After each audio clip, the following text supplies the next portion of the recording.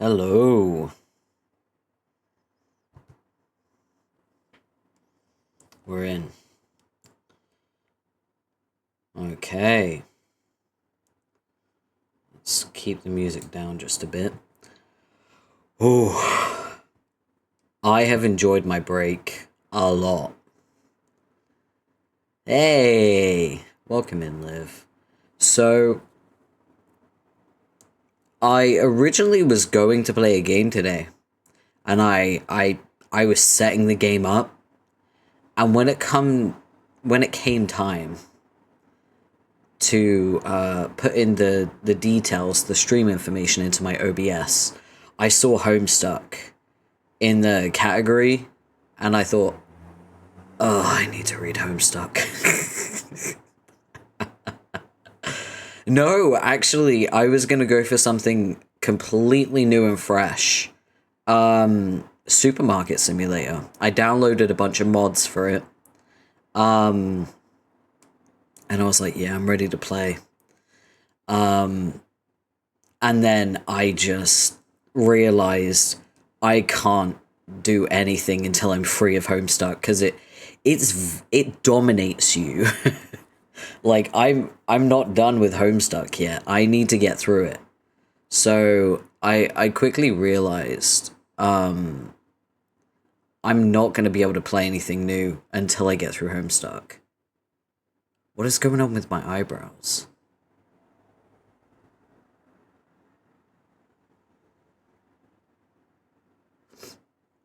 Ah, you got work. Nice. Okay. Let's get into it, shall we?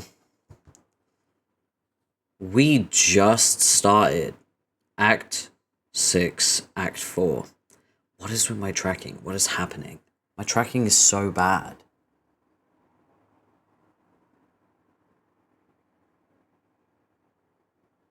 What is going on?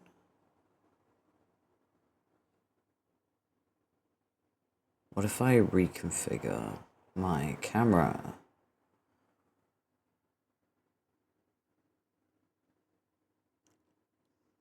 Oh, I know why my tracking's bad. Oh, I'm such an idiot. Not gonna be troll Porpy. I mean, I was thinking instead of being troll Porpy, I could be Strider Porpy.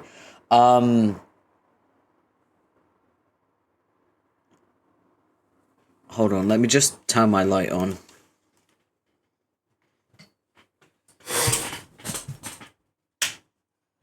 God, the creak on that chair is crazy.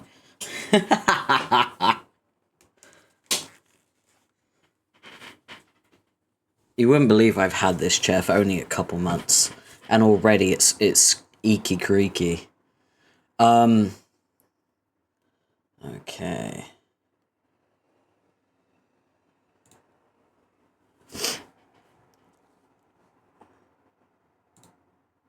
Let's get into it. My tracking should be better now. Oh, it's way better already.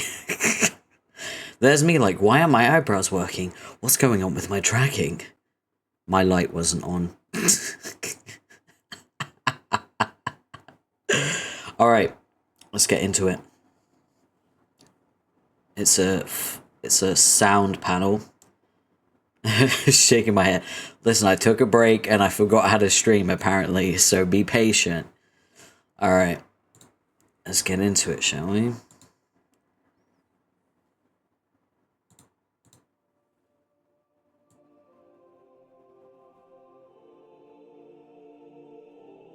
Here we go. All of the kids got into the session, but none of them prototyped before they entered. So they have a void session.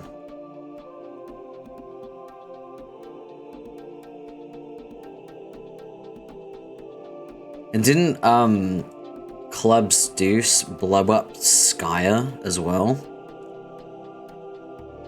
Sorry, Courtyard Droll.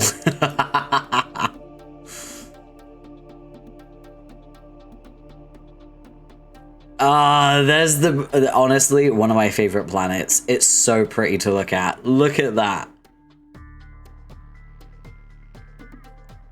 So pretty.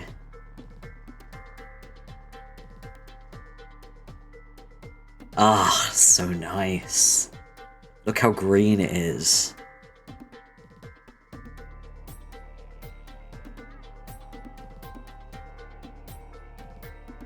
Land of Mounds and Xenon. Or is it Xenon? I'm not sure. I've always said Xenon. Could be wrong.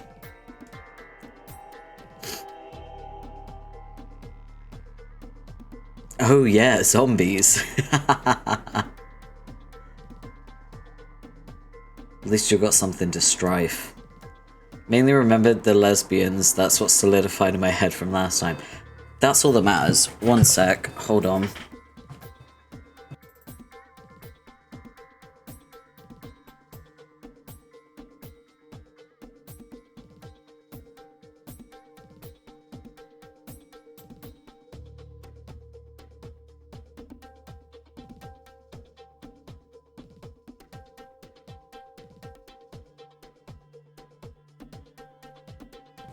A delivery guy just rang my buzzer, but I'm not expecting a delivery today, so I don't know what's going on.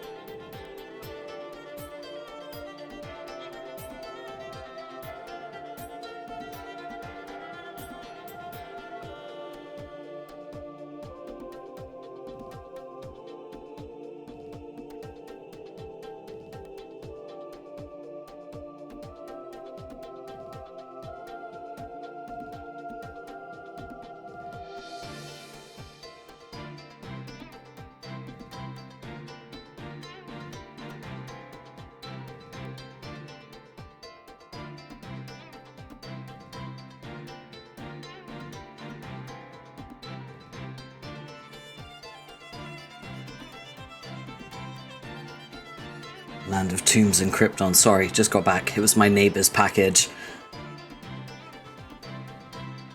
Look at our boys! Ah, the gays, they always win.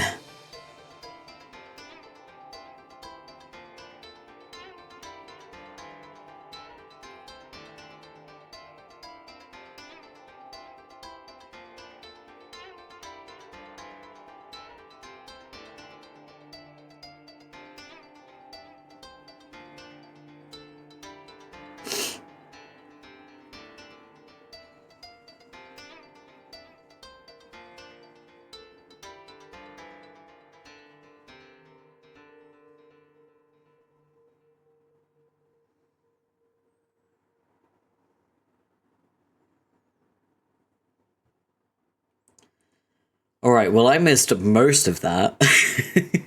I'm just gonna quickly send a text to my next door neighbor and let her know.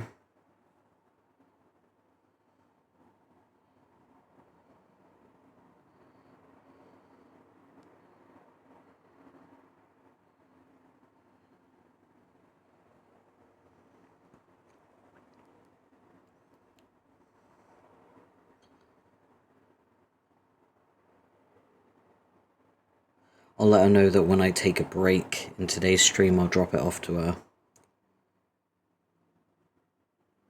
There we go. Just so she doesn't, like, rush around here and start ringing my doorbell like crazy. I've only been streaming for 10 minutes, already had a weird interruption. Alright, let's do this. That was Act 6, Act 4, everyone.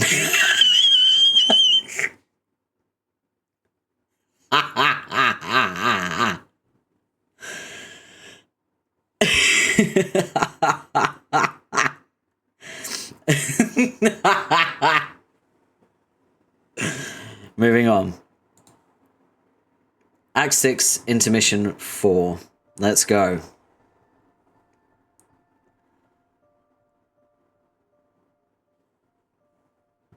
Oh, is this where shit starts hitting the fan? I think it is. Oh, if you thought shit was hitting the fan before, by the way, not even the iceberg. Not even the tip of it. Alright, here we go.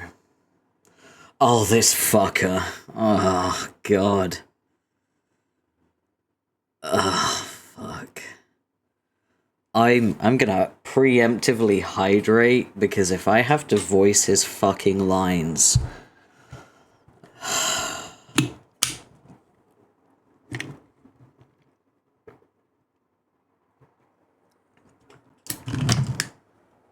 Okay.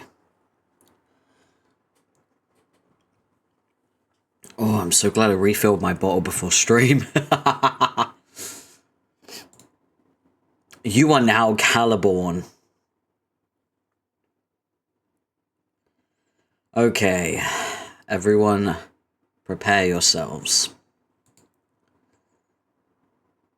You needed something to stop all the blood, so you snatched your sister's fanfic tome for the road. Just by ripping the pages out, you're already giving her dumb stories more attention than they deserve. She's lucky you're in such a pickle for clean towelettes. Ordinarily, you wouldn't use this trash to wipe your ass. But then again, that's only because ordinarily you're chained to the other side of the room. You capture lock the tome, savouring the recently acquired freedom of having a fetch modus all to yourself. The idea of storing an object, then freely being able to retrieve it any time, without having to barter with a truculent sibling over a series of inconvenient naps, is almost too much liberation to fathom. You truly are a free adult man, and you are so, so proud of yourself. You love having a dead sister. Having a dead sister is an experience you would highly recommend to everybody.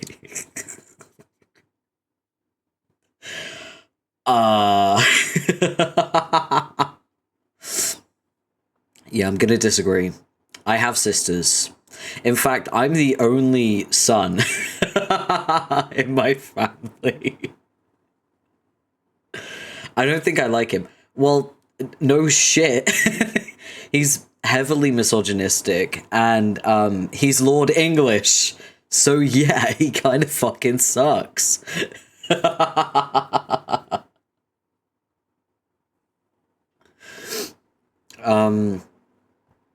English, as if it wasn't obvious he was English. He's wearing his clothes. He has the same prosthetic leg.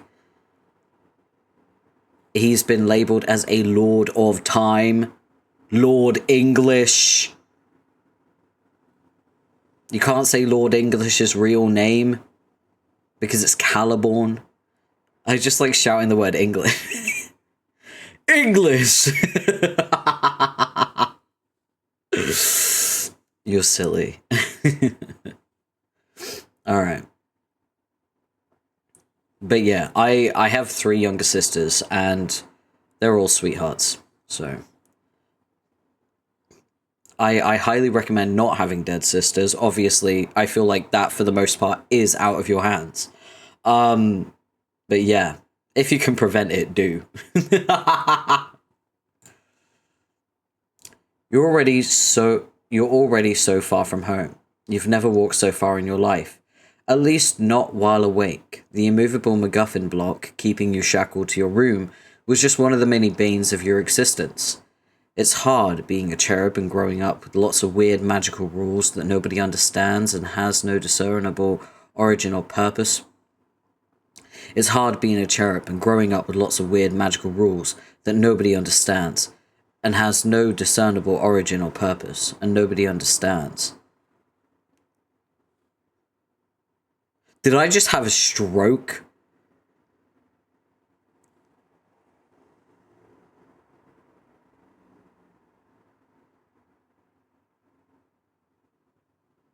Okay, no, I didn't. Right. Okay, right. That was like the weirdest, most confusing fucking panel. Alright. I mean, I'll do my best not to have a stroke, but I feel like that's kind of out of my hands too. You know what I mean? Wait, is it against TOS to have a stroke on stream?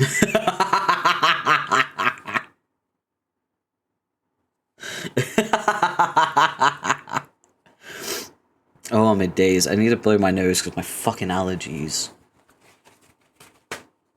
Give me a sec.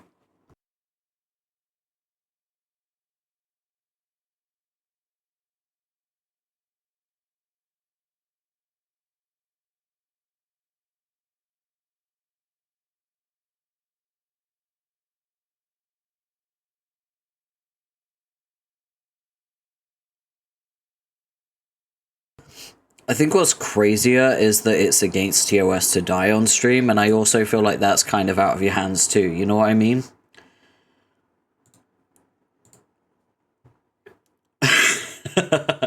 Like, could you imagine being in the afterlife?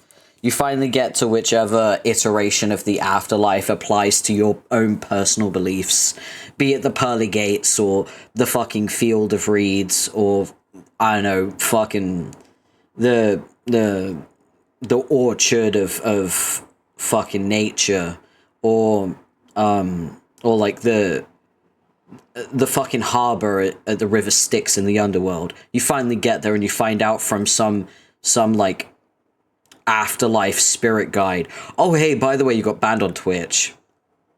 What? Why? Oh, because you died.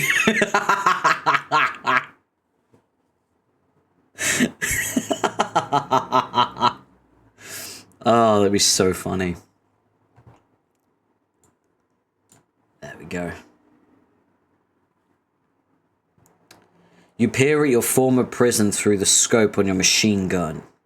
By the you aren't really supposed to hold the gun by the magazine like that, but whatever. Yeah, he really does hold it wrong, doesn't he?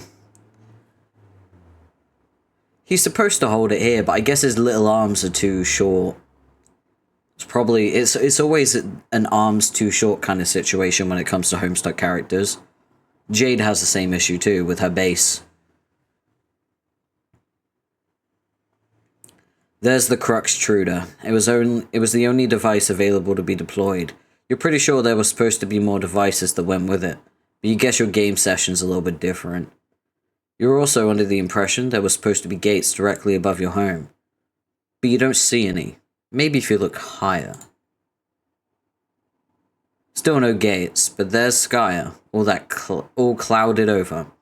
You like it much better that way. And there's Prospect in close orbit. That's where your dead sister's murdered dream torso is. You wonder if the kingdom's gotten around to having a... What do the humans call it again? You forget. Some sort of ludicrous cadaver festival. Whoa, that's what we should call it. Cadaver festival?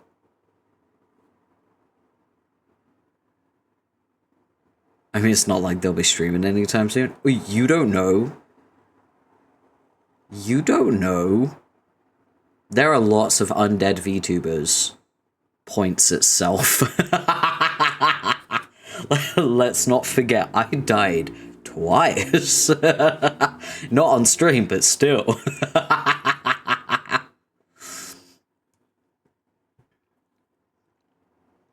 Cadaver Festival gets pretty lit. It's to die for. I'm letting you have that one because I'm in a silly mood. But I think if I was in a very normal mood, I probably would have timed you out for that.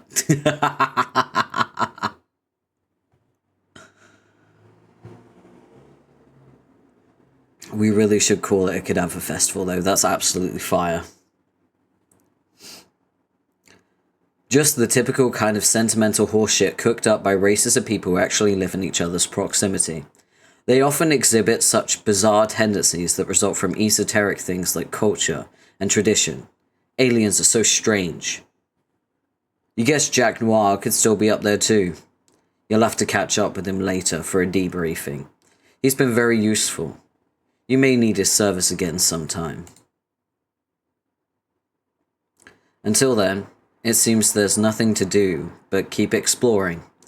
There are no signs of anyone or anything interesting on this planet, except of course the same hideous statues which littered your homeworld. You can't seem to shake these god-awful things, even by fleeing to another realm. You don't know what they are, but you suspect that once in an ancient civilization, they were probably symbols of tyranny and oppression. The Statue of Liberty, according to Caliborn, is a symbol of tyranny and oppression.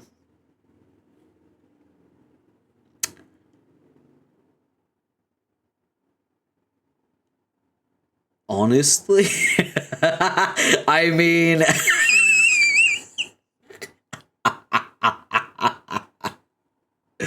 yeah.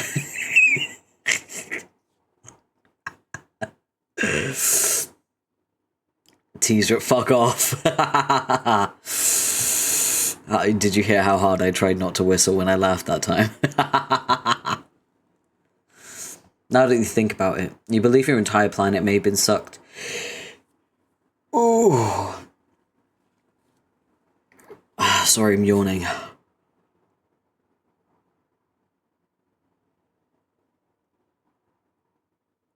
Why am I yawning? Makes no sense. Anyway, now that you think about it, you believe your entire planet may have been sucked into the medium.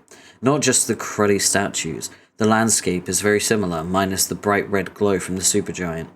Add one more item to the list of things you don't understand. You thought you were going to be sent to a cool new planet, unique to you and your adventure. Some sort of amazing, new, magical place you could conquer. Not the same old barren ball of shit you grew up on. At least, that's what Calliope had you believing. You think she was probably a liar, or just really stupid, or both, times infinity. The urge to, like, rant about how much I want to protect Calliope. You keep walking. And walking. Yeah. You're not gonna lie. This place is boring as hell. You were hoping for a lot more out of this adventure, but no. We're finally here! You see this? You see this image right here? I can finally talk about this. I have an A4 printed photo of a zoom in of Caliborn's face that is directly in front of my door, so that when people walk into my home, they see that immediately.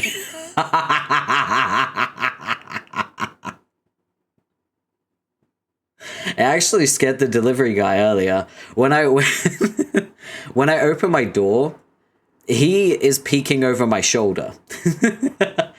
But the delivery guy didn't notice him at first. I was past the box, which I put on the table that's underneath this picture. Right? And he said, oh, can I just take a picture of the parcel to show that I've delivered it? And I'm like, oh yeah, you can take a picture of it there. Like, my neighbor's been in my house loads of times. She knows my house and what it looks like. So we took the picture, and I saw his eyes dart up to the picture of Caliborn on the wall. And I saw him, like, jump a little bit. Like, he went, like, like a little jump. It was ever so subtle, but I noticed it. Why are you such a goblin? Because it's fun.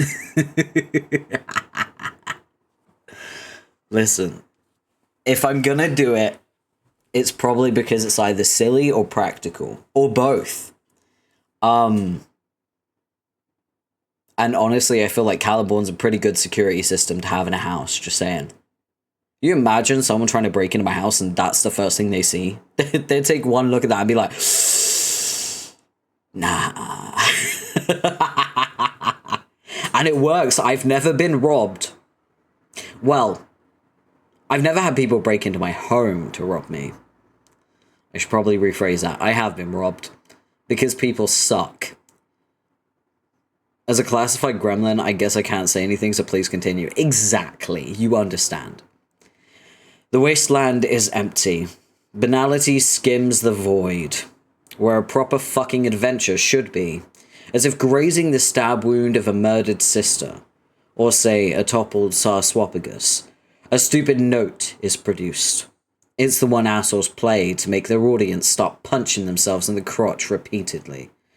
Today is your first pre-domination day, and as with all zero preceding it, something feels...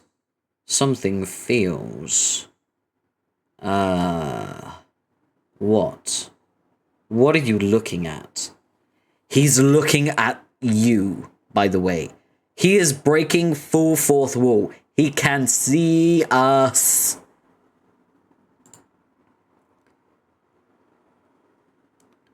Look. No, wait, don't look. Just listen. You don't have time for fancy poetry. It's almost as useless as having your thoughts dictated to you, assuming you're even aware of that happening, which you definitely aren't. Cherubs aren't prone to that kind of self-awareness. No way. Absolutely not. Yes, you believe that thought, the one you had just now, by your own volition. And now it's true reality. See? Yes. You agree totally with that thought you just had. Don't perceive me, English frog baby. He's a green skull alien monster. I feel like it's an insult to frogs, because frogs are very cute. Also, Calliope is a cute frog. You know what I mean? Cute little frog, baby. He's just a gross, I don't know, moss lump. Can you imagine calling... Oh, you know what the ultimate insult is? He looks easy to draw.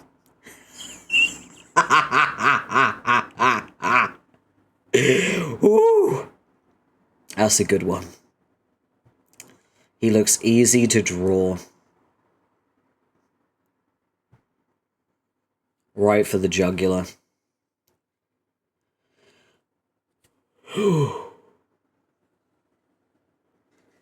Okay, I keep yawning. English moss lump is now my name for him. Fair enough. I need to quickly get a stamina potion because I'm yawning a lot, despite the fact I've been awake for several hours, which obviously makes no sense why I'm yawning. So I'm just going to grab a stamina potion real quick. He's EP. I'm not EP. I think my brain is just like, I need more stimulation because reading for me isn't enough stimulation. Normally when I'm reading, I have a video on in the background and I also have music playing at the same time.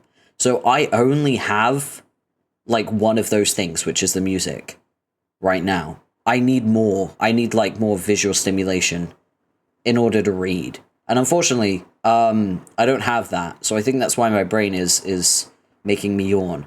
I'll be right back. I'm just going to very, very quickly get a, just ADHD. Got it. Yeah, pretty much. Is that good old undiagnosed ADHD? I'll be right back. I'm just going to get a stamina potion, okay?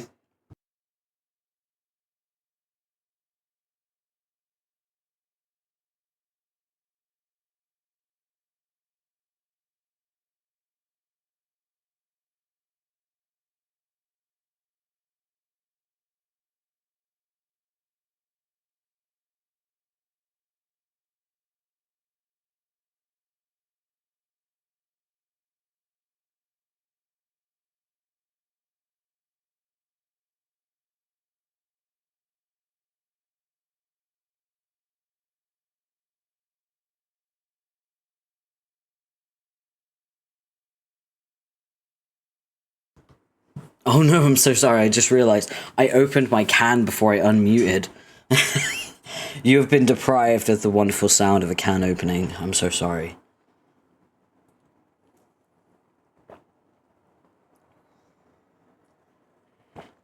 Oh, it's nice and cold though. Ah. How dare ye? I know. Oh, it tastes like shit. What the fuck? I mean, like, obviously it does. It's a stamina potion. But still, like, I think it's because I haven't had one in so long. Like, I haven't had a stamina potion in a good... Maybe since the last time I had a stamina potion on stream. That was the last time I had one. Because when I'm not streaming, I don't drink them. Because I don't need them, right? It's only when I'm streaming I genuinely need them. Because I need that kind of, that caffeine to activate to make me focus. Because I can just make myself focus by using, like, multiple stimulus when I'm not streaming. But I can't do that when I am streaming.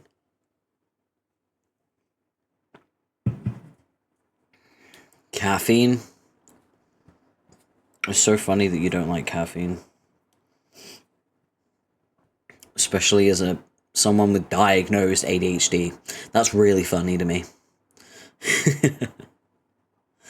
Alright. Let's continue. Frankly, you don't know about stuff skimming holes or alertness to some purely hypothetical flow of narrative or whatever. You've got major psychological problems. Yes, we know. You were meant to be a monster, to destroy something huge and really important, perhaps repeatedly, and to be a total shithead about it. You just haven't found the road that will take you there yet. Somewhere in this depressing empty lot of a session is a quest waiting for you. You're determined to squeeze more blood from this pathetic stone than all the naturally occurring puppets in paradox space keep in their squishy little torsos combined. You didn't almost die, you just felt a bit sick. It is quite funny. You might have a caffeine intolerance, actually. That might be it. That might be why. Just saying. Oh, I bought something off of my throne wish list that I kind of need. So I need to remove that. That's a really good reminder. Thank you, Stream Elements. I got the little microwave shelf thing because I did a really big clean of my kitchen these past couple days. No, it wasn't more socks. Those are not a priority. I'm prioritizing things. And I cleaned up my kitchen, but I need to be able to reorganize my microwave, my rice cooker, my stock pot, and my toaster.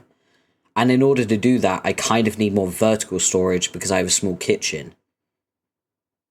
Because at the moment, I would say about 80% of all of my counter is taken up by appliances, which is not okay. So, yeah. Hey, Waffle! Welcome in, man. It's good to see you. It's good to see you. I was originally going to stream a game today, but unfortunately, I'm in a death grip, and I cannot get out of it. I need to finish Homestuck. I need to finish it by June, I think. There's no escaping it. I have to finish this fucking comic. I know I can do it, because there's only 2,500 pages left. That's basically all of Act 5 with Act 1 on top. So think about everything that happened in Act 5 and Act 1. And now think, that's how much we have left. We have to finish it or we can't leave. Yeah, basically.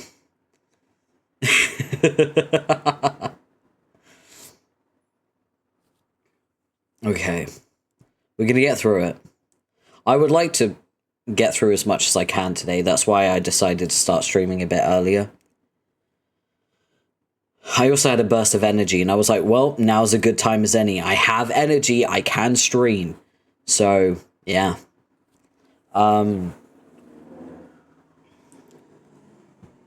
You stew in your own quasi-lucid hostility as you think this very thought.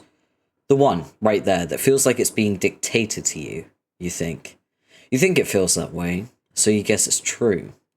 But we previously agreed you were the sole author of your own thoughts, didn't we?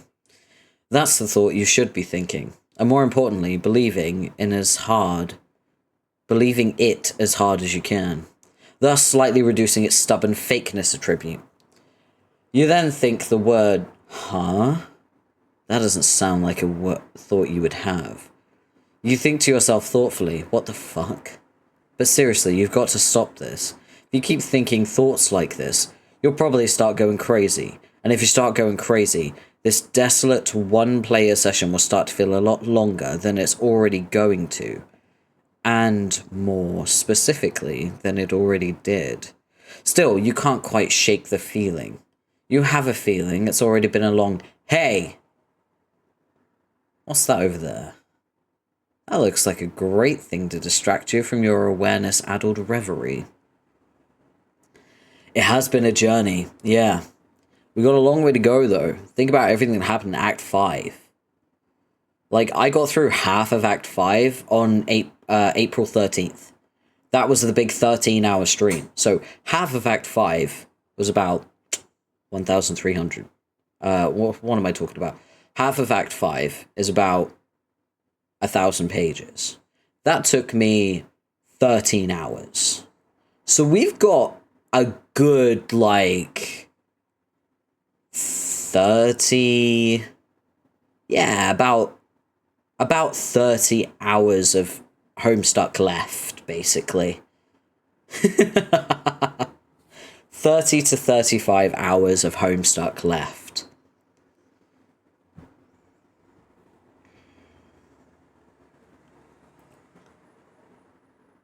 It's some kind of blinking light. Far off in the distance. It may be part of something else, like a larger structure. But it's so far away, the light is all you can see. You have a feeling it's going to be a long walk. Hold on, another distraction happens to distract you from your previous distraction. Really? A distraction to distract you from a distraction? You sure have some dumb thoughts. Whatever, dude, it's in your brain. Someone's contacting you, but you don't remember bringing a computer with you. Oh, right. It's your sister's computer, still stored in your shared Silodex. You never understood what a kid chained her bedroom needed with a portable computer. It made you mad how stupid that was.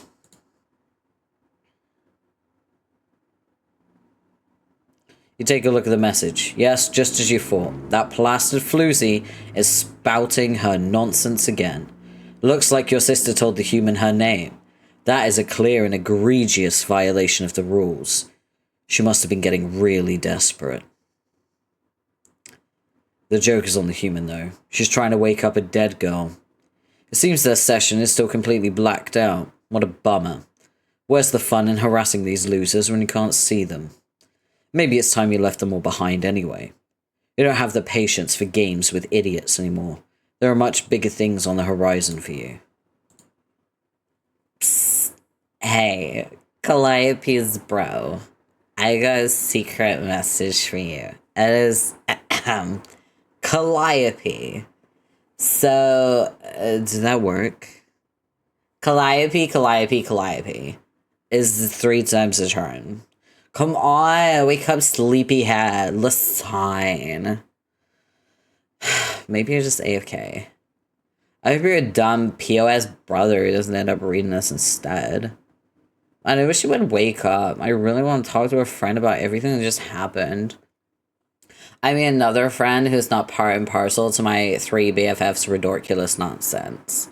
I guess I'll just give you the scoop on the haps for whenever you wake up. So yeah, we'll all finally entered our game.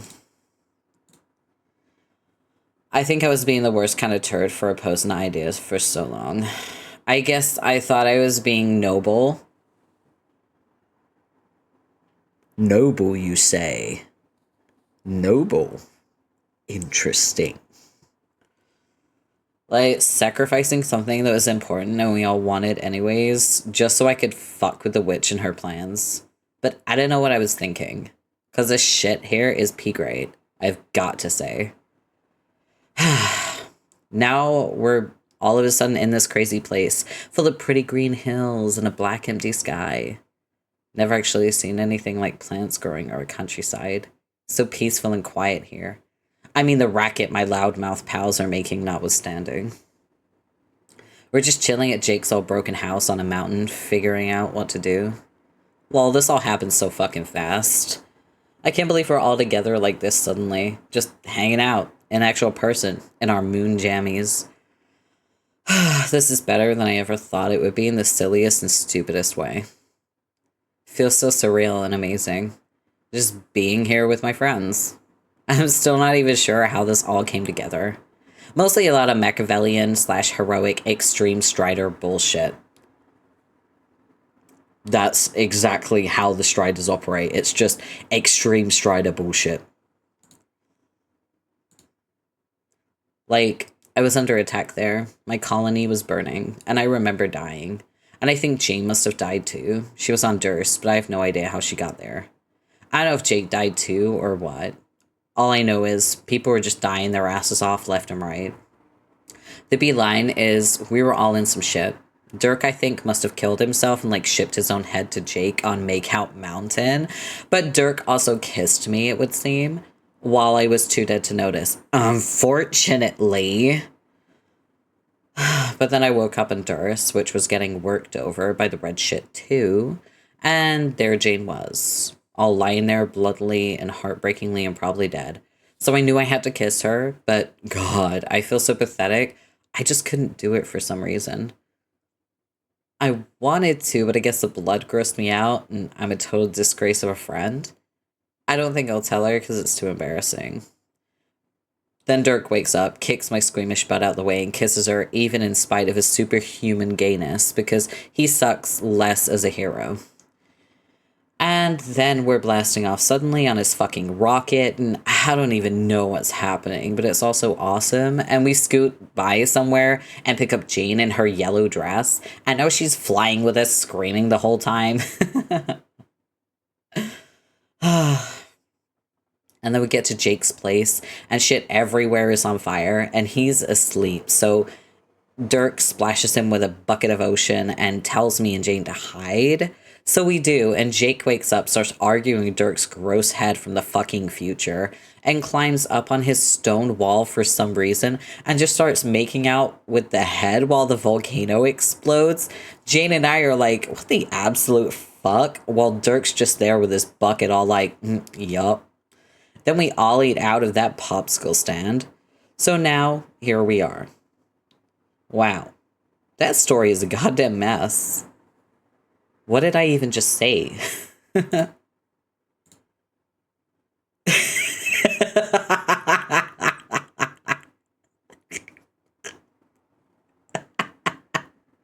Fucking head.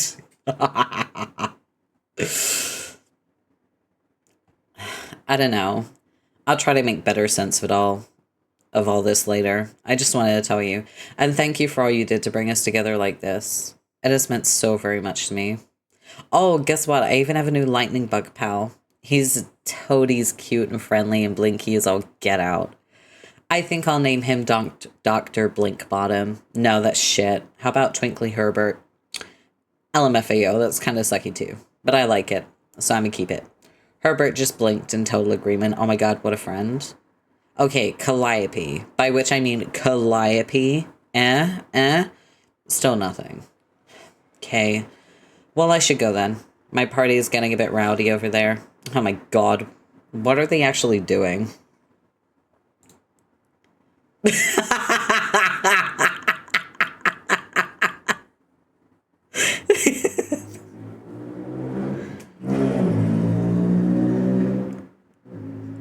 Oh, by the way, normally, when the guy on the dirt bike goes past, I don't have a visual on him. The other day, I was sat at my sofa in front of my very large balcony door, which is all glass, by the way. And he went past at like 11 o'clock at night. And I just pushed the curtain back so I could see, bitch, I know what clothes you wear. I'm gonna keep an eye out for you, motherfucker. I have visual.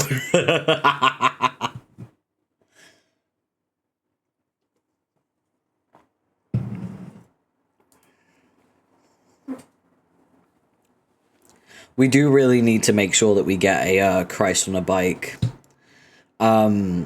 He's gonna put a hit out on that guy. No. Because that costs money. It is far cheaper to do it yourself. Not saying I will. I'm just saying, why waste money? You know what I mean?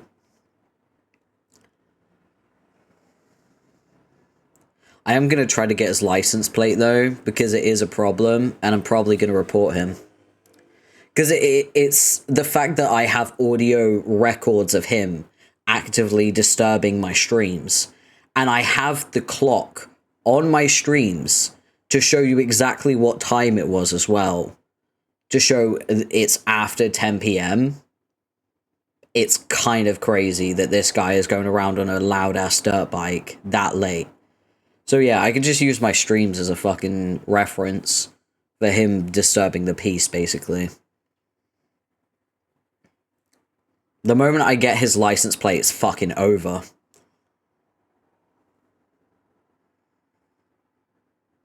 I'm so serious, by the way. I am straight up gonna report that fucker. It's been going on for years. You have no idea. I'm tired of hearing him. I wouldn't mind if it was like maybe once a week, but it's every fucking night. Every night. Yay for reporting assholes. For real. Here's the thing. I'm used to people going past in cars. I live on a main road. I get it. I'm used to hearing vehicles. But a dirt bike is so unbelievably loud. It's not made for roads. It's made for off-road. That's the point of dirt bikes. They're not supposed to be on, like, civilian roads. They're supposed to be off-road. That's the point.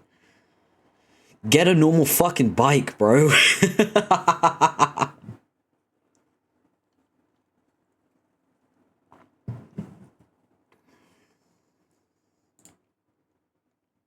Alright, let's finish this.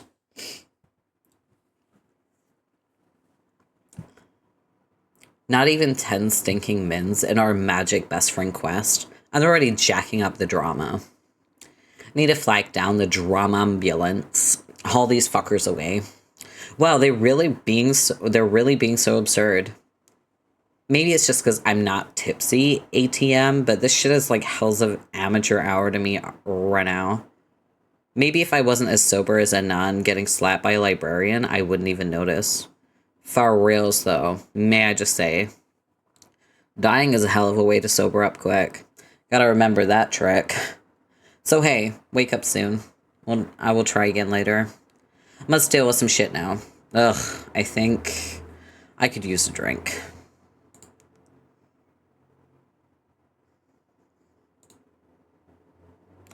Oh no! No!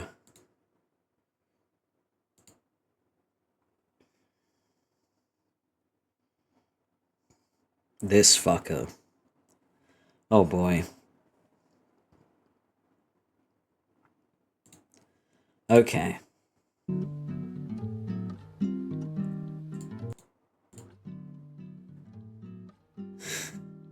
A friendly clown welcomes you to ...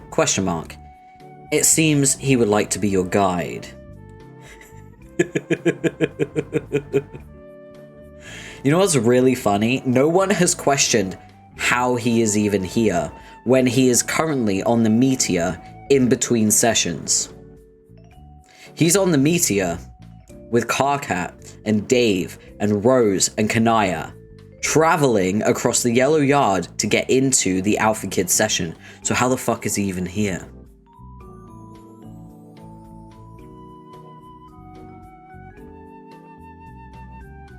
No one's questioned that yet, and I'm surprised, because I remember the first time I read through this, I was like, how the fuck is he even here? What the fuck? Tell me this guy dies. Well...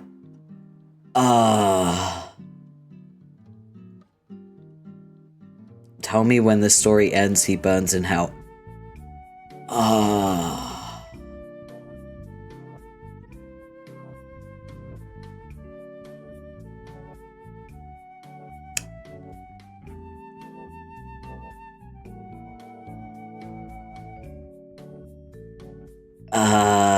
Oh, come on. Vriska's dead! Vriska died! You got that win! We got a win from that, okay? Vriska's dead. And my wonderful, beautiful baby boy, Eridan, is also dead. But Vriska's dead, so, you know. Silver lining. Silver lining.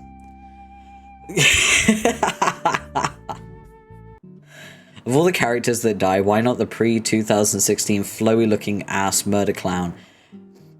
Oh, Flowey, right. Well, I can't explain why he isn't dead right now, because of spoilers, but we will find out, don't worry. Safe to say... no, I can't say anything. God damn it. Sorry, I really don't want to spoil anything. Let's keep going, shall we? Will you let him be your guide? The fucking stared, confused Caliborn face. Kick his ass, Caliborn. I want them both to kick each other's asses. Also, welcome Indu. It's good to see you. Also, if you weren't here earlier, I have a picture of this printed on an A4 piece of photo paper, and it's directly opposite my front door. So when it opens, that's the first thing people see when they walk in. It's at eye level. So people are greeted by Caliborn when they come into my home. Because I'm a gremlin, not a goblin, but okay.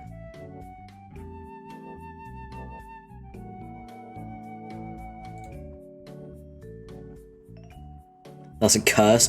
It is. I also have a doormat that says fuck off. That's how curses are cast.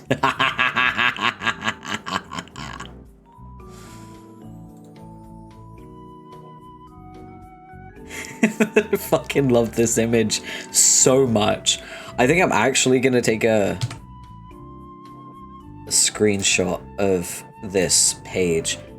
I will probably end up using it as the thumbnail. Oh god, Gamzee breaking the fourth wall too. I think he's looking at Caliborn.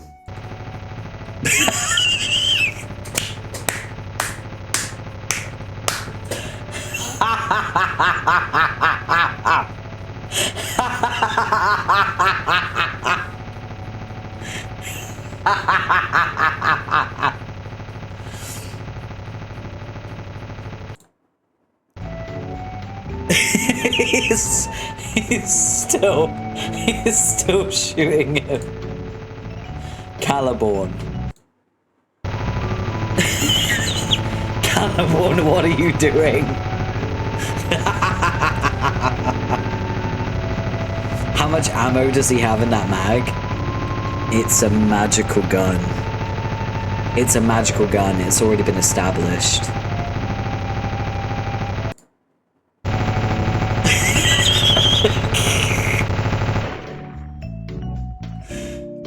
Stop it.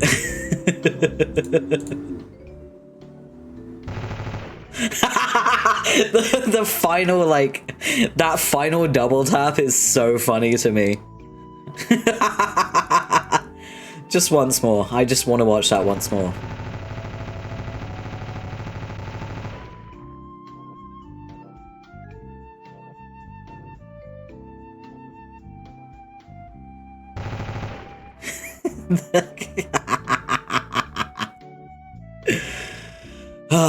Stop it.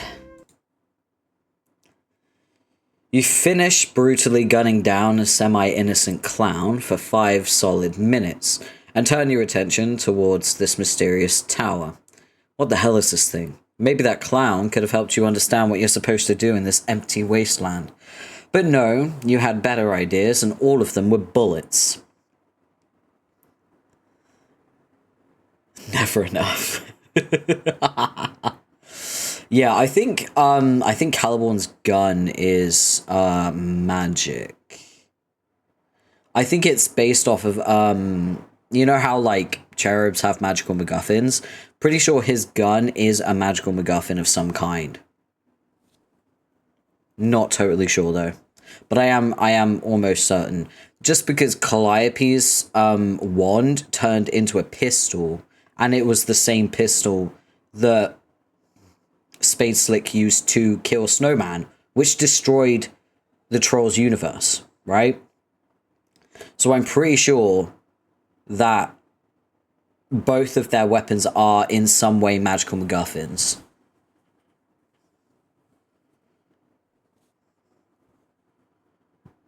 Kind of like how Cal is a magical MacGuffin, And the crowbar that we always see is a magical MacGuffin breaker.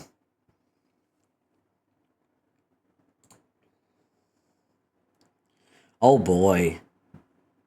Oh boy, we're here. You just think you can figure everything out by yourself, don't you? Who needs friends and allies, right? Friendship and allegiance are emotions for dipshits like humans and trolls. You really are quite full of yourself, you think. Yes, you just thought that. No, don't resist the thought you just had. You thought it, and you can't unthink it. You also think you're a mean little prick. You had that thought all by yourself, totally unprompted. Have we learned the name for magical MacGuffins yet, or should I not spoil it? We're not going to use the name that begins with J because it's actually offensive to African cultures. So I have a mod that replaces that name. Doesn't always replace it. In the case of Openbound, it came up a few times because the text wasn't replaced. But the actual term is incredibly offensive to some cultures. Because it's used in a negative context many times in Homestuck. Whereas the actual term, juju, means it's a juju is a talisman that is typically spiritual and is neither good nor bad, but can be used to manifest many things, much like sigils are used in different forms of paganism. So yeah, it is a culturally insensitive term that Hussey squeezed into an already jam-packed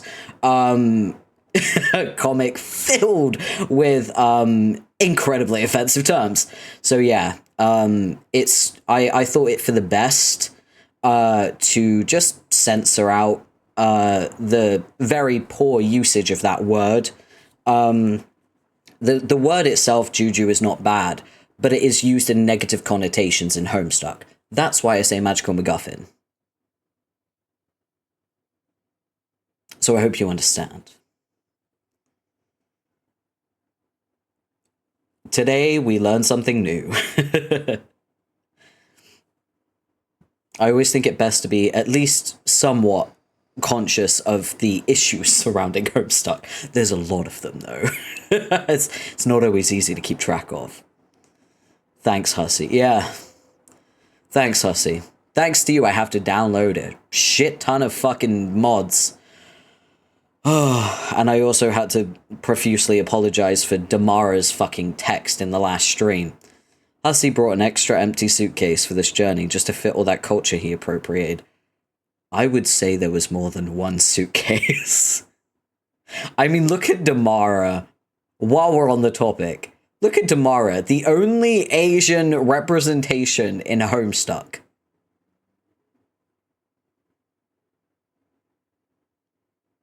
And it's just Asian fetishism.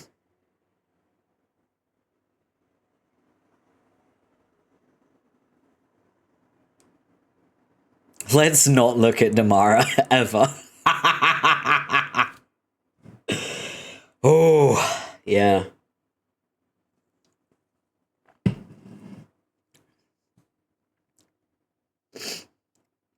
How depressing. Moving on. Let's get back to the misogynist character, shall we? That's a complete psychopath. Alright, let's get back into it. I feel like you definitely have to be equipped to stream this, like, comic. You know what I mean? I feel like this comic is not something that just anyone can stream for a multitude of reasons. One, because of its length. Two, because of how complex it is. And three, because of the topics that come up. You really have to know your shit when it comes to this. I'm so glad that I am at least somewhat aware enough to be able to tackle these topics. Oh, I can't wait for people to study Homestuck as a product of its time in 20 years. And people are like, hey, look, this used to be okay. And then people in 20 years will be like, how?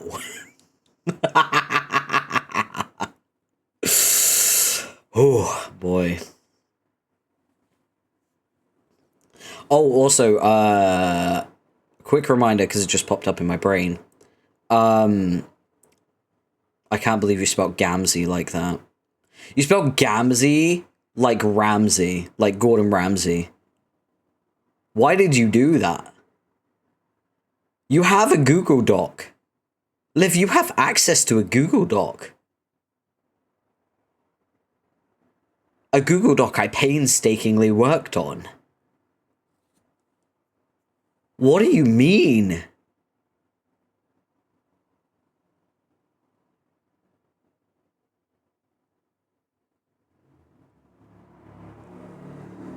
Are you being a silly little guy? And the grandparent Homestucks will reply, it wasn't even okay back then. For real though. 100% it was not okay even back then. You're skipping your pre-work nap for this? Much appreciated. I'm not all here right now. I would suggest a stamina potion, but you'd probably die, so don't do that. I know it's against TOS for me to die on stream. I don't know if it's against TOS to have a member of my chat die while I'm streaming, so don't do that.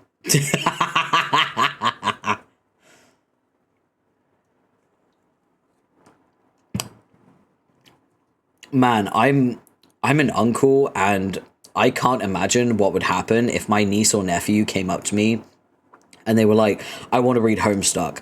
I don't care if they're over the age of 13. I would not allow it. I'd be like, no. Absolutely the fuck not. You are not reading Homestuck. If I find out my nephew knows my channel and has been watching my fucking Homestuck videos, I'm gonna tell his father. I'm be like, this is what your son has been looking at.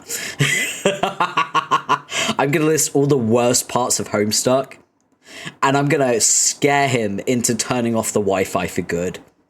I swear to God.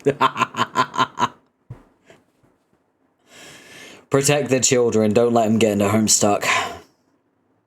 I also had a scary thought that my nephew turns 18 this year. Isn't that scary? 18. Wait, is he 18 this year? Hold on.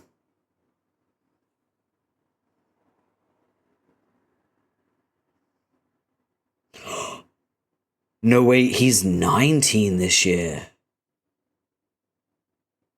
Oh, no, wait, no, he is 18. He is 18 this year. Yeah. No. Fuck, how old is he? Oh god, you're old. I'm 530, of course I'm old. Hope you shit, yeah.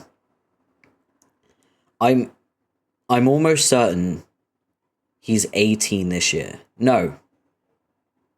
I'm not. I lied. I think he's 19 and he's 20 next year, which lines up. Wait, what year was he born? He was born 2006. So yeah, he's 20 next year. So he's about... Wait. Oh shit. I just realized I'm streaming on his birthday. I'm streaming on his birthday. I have a stream scheduled for his birthday. Oh. Oopsie. Well. I guess I'm gonna have to arrange something. But yeah. He's gonna be 19 next month. You know what's funny? He's a June baby. And he's gay. Everyone was surprised except me. Everyone was surprised except me. Bro, same. Oh, you're a June baby too. Wait, how close is your birth? Wait, are you comfortable sharing your birthday?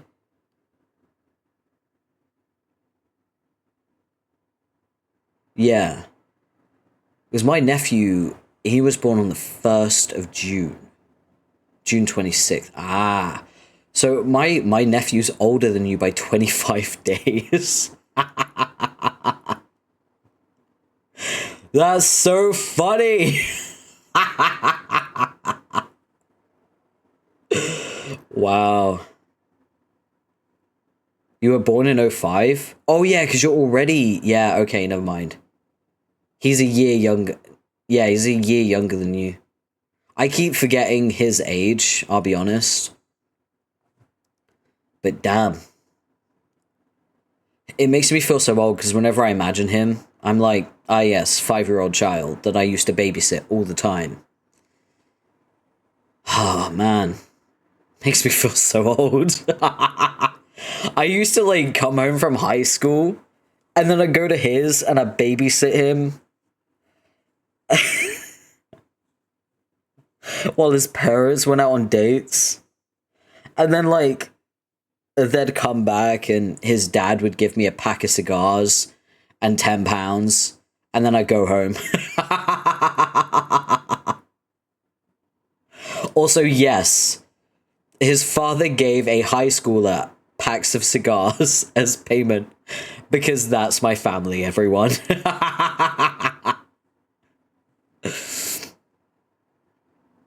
I felt cool as shit smoking a cigar on the way to school, though. I will admit that.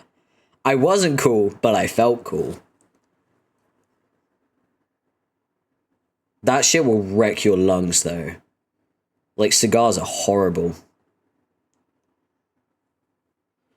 Oh, damn. Also realized my music stopped. There we go. Sorry, having a mild crisis over the fact that my nephew is of drinking age. That's fucking me up. You felt cool, but your lungs sure didn't. Pretty much, actually, yeah. It's nice that wait, how many weeks has it been? It'll be 9 weeks on Wednesday since I quit smoking. Technically, I quit smoking last year in May. So, technically a whole year. But I had a little blip where I smoked for like 3 weeks in February. So, I'm counting from there because of that 3-week blip. So yeah, 9 weeks. And I'm doing well.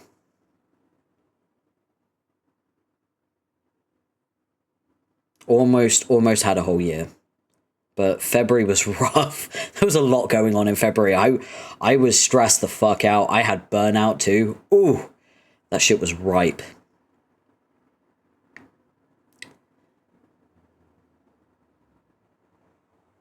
Also love the Hopi shit. We love a reference to Homestuck.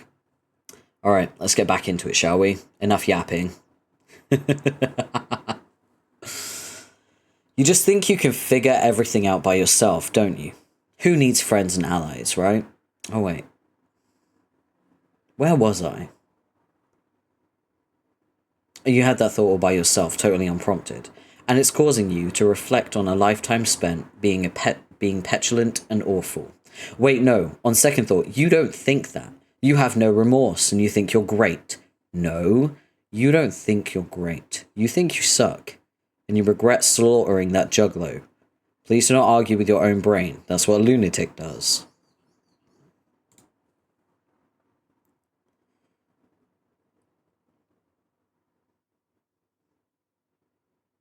Oh, he has access to the entire webcomic.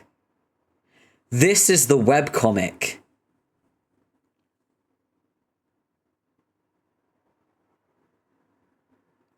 This is the tower that broadcasts the pages of the webcomic.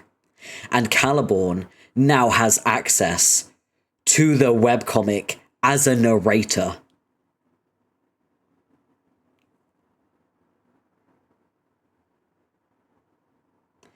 And let's not forget, Andrew Hussey in this universe is dead because he was killed by Lord English, who just so happens to be this guy.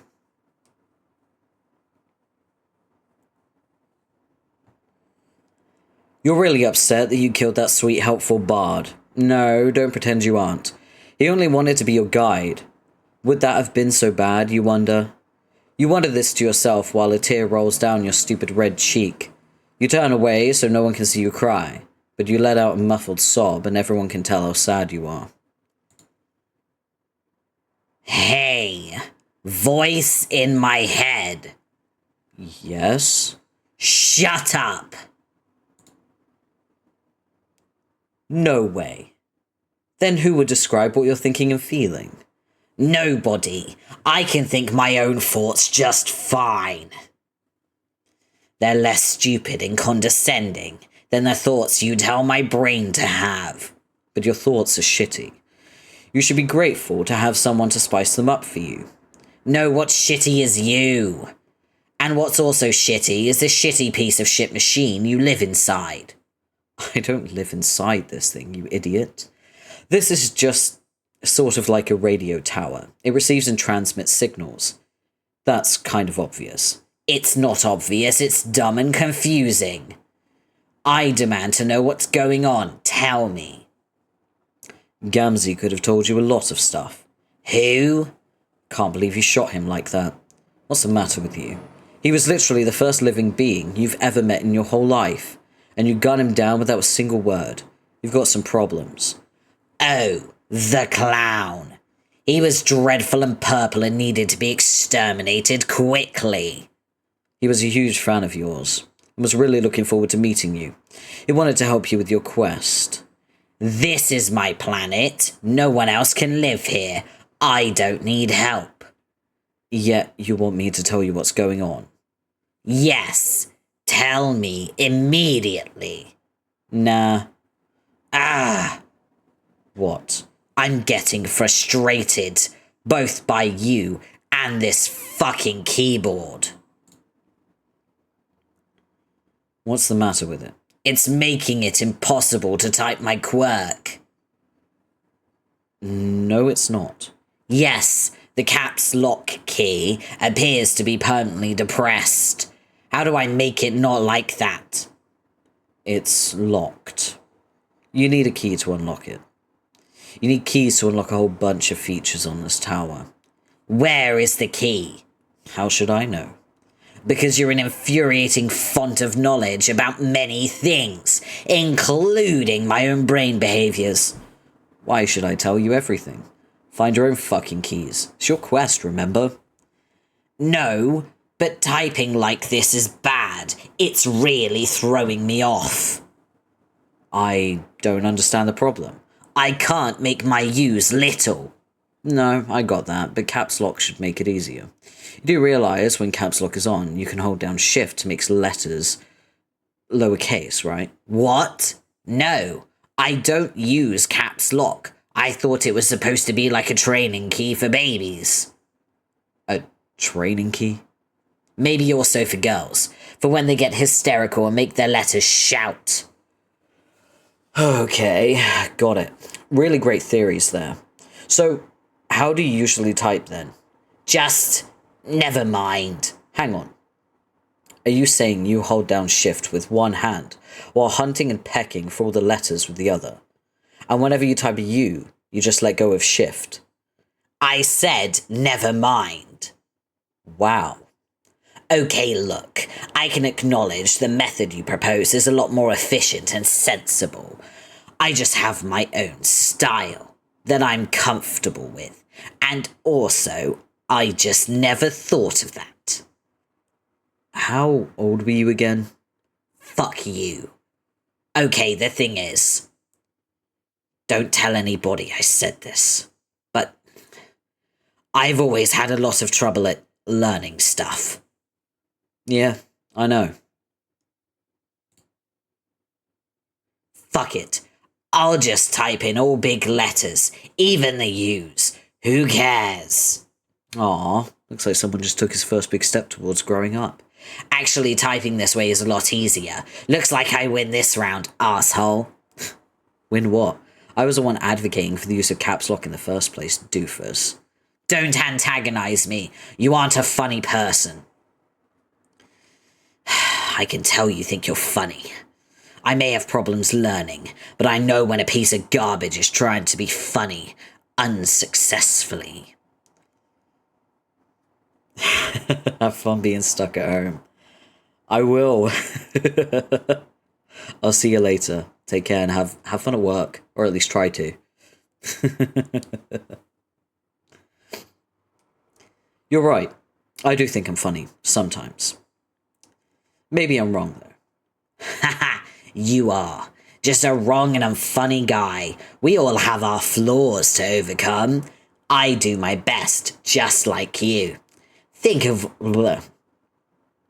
We all have our flaws to overcome. I do my best, just like you. Think of all you've done in spite of your learning problems. You don't let your disability hold you back, do you? I guess. You won that game of chess with that stupid gambit, switching the hats, remember? It was a lame ploy, and totally not in the spirit of the rules. But it got under her skin enough to force a loss anyway. You also hired Jack to murder your sister, which was a dick move but reasonably clever. Yes, those things I did were great. Well, they weren't great so much as terrible, but the point is you can accomplish anything if you put your mind to it.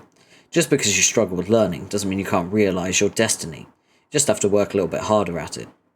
And if you're dealt with a lousy hand, and you definitely were with a shitty solo session, then you have to work even harder.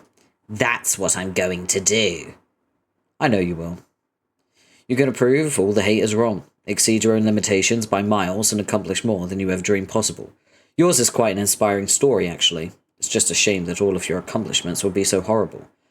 But that's really besides the point. Yeah, I already knew I was incredible and special.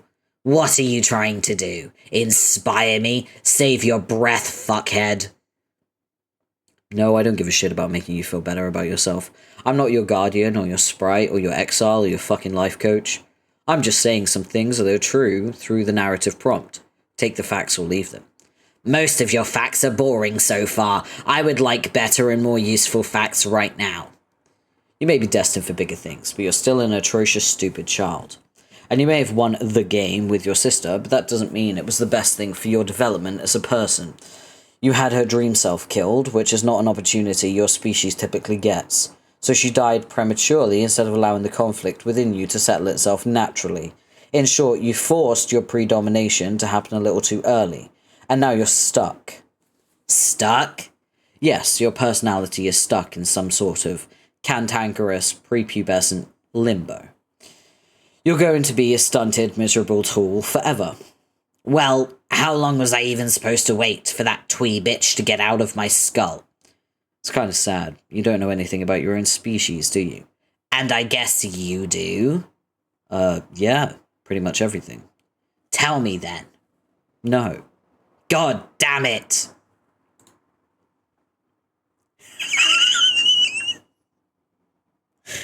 Gamzee, on the brink of death, dragging himself towards Caliborn, bleeding a trail behind him of purple. This dialogue is giving me a headache between your passive-aggressive obstinacy and your bizarre motivational diatribe. What the fuck is this word?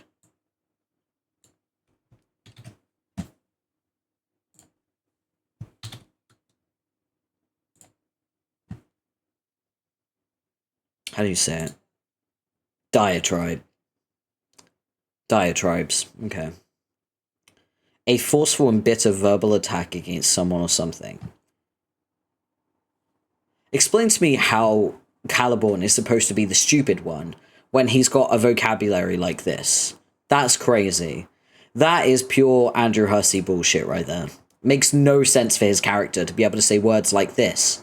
And yet, here it is. And this is another thing I'm filing under. Andrew Hussey is not very good at writing characters consistently. Just saying. Yikes.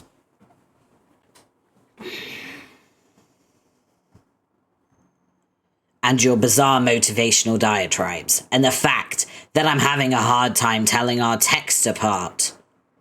What? You are? Kind of. Well, here's a hint. You're the one typing in capital letters. You're also the one typing in surly, brief, stilted-sounding phrases. No, but the colours are too similar. I know that some letters are big, and some are small. How dumb do you think I am? I just have an easier time thinking in colours. What does that even mean, thinking in colours? I told you, my brain works differently, so shut up. So essentially, Caliborn is autism coded.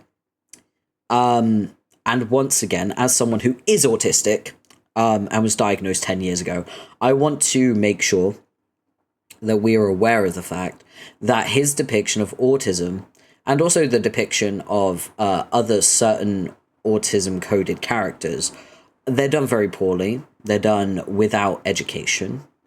And they're done in a very ableist way, because Andrew Hussey is ableist and does not want to educate himself on autism. He'd rather use it as a punchline to a joke. Just be aware of that. Okay? Okay.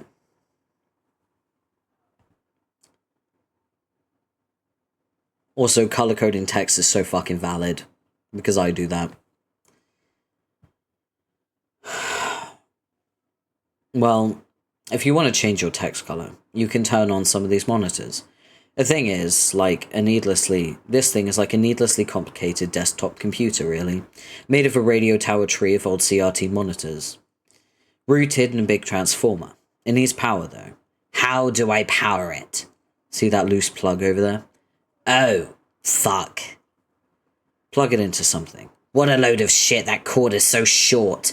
What can it even reach? I don't know, not my problem. Maybe if I pull it really hard, I can stretch it fast enough to plug it into that fucking rock over there. This is beyond asinine. This is your quest. In quests, there are challenges which must be overcome by your tiny, learningly disabled brain. See? Ableism. I hate you. You and me both, Caliborn. What you really need is a guide, a mentor of sorts. Too bad you shot that clown.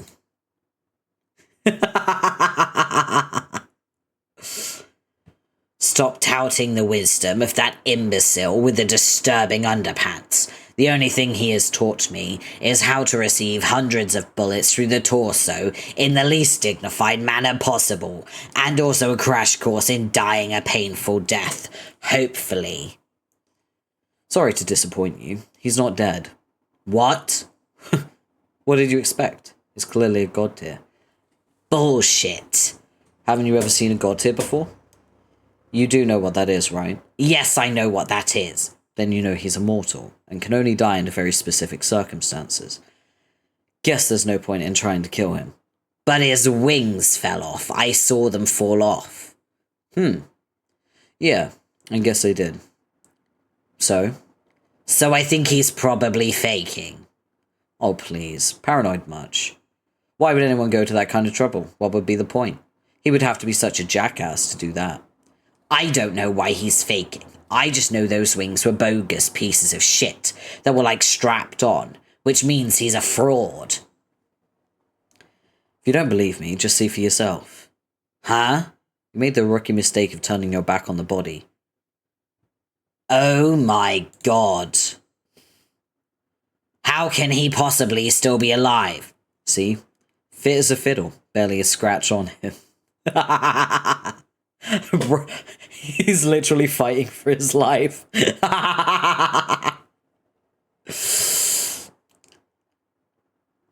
Just please don't shoot him again, okay? Why? If you say he's immortal, then it shouldn't matter, right? Yeah, I know what I said. Alright, maybe he's not god tier. Who can really say for sure? Just try giving the machine gun a rest for a while. He really wants to help you. I don't understand why this fucker won't die. He's a hilarious, rascally clown. You know how it is with clowns. No.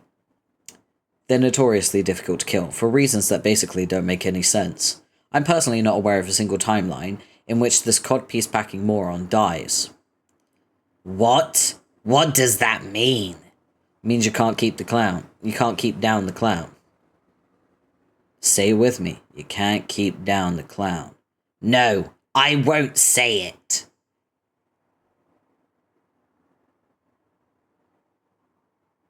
No, I won't say that. Say it. You can't? Go fuck yourself. Just tell me what it means. It means crazy clowns just won't die for some reason. In adventures such as yours, they tend to linger long past their welcome. They linger and linger and linger. And just when you think you're totally fed up with their bullshit and you can't take another second of it, they just linger some more. And you never know what they're up to, and they're always scheming in the shadows, and it's quite possible that whatever master plan they're hatching just doesn't make the slightest bit of sense at all. But it doesn't matter. It doesn't matter how stupid the clown's schemes are, or how sick of him everybody is. He just won't die. This is honestly the worst sales pitch for a mentor that I've ever read. Granted. But come on, just let it slide this one time. Please? Just no more shooting. You can slap him around if you want, that's fine. But shooting is off limits. Why? Because you can't kill him. He's the most important character in what? Well, okay. Maybe not the most important, but he's still really important. I seriously think you've been mostly fucking with me. No way. Okay, shh. He's approaching you. Come on, man. Be cool. Let's just see how this plays out. Looks like he's got a present for you. Ooh, I wonder what it could be. So yeah, this is the confirmation that Gamzee is basically the most important character in Homestuck. And that's why he's not dead. Now I can say it. I was going to say it earlier when Liv was like, why won't he die? It's because he's the most important character in Homestuck. That's why. It's unfortunate, but it's a reality. Let's go.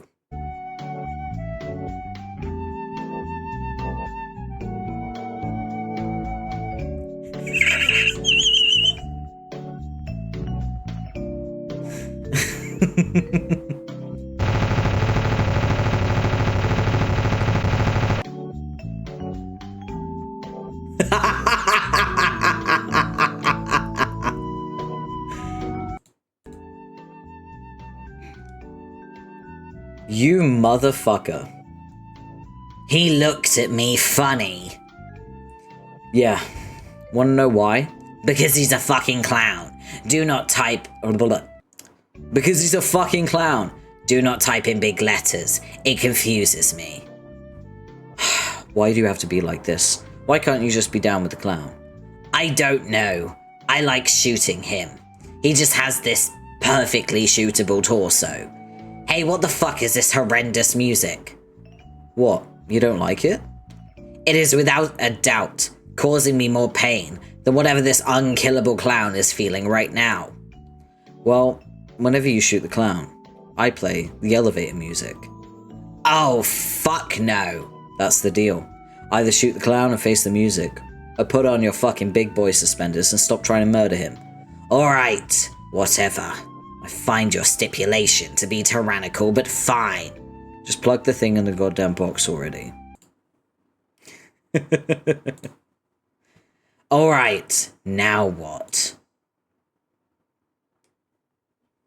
The screens are coming to life. Isn't it crazy that this is basically a big manifestation of what Homestuck is within its own universe? That's kind of meta. Kind of. What am I talking about? This is so meta. It's actually starting to get painful. Like, this is when Homestuck gets so meta that weird shit starts happening. Because Caliborn now has access to the entire webcomic. He can do whatever he wants with it.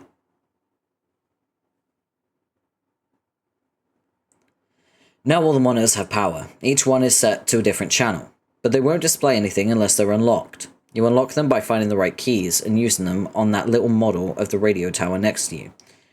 One of them is unlocked for you already. Can you see it up there? Yes, I can see it. It's a view of my dead sister. What a beautiful sight.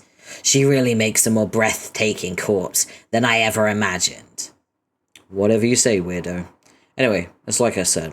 This is a glorified computer. If you want to change your text color, you can sample some pixels from the display. This is perfect.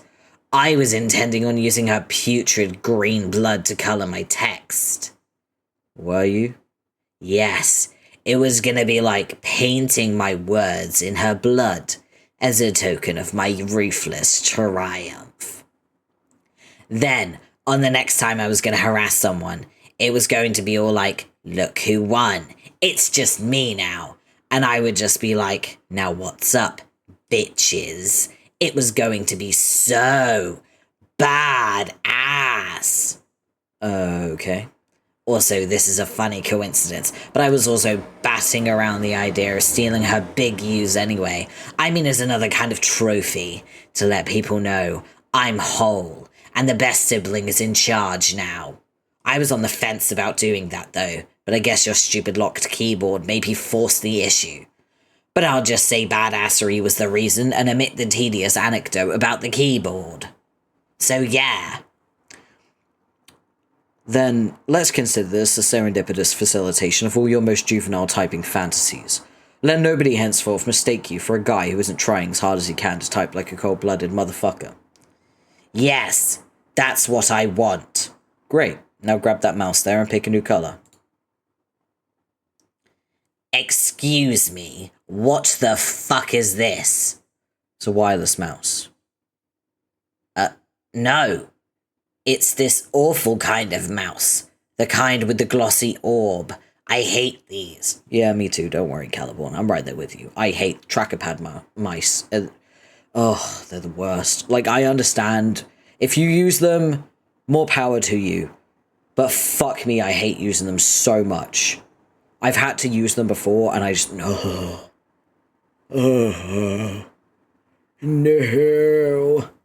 If you have a small desk and you don't have a lot of space to move your mouse around, totally understand why you would need one.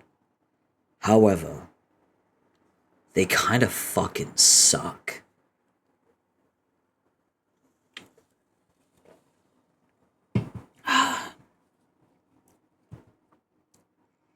Yeah, trackballs are pretty terrible. Can't argue there. My thumb claw is kind of slipping on the shiny ball. This is incredibly difficult to operate. I really don't envy your situation. Also, this is an awkward vantage. If I want to use the mouse and look at the screen, I have to stretch my arm really far and kind of twist my body to look around the corner like this.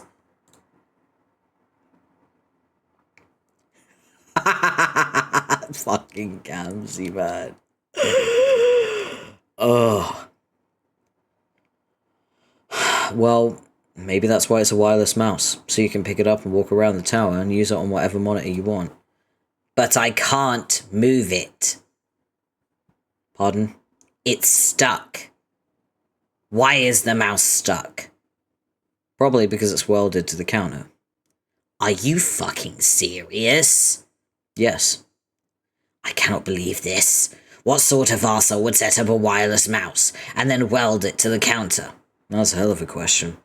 Oh, I am so pissed off at this. Who is responsible for this nightmare? I don't know. Someone who thought it'd be funny watching you struggle with a shitty trackball mouse welded to a counter. I demand to know.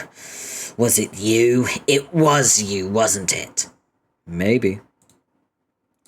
Mark my words, whoever you are. Someday I'll track you down and kill you.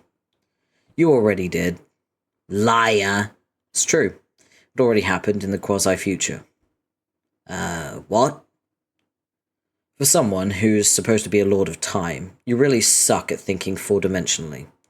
Let alone fifth-dimensionally. Got a long way to go, kid. Quiet, your nonsense is distracting. Okay, there. Wait, this colour's all wrong, it's too muddy. Yeah, the environment's pretty grim up there. Sky doesn't provide very good lighting when it's all clouded over like that. Just bump up the brightness on the display. Okay, how's this? That looks better. Wait, let me check. Oh yeah, 2ED73A. That's correct. What? That's the hex code for the colour. What the fuck are you talking about? It's the numerical representation of the colour in hexadecimal format. Okay, so? So I was just double checking to make sure it was right. And? It was right. This is a particularly aggravating tangent to an already ghastly conversation. I'm definitely gonna figure out who you are and how to kill you. Caliborn, how do you expect to kill me when I'm already dead? Oh man. How is it actually possible for someone to be this obnoxious and unfunny? I don't know. Maybe it's a miracle. Stop fucking with me. I'm serious. Oh no, he's serious, everybody. Look out, he's about to throw the tweeniest, brattiest tantrum his little green exoskeleton can muster. Wait, is this a microcosm of Homestuck fans talking to non-Homestuck fans? I would argue that this is a very specific portion of the Homestuck fandom talking to another portion of the Homestuck fandom. Because I shit you not do. I don't know if you follow me on Blue Sky. It's okay if you don't. But if you do, you might have noticed a couple days ago, I dealt with a cacophony of shitty Homestucks in my replies. Like, I was replying to someone very innocently. They were talking about how they accidentally got spoiled for Homestuck because of YouTube recommendations. And I said to them, I think after 10 years, it stops being a spoiler and you just get labeled as slow. And they were like, yeah, fair enough. I just can't wait to get to the kitty girl. And I was like, which one? And they were like, Nepeta, whom nothing bad ever happens to. And she has a great time, you know? And I said, oh, yeah, nothing bad ever happens to her. I just saw her in Act 6, Act 3. Yeah, she was having a great time. She was really happy and everything. And someone replied to that. Someone who was not in that reply chain at all. Completely random person replied to me saying that. And they said, rat behavior. And I was like, what? So I responded with, why is a complete stranger insulting me? And they then replied to me again, saying, I'm not arguing with a twink. And I replied to them saying, okay, well, I'm not a twink. I'm an actual gay person. And I'd like to know why you, a complete stranger, has beef with me when I don't know who you are. Like, who are you? Have we met? Did I piss you off somewhere and you're now just getting around to replying to me? Like, what is going on? And then they blocked me.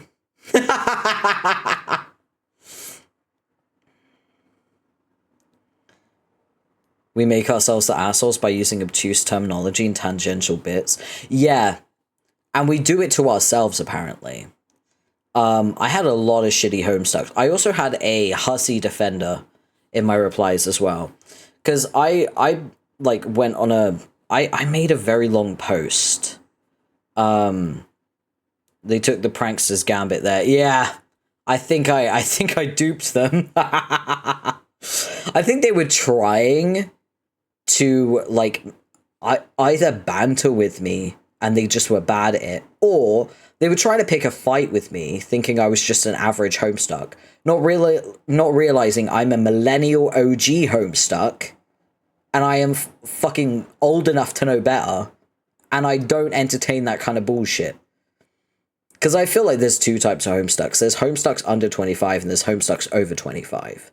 And I feel like Homestucks over 25, we've seen so much shit over the years that we just do not entertain that kind of, like, foolishness, you know?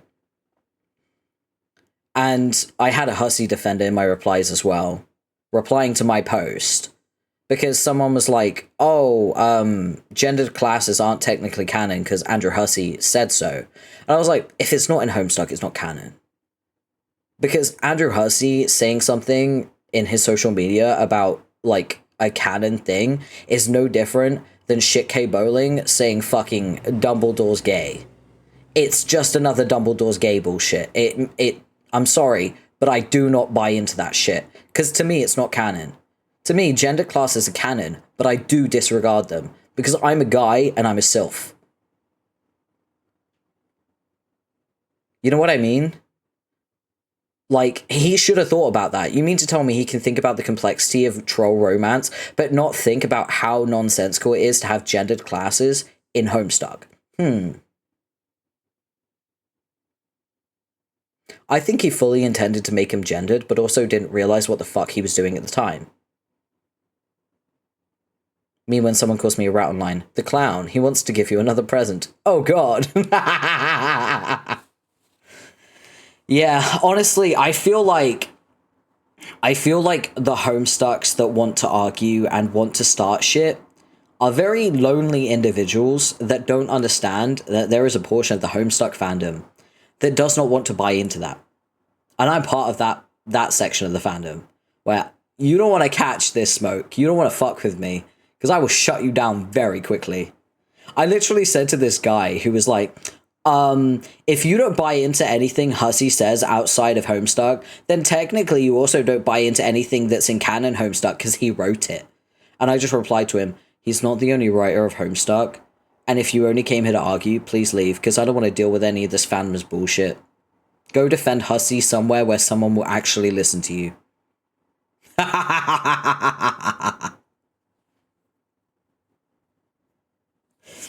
Oh, imagine being a Hussey defender in 2025. Wow. Also, I took a screenshot of his profile. I replied to him and I said, I should have checked your bio before replying. His bio was like, white guy, and it said contempt creator on it. And like, he was trying so hard to be edgy in his bio. Is he really a juggalo? Hussey, yeah. Hussey is straight up a juggalo. Oh, let me get a picture of him. I'll show you.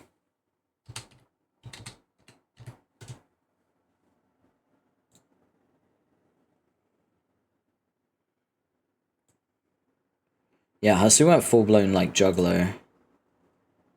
It's kind of wild. Why can I only get bad quality pictures? Like, what's that about?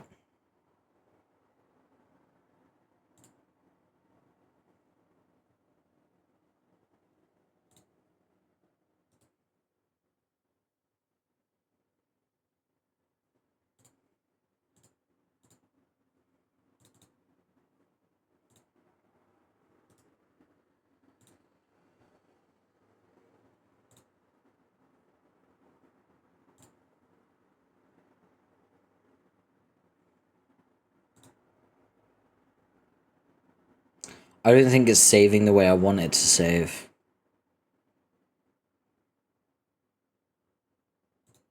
Let me check.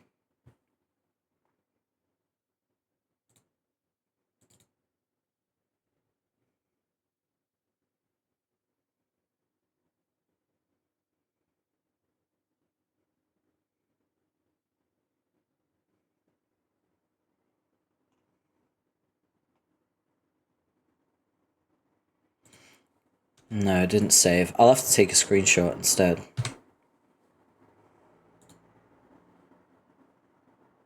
No, that didn't work. Why is Instagram so shit for, like, saving pictures? There we go. Alright. We got one. I'm glad he's living his best life and that his life is farther away from mine than it was a decade ago. I couldn't agree more. Honestly, if you want to be a juggalo, more power fucking to you. I also I do not want to have any kind of interaction with him whatsoever. I will always appreciate Homestuck because of the impact it's had on my life. But at the same time, I need to be able to call it out. Oh, I made it a browser extension. I'm a dumbass. Ignore me. There we go. Okay.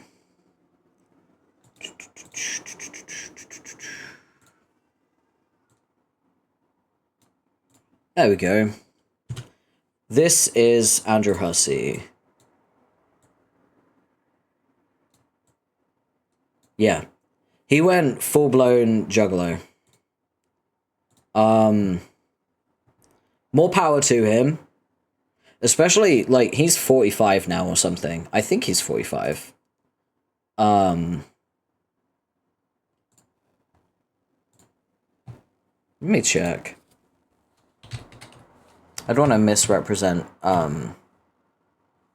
their age. Yeah, he's 45.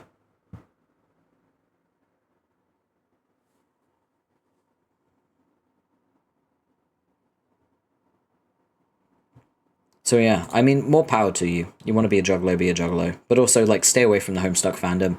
I think we suffered enough. Wow, I know. Wild, right? You know what we need as a supplement for, like, getting rid of Andrew Hussey from the fandom? We need more Dante Basco. That's what we need. Dante Basco was such a positive, like, force within the Homestuck fandom, and that's what we need. He's a good man. We need more of Dante Basco in Homestuck. He brought Homestucks together. True. Exactly. We need more Dante Basco. What a great guy. What a fucking awesome person. Oh, I love Dante Basco. I hope wherever he is, he's well rested, he's hydrated, he gets to have his favorite meal, his pillow is always cold. I hope that every time he walks into a room, he remembers why he walked in. What a fucking treasure of a person. I love Dante Basco with all my heart.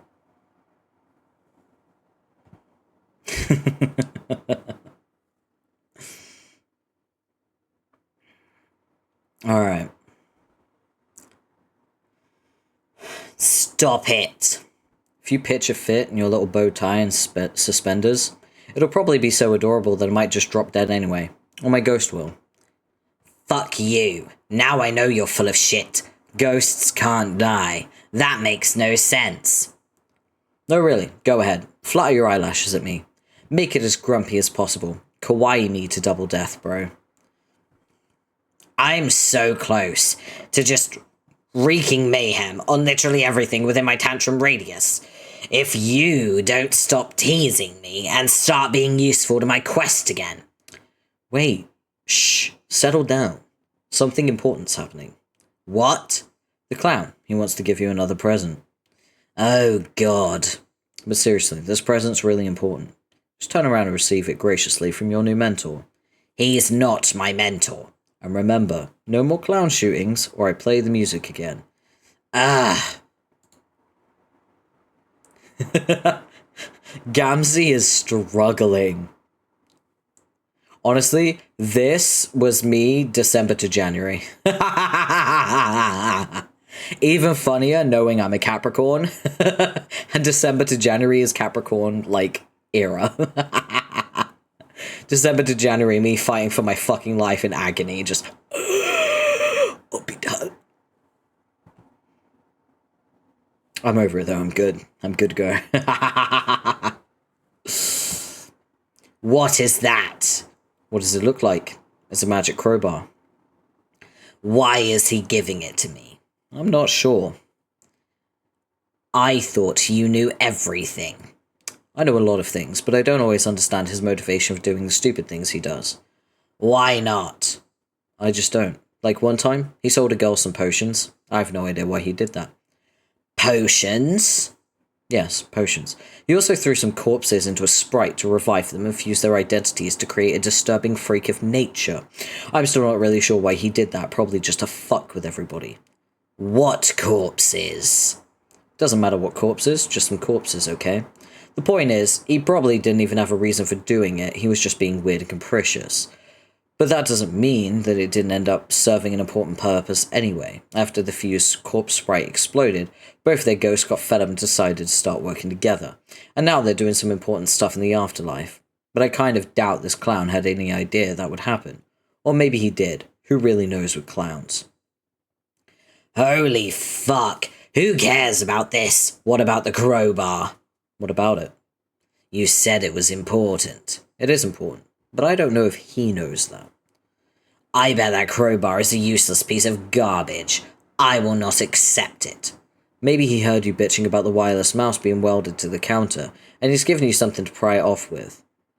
Oh, right. Maybe that's it. But that's not why it's important. Then why? You know, at the start of an adventure, you find some seemingly trivial thing that turns out to be important later. But at the time, you have no idea why or how it will turn out to be important. Yeah. It's like that. That doesn't explain anything. It explains everything. What's magic about it? What does it do? I'm not telling. Tell me what I'm supposed to do with it. No. Yes. Just take the damn crowbar. Okay, fine. I think I'm developing a premonition about why this is important and what I'm supposed to do with it. Really? Yes, it's going to happen really soon. I can feel it. Wait, what are you... Hey, stop that. What did I say? You said shooting the clown was off limits, but I'm still permitted to smack him around. I'm just following the rules. That's true. Okay, I'll allow this. Yes!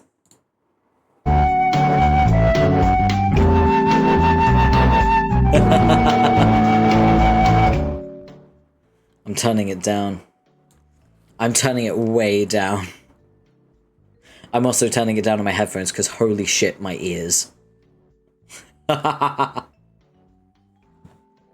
You piece of shit. I stopped allowing it. I think you must have mental problems. Ones that are worse than mine, I mean.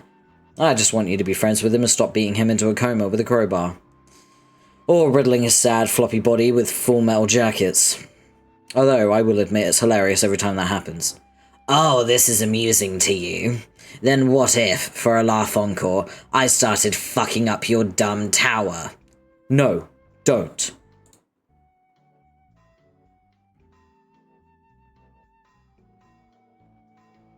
Uh-oh. Uh-oh. The page. Fuck the...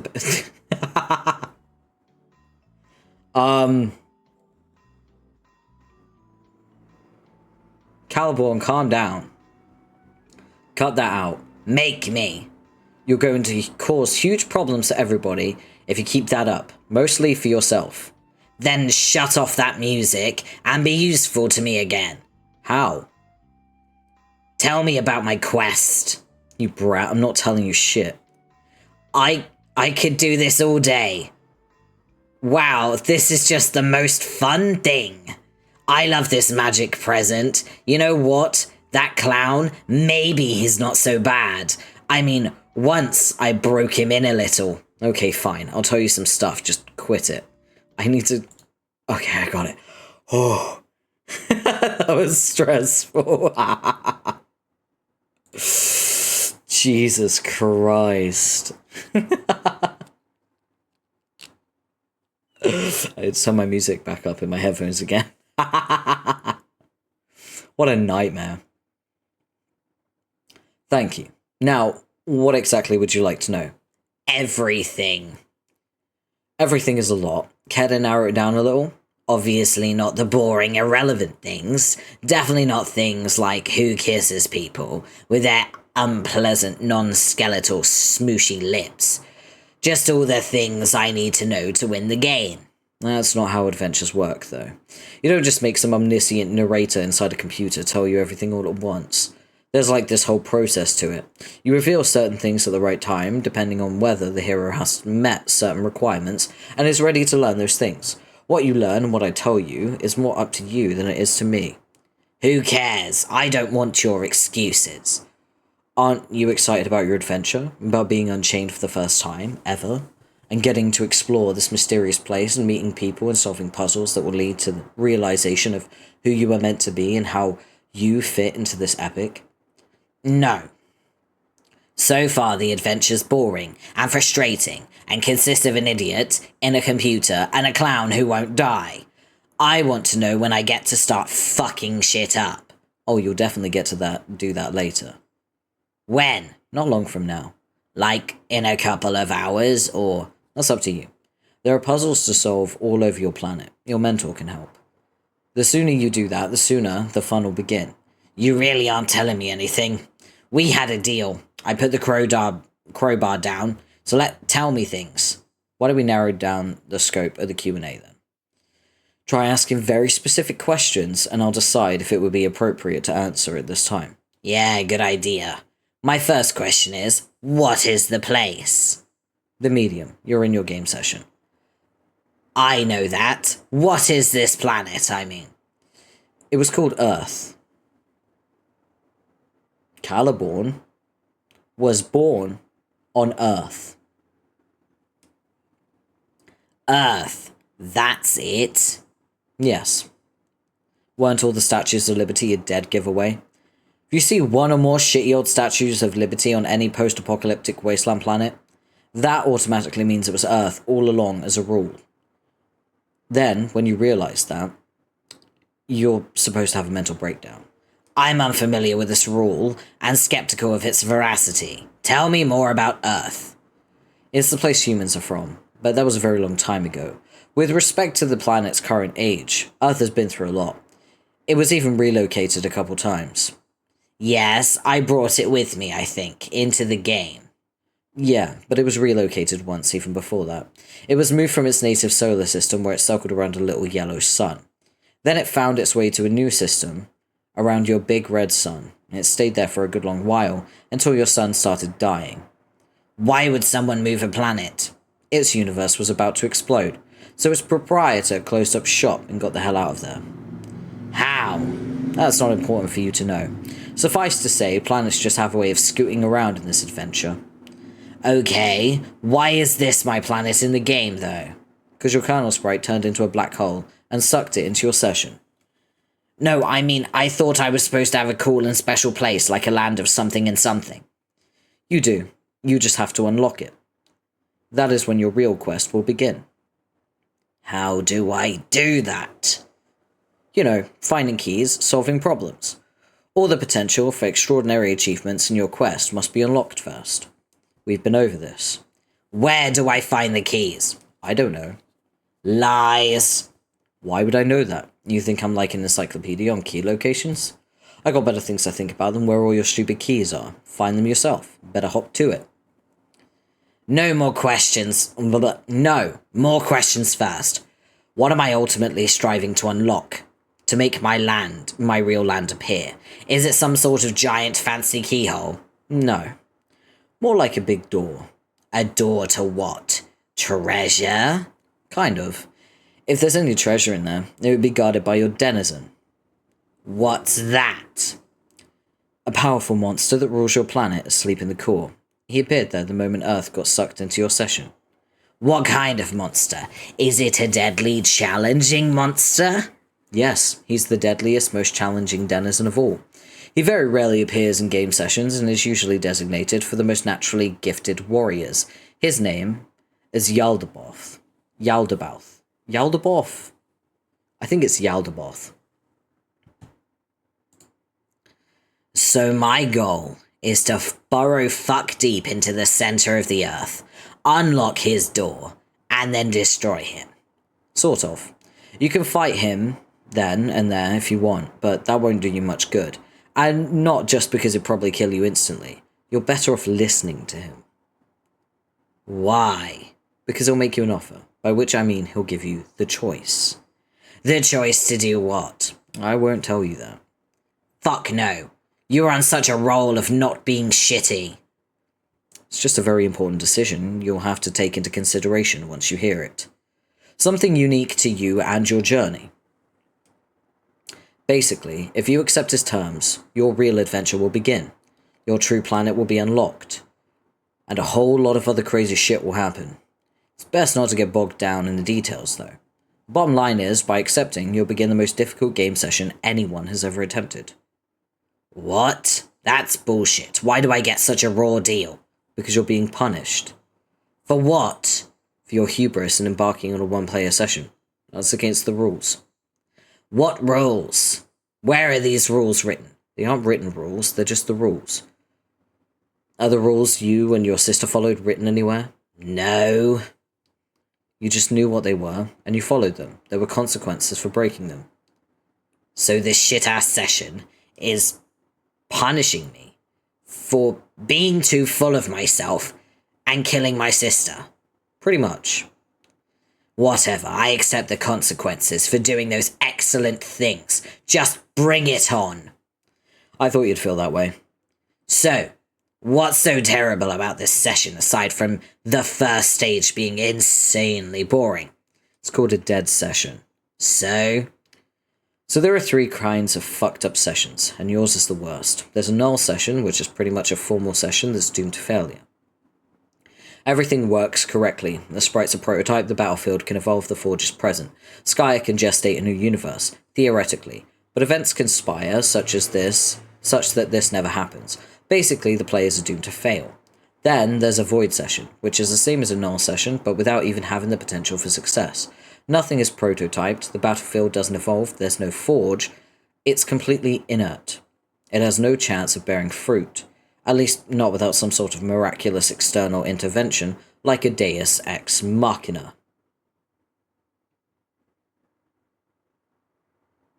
Deus Ex Machina. Remember that, everyone. Take notes. And then there's a dead session, which is a void session but worse. It's started by a single player. The kernel sprite collapses into a black hole, sucking the planet into it, and eventually the sun and entire solar system. There's no hope of creating a universe in such a session under any circumstance, not even with outside help. Victory and defeat in a dead session are dictated by totally different terms.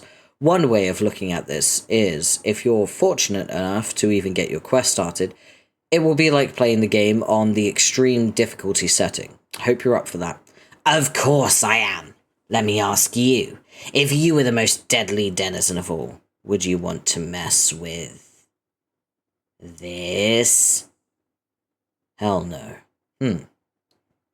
What? Gamzee again. Oh. Wonder what he's up to now. He doesn't look so good. Oh great, now he's vomiting blood. Are you satisfied? You made it this dear, sweet, pseudo-innocent juggalo vomit litre after litre of thick, glutinous litre of nasty purple blood. God, that confused me because I do not spell litre like that. That's the American spelling. I spell litre with the R before the E. So when I saw that, my brain went...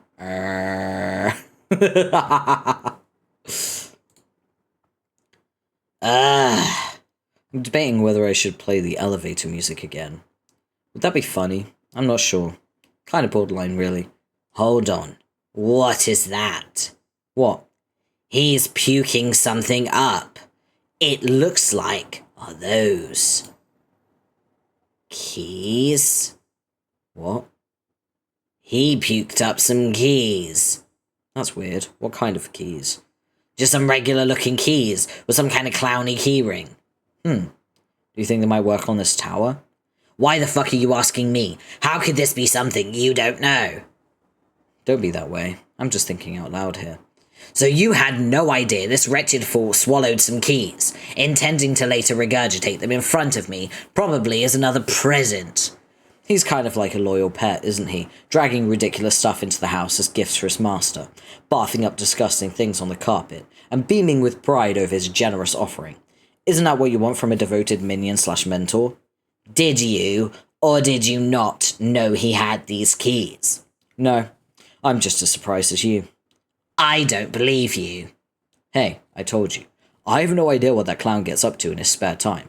I'm not even really sure how he got here, to be honest. Maybe he's stowed away in a shitty liberty. Or maybe he was just hiding in one of the vent shafts on your meteor when you entered. He had years of practice to master that move. Now that I think about it. Shut up. Just shut up. How can everything you say be so useless? Why don't you quit bitching at me and try out those keys? How do I know which key goes in which hole? You don't. What? There are no labels or numbers or anything. No, you just have to try them on every keyhole until one fits. That's so terrible. I literally cannot even think of a single thing more terrible than that. Welcome to your quest. Okay, I guess I found one that fits.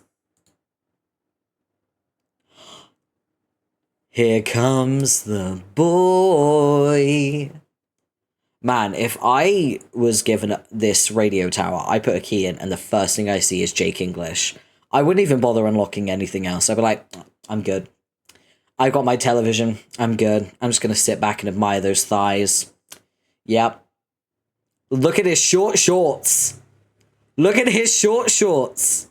His skin-tight short shorts. Also, when I cosplayed him, I also wore skin-tight short shorts. And goddamn, I'm so glad it was a warm day. Oh, man. Ah, yes, it's this bumbling twit. Where is he? He's in this game session exploring his land. His land looks cooler than mine. It is cooler. That fucker. I'm so going to mess with him, now that I can see him. Hey, why can I see him now? Their game was blacked out, last I looked.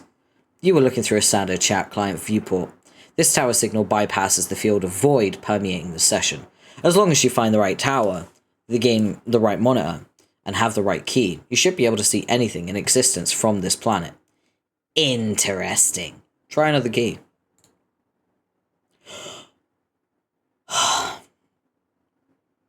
Dirk Strider, my beloved. Dirk's planet, by the way, is my favorite. Like, out of all the planets, Dirk's is my favorite. It's the Dirk human. He is somewhat tolerable. I mean, as a strong and competent male. What, so you're down with the Dirk? No, all I'm saying is the death I wish on him doesn't have to be especially painful. It could be like going to sleep, with maybe only a short scream. I think you want to be bros with him. Shut your mouth. I will try another key. Best girl ever. Oh, my wife. I love her. Oh ho. And here it would seem that we have an exemplary pair of saucy bitches. Do you think? What? No. Never mind. It was a frivolous question. Think what? I was just wondering.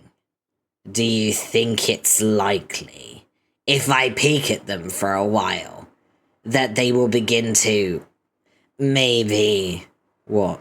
Stroke each other's hair? Okay, I'm leaving. Or maybe, what's the word I'm thinking of? You do it with another living torso that's near you. I mean a torso that you haven't killed yet. When one dares to allow the seductive serpent of debauchery to slither into one's sarcophagus. What the fuck? I think it's called snuggling. Bye. Wait, where are you going? I think you got a handle on this. You're warming up to the clown, or at least you stop shooting him every 30 seconds. So it seems like you're ready to accept him as your mentor and begin taking this quest seriously. I find him moderately less repellent, and he's proven himself useful, I guess. I will accept the resilient bard as my servant. Cool. My work here is done then. Try out some more keys, then go exploring to look for more. You'll get the hang of it. The narrative prompt has been locked. So we no longer have a narrator now. Yay.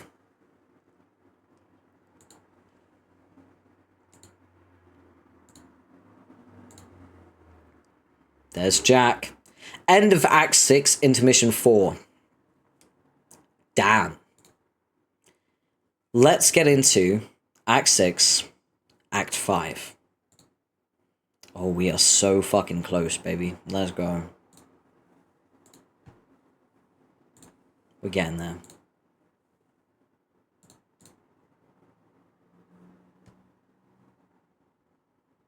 That's the fourth wall.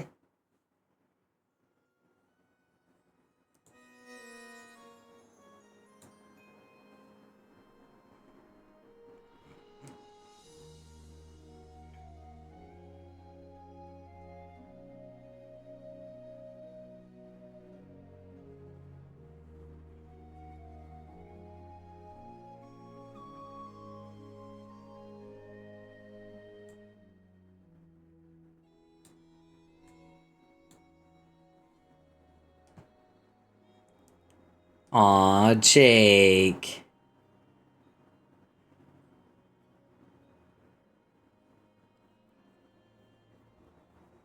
Oh, he's thinking of his grandma.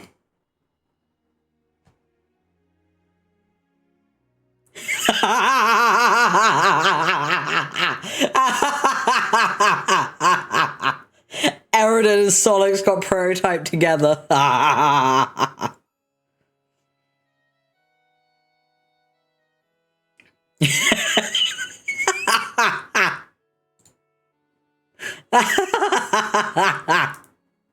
Aerosol Sprite, let's fucking go. Just flipping him off. Best sprite ever. I have the wig for this and also the scarf. I was going to cosplay as Aerosol Sprite. I should definitely see that through because I still have the wig and scarf. Ooh, we have a message from Dirk. Let's fucking go. Alright, let's get back into it. Jake, examine incoming message. Deepest sigh. Dude, where are you at, man? Wait, which computer are you using? I'm not comfortable knowing my words could be hovering over Nick Cage's clownish, sorta gaunt face. Could you maybe switch back to Naked Blue Chicks as your exclusive desktop fodder, DIA? But, yeah, I don't know if you just want a little solitude or maybe you finally just got, like, a case of Strider fatigue. I can understand that. I mean, not to get all neurotic on you. I'm just saying I get it. That's what's going on. But for real, you gotta sneak away for a few days. It's cool. Just might be kind of dope if you at least would let me know which planet you scurried off to. And by dope, I guess I mean considerate. Really not trying to be a drag here. I'm wondering what sub is on. Want to meet up soon? I found Really Promises tune we could write. Looks like it runs hella deep. If I got the specs right, it could run as deep as Lion's Mouth itself. But without all the fucking fire to deal with. Wait, I mean Lion's Mouth. Gotta underline that key shit always. Forget. Figure it could take a couple of days to make it to the bottom. Only a day if we both go limb, just fall the whole way down the stairs, ignoring literally every sage warning we've ever received about those treacherous plummetation zigzags. Just tumbling down in a floppy limb trance like a couple of puppets in a race arranged by some drunk gamblers. If you're into another expedition, head to Lotac and hit me up. Just don't forget your mask this time. The deeper we go, the worse it gets, remember? Could be some unreal grist down there. More puzzle shit, loads of skeletons. Pack your guns, dog. Jake, solicit profound wisdom from your friendly guide. Sigh. I think the way that I'm gonna do his voice is gonna be Solix's because it's easier than Eridan's. No. Oh, hey there, buddy. I nearly forgot you were bobbing about over there. What with my emotional dilemmas? Oh, please. As if that loud, hairy sigh wasn't so obviously directed at getting my take on your shitty, boring boyfriend problems. Was I really so transparent? You're a good man, Mr. Aerosol. A good man with a good heart.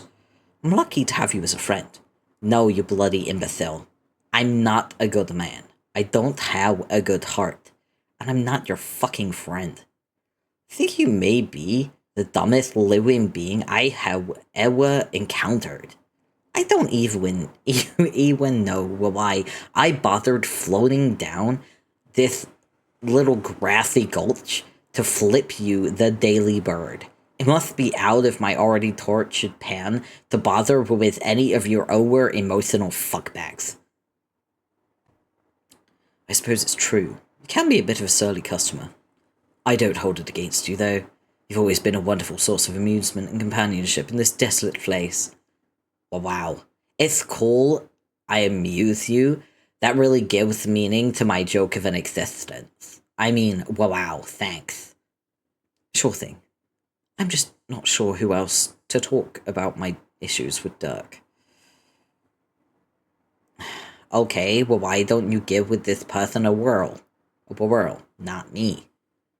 I'm so conflicted. I've enjoyed our time together and all the adventures we've had over the last few months. But as a paramour, he's been overbearing to say the least. I don't know if I have the gumption to withstand another round of needy overtures.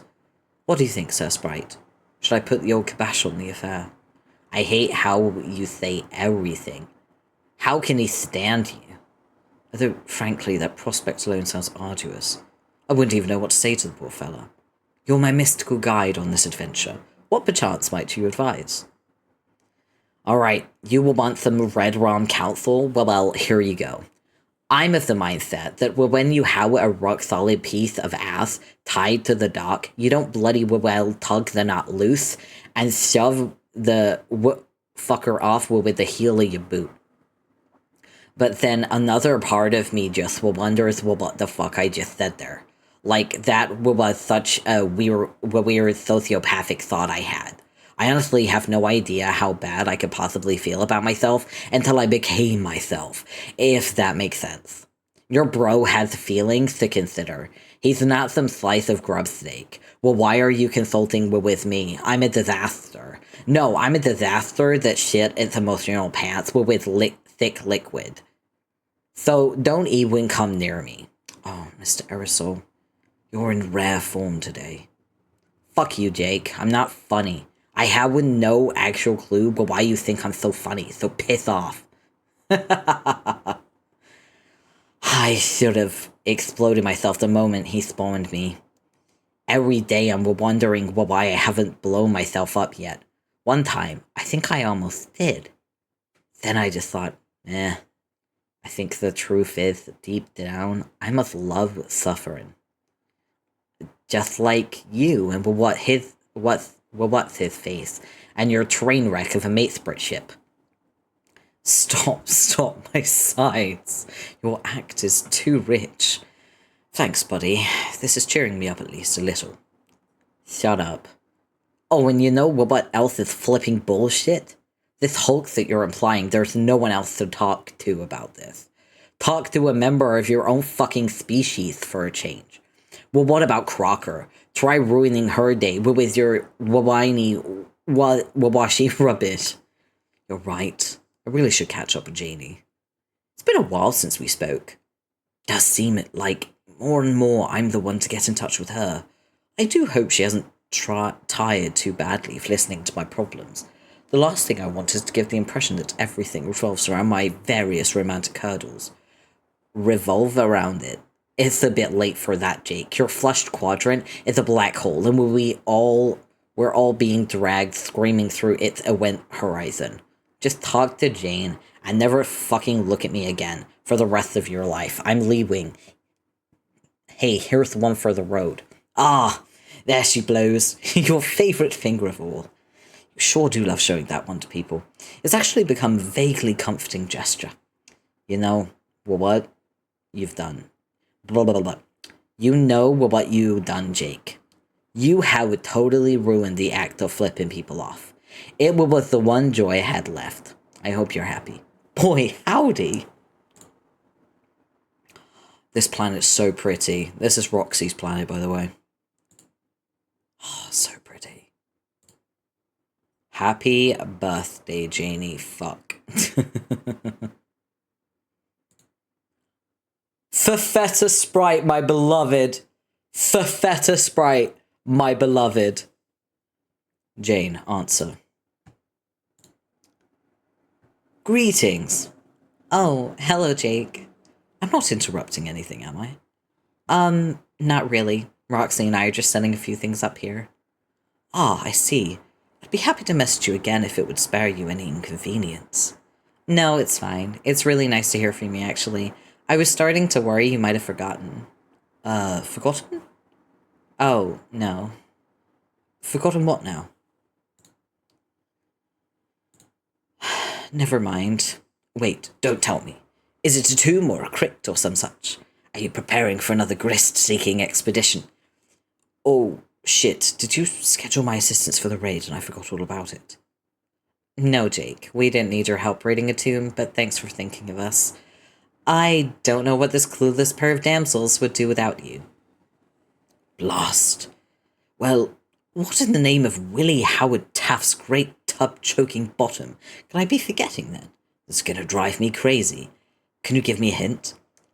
Yes, it has to do with the day I was born, which was almost exactly 16 years ago. Of course, your birthday. Didn't you get Roxy's invitation? It was my understanding she gave you and Dirk notice weeks ago. Yes, that's right. Now I remember. The date sure snuck up on us quick, didn't it? Sorry, you know how such things can slip my mind. The gourd on my shoulders isn't the steel trap it used to be. Nothing like the well-oiled puzzle buster you've got up there. Well, damn, looks like the egg monster took quite the spirited dump on my face this time. Jake, what? I feel so dumb. I'll be right over. Well, if you recall, the party is actually tomorrow. Like I said, we're just setting a few things up. Roxy's putting up some decorations. I baked a cake. You're, of course, free to join us early, too. I just thought, since I hadn't heard from you in quite some time, you had better things to do. You baked a cake for your own party. Yes, so? I don't know, something seems amiss about that. Isn't that against tradition, or inviting bad luck or something? But I guess it makes sense, since you love baking cakes. It's like a present you give yourself. Jake, what was it you actually wanted? Oh, I just wanted to get your advice on some stuff. But since I've been a heel and forgotten about your party, maybe I shouldn't bother you with that. So, 16 big ones, huh? The old sweet 16. Last one of us to notch the vaunted 1-6er. It's a big step. I knew you'd make it. I always said I believed in you, didn't I? Just kidding. The inexorable nature of time's passage virtually assured you would get that old. So you didn't really have anything to do with it. I mean, not that I still don't believe in you. Not that I don't still believe in you. I do. I can't believe it's already been, how long? What, like a year already since we entered? Holy moly, where does this time go? It's been more like 5 months. Oh, well, that's still a pretty long time. I have to admit, it's been a longer stint than I expected. Certainly one involving more downtime than I would have guessed. Really thought we would have been treated to more action. What being legendary players of a mysterious cosmic game, but no, it just seems the primary duty of the so-called nobles is to wait around twiddling our thumbs. I'm really beginning to wonder when these fabled heroes will arrive, and are they really going to be those we have been led to believe? I sure hope so. I'd so love to meet my pen pal, dear old departed grandma. But as a feisty youngster, what a hoot that'll be. And you with your pop-pop, let's not forget about him. Not to mention the young Strider and Lond relatives. I bet they're a barrel of laughs. I met them once, but I was too shy to say anything. Then I got in a fight. Did I ever mention that, Jane? Yes, many times. Not to say it's been all downtime in doldrums. Exploring has been great. Finding treasure, solving riddles, becoming better friends. I wouldn't trade that for anything. And maybe we're getting close to something big happening regardless. Every day it seems like more and more undead creatures crawl from out of the shadows. Bigger ones and stronger ones. Does their presence herald something worse coming? Just as the legends indicate, our presence heralds something better? I just wish I could actually kill the fucking things. Even the little ones could absorb so much damage before yielding any spoils. Remember, Jane? Remember at the start how we kept trying to kill them? We'd all gang up on like an imp skeleton for an hour, just clobbering it repeatedly, knocking its bones down, waiting for it to reassemble and keep coming at us, only to finally be rewarded with a shitty pittance of grist. But I guess the silver lining was it forced us to explore the ruins more often and scavenge for loot there, so I think we've learned a lot more this way. But it sure makes resources hard to come by, having to get them exclusively from chests and whatnot. Sometimes I wonder if we've been missing out on a really rewarding part of the game by neglecting to build up our houses. Makes you wonder. But it just costs so much. Better to stick to making more practical stuff, don't you think? Sometimes I wonder if the heroes had the same problems in their game. Do you think they found an easier way to kill skeletons? Were they just as shameless as us when it came to splurging our precious grist on swanky new duds? Did the same enigmatic bard haunt their game? And if so, which hilarious dead trolls did he throw into the flashy blobs? Mr. Aerosol tells me he knows many things about the heroes because he saw them in action when he was alive, but he won't tell me a thing about them. These troll sprites sure do love keeping their secrets, don't they? That's nice, Jake. I'm kind of busy, though. What did you actually want to talk to me about? Actually, why don't we just talk about it tomorrow? Okay, we can talk about that if you insist. Really, Jane, you sure know how to twist a fella's arm. I just wanted to get your take on what you might call my own personal ultimate riddle. It involves Dirk. You don't say. It's true, I haven't seen him in a couple of days. I've just been lying low for a while, but I just received another series of pushy inquiries from him. Perhaps I shouldn't be too hard on the guy, since he was probably just concerned, not having heard from me and all. But I still couldn't help but detect a tone of desperation. Like, he could sense I may be having doubts. This kind of thing has been all too common, unfortunately. I'm not sure it's going to work anymore. He can be so needy. If only he could just relax and trust that I won't spontaneously tire of his company. Although the irony, I guess, is that his overbearing tendencies are beginning to fulfill his own paranoid prophecy. Such a shame. We've had so many capital adventures together. I don't know why he has to be like this. He was always an intense fella, but in person, holy cow. I wonder if it has to do with the fact that he grew up alone in the middle of the ocean, and how he doesn't know how to deal with people without suffocating them. But then again, I grew up under similar circumstances, and I think I turned out pretty much okay socially. At least I hope so. Do you think so, Jane? Actually, it just occurred to me. It's funny he didn't mention your party in his text. I'm sure he wouldn't have forgotten. He never forgets anything. What with all his calculations and his computerized brain, both figurative and literal. I wonder what his game was. He invited me on an expedition without mention of your party as a potential conflict. If he sensed I could use some space, perhaps he was concerned that if we both showed up to the party, it would be awkward. Or maybe he didn't want to mention he was going to the party in case it would spook me away from attending. Oh, do you see, Jane? This is what his endless machinations do to you. Anything he says could be part of some grand convoluted scheme, and it just makes you agonize and boggle and wonder, until your brain hurts and you just know it's a battle you can't win. You know what I mean, Jane? Do you think I should just bite the bullet and end it? It's probably the right thing to do. Boy, am I not looking forward to that conversation, though. It's going to be a doozy.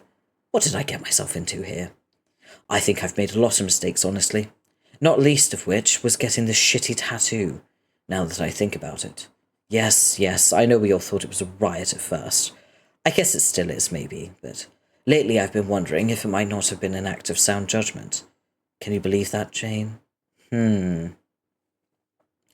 don't know. It's a real pickle I'm in. I'm in here, but I do feel better just by being able to get it off my chest. You're such a good friend, Jane. Always ready to listen to my relationship woes. What a trooper.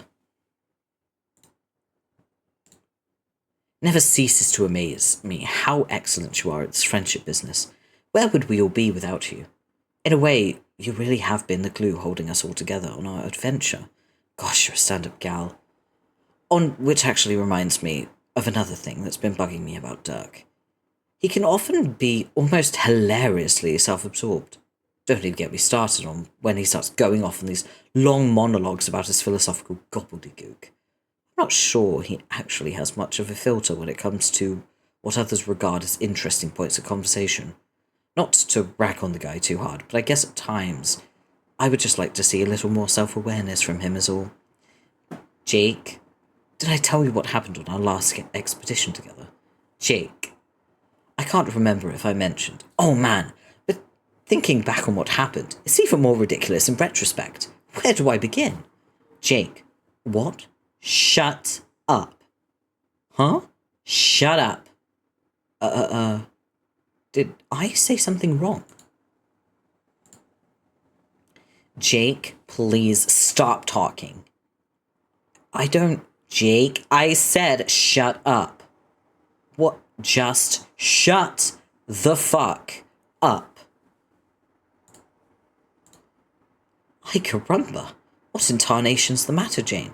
What's the matter?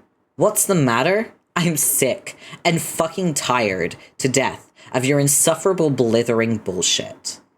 Whoa there, you seem really worked up. Maybe we should just calm down and talk this through like sensible adults. Also, you're going kind of heavy on the caps, aren't you? Sort of makes it seem like you're shouting. Just saying. I am shouting. There are literal shouts of anger coming out of my actual mouth, and they're directed at you. Yikes. Well, okay then. Can you tell me why you're so upset with me? Is it because I forgot your birthday party? Because I do feel awful about that. Oh my god, why are you so clueless? I can't stand it. Really, I feel like a tool about forgetting. You know how I am. I forget stuff. I mean, shucks, Buster, if I knew how to make it up to you, I would. If it ameliorates matters any, I'm sighing pretty much the shuckiest Buster of contrition I can manage. It's not about my birthday. The fact that you forgot certainly doesn't help. That's not it. See, you just don't get it. Oh, and could you please stop saying Shucks Buster? Shucks Buster was my thing, and you stole it. I thought Shucks Buster was sort of our thing. No, it was my thing, but I allowed it to be our thing. Back when you used to give a shit. But now it's just mine, and you can't have it anymore. Okay. I suppose I could go with a Shoot Buddy or a Fudge Jr. Or maybe if we go in analogous catchphrase altogether. But I clearly stepped in it big time with you, and I'd really like to know what I did. Jake, let me ask you, do you even remember the last time we talked? Wasn't it a few days ago? No, try a few weeks ago. And even then, you messaged me just to talk about some stupid shit that happened with Dirk. A tedious gesture, which you then saw fit to reprise on my birthday of all days, while considerately forgetting about it. And even when I reminded you about it, you still barged ahead with your self-indulgent relationship claptrap anyway. I didn't realize it was so long ago. Sorry about that. Again, all I can say is, where does the time go? I guess I have trouble keeping up with everything I'm supposed to, which it would seem includes personal relationships as much as calendars. I'm not much of a leader of people, not like you are, Jane.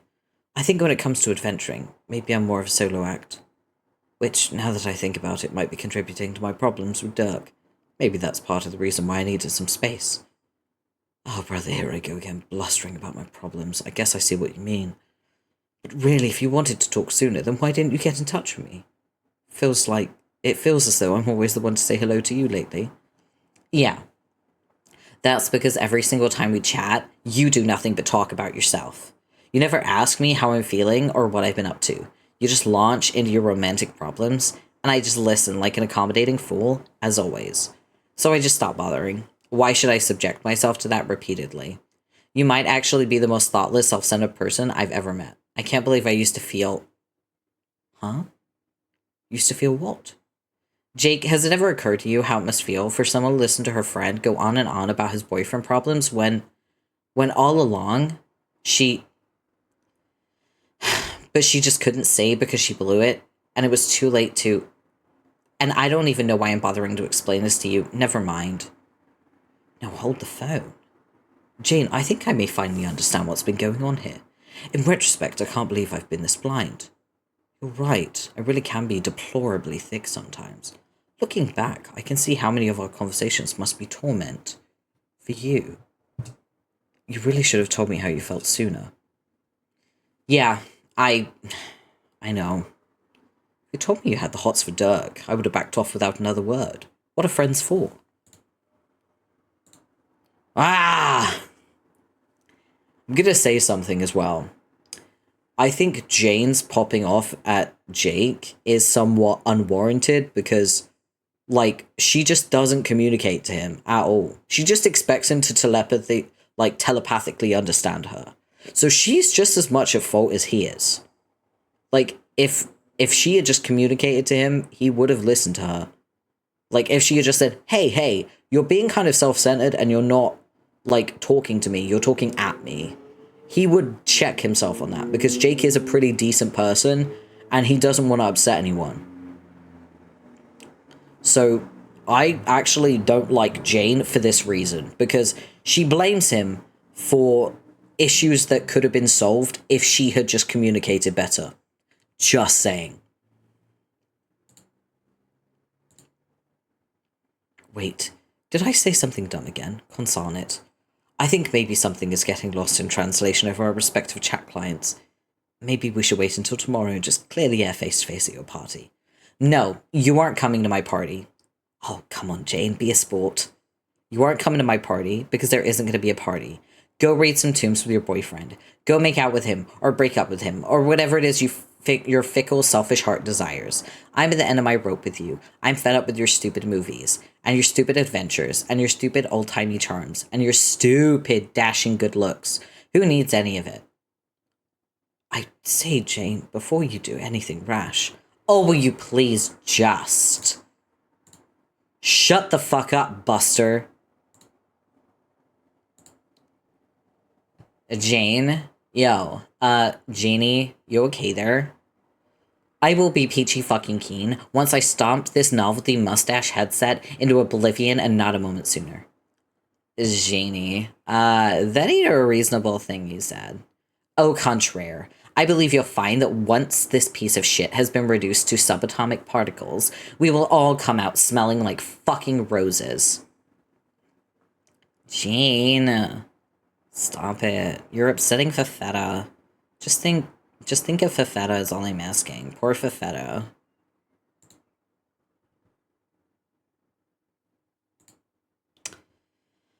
Oh, poor Fafetta, my sweet patootie. You and I both know Fafetta's had to steal garbage from jerk-off boys before. So don't give me this poor Fafetta crap. Lol, yeah, my girl Fafetta knows what's up. She's been around the D-bag block a time or two. Am I right, Fafetta? Yeah. Shit, yeah. Give me a paw bump. Bump. Jane, you want in on this action? Come give us a fistful of sugar. Complete the three-way for Max Girl power plus solidarity against dumb dudes. Janie, geez, don't leave us hanging. Sigh. Fine. Jane, that was the piss poorest paw bump I've ever seen. That was like a negative bump. We're gonna have to bump long and hard into the night to dig us out of this fucking bump hole you dug us into. With that tragic bump. That bump was like Shakespearean. Makes me want to weep softly and leave a bouquet somewhere. Someone plays a sad trumpet in the distance. Look, Fafetta, just sniffle a little. How sad that bump. Shh. Okay, God. I was just trying to cheer you up. Take your mind off whatever the hell that was. You weren't serious about calling off the party, were you? Here, let me get the chest guys to help put the table back on the roof. And maybe salvage the cake out of that sand dune over there. And no, the chest guys just finished eating it. Let's bake another. Okay. Oh, welcome back from the lug. Thank you for bringing stamina potions. Appreciate it. How are you doing, Waffle? You have McDonald's? Nice. I haven't had McDonald's in ages.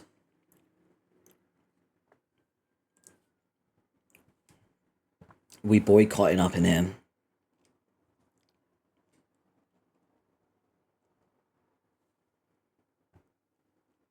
Dear God. Jane is losing her mind. It must be genetic, because John did the same thing. He lost his fucking mind, too. No, I was serious. I'm not. I'm not in the mood for party anymore. So it sounds like you got jaked. Oh, yes. That is the face of a girl who just got Englished with extreme prejudice. He was a blockhead, and forgot your birthday, didn't he? I'm sorry, Jane. Yeah, me too. Can we maybe not rehash the whole terrible conversation, though? Yeah, we don't have to. Just maybe try not to hold whatever dumb shit he said against him forever. That's just how the guy is. It's like, he doesn't mean to be a douche, but it's just kind of a byproduct of the whole ridiculous Jake English experience. Like, his dunk-ass shenanigans leave behind a residue that looks like a douche and tastes like douche. But it ain't the real thing. Like a douche substitute. I can't believe it's not douche. I'm just trying to say not terrible things about him in hopes you don't start hating each other. But I guess this isn't what you want to hear now. So, yeah. I guess Jake's dumping Dirk soon. Like the writing wasn't so on the wall with those two from day one. Poor Dirk. I've wanted to say something to prepare him for that, but never had the heart to bring it up, I guess. What can you do?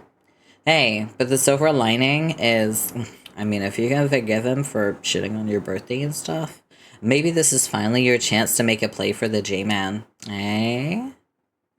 Roxy, please. As if that isn't the furthest thing from my mind right now. I'm so done with that whole train of thought.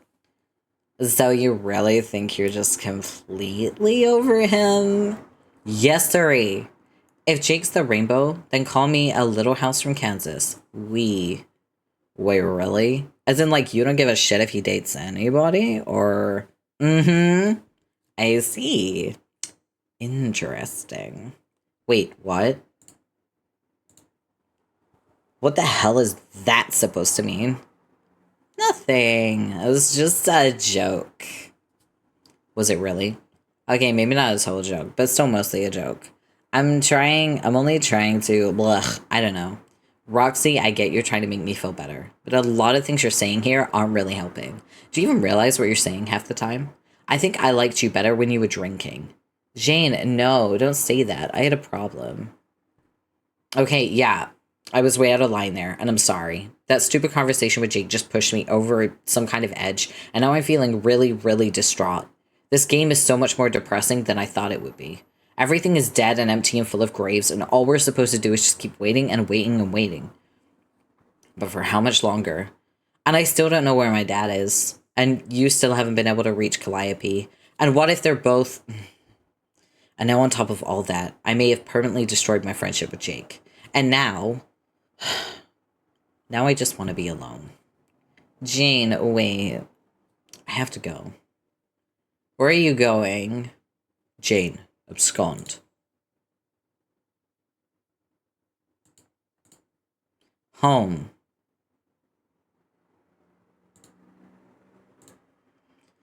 Good lord.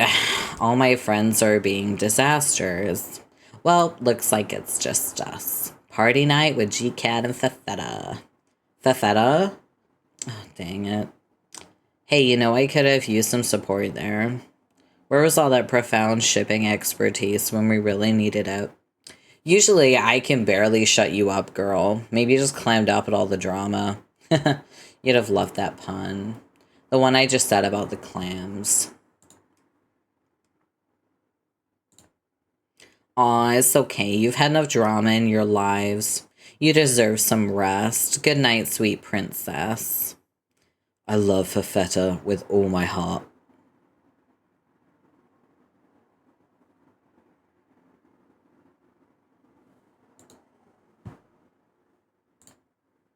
So, G-Cat.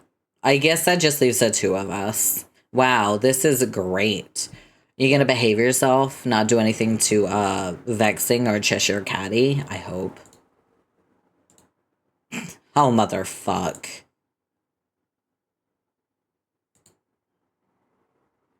Well, Roxy is falling to her death on dust.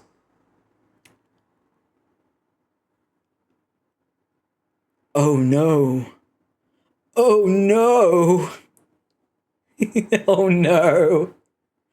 Oh no.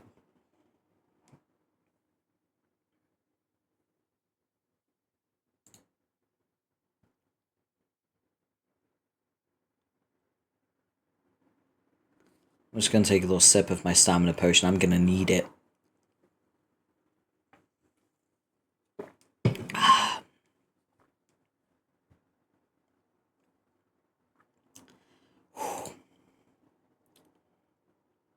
Jane, Ollie outie.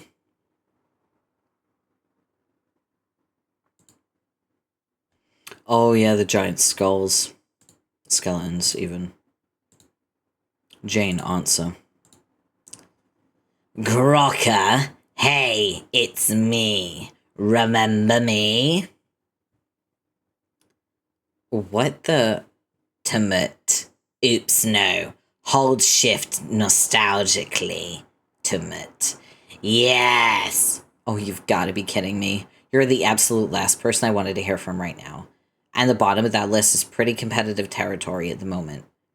Don't be like that. You stupid earth cow. How are we supposed to be becoming friends if you recoil from my olive branch? Like I'm flailing a withered mummy's severed limb in your direction. I don't want us to become friends. We all thought you were gone for good, and we liked it that way. Please don't tell me you found a second wind of petty trolling in you. Hey, I don't troll, I jeer. Get it right. Trolling is for losers. Losers specifically who are trolls. Whatever. And what's with the ugly green text? Reading your malformed sentence fragments was unpleasant enough as it was.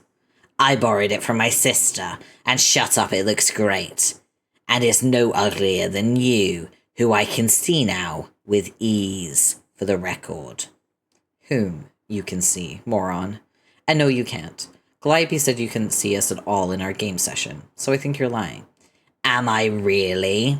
When right now I'm looking at a homely female in dumb blue pants, sulking in a grey place, typing on a computer with a strange human face. Oh dear God. Why?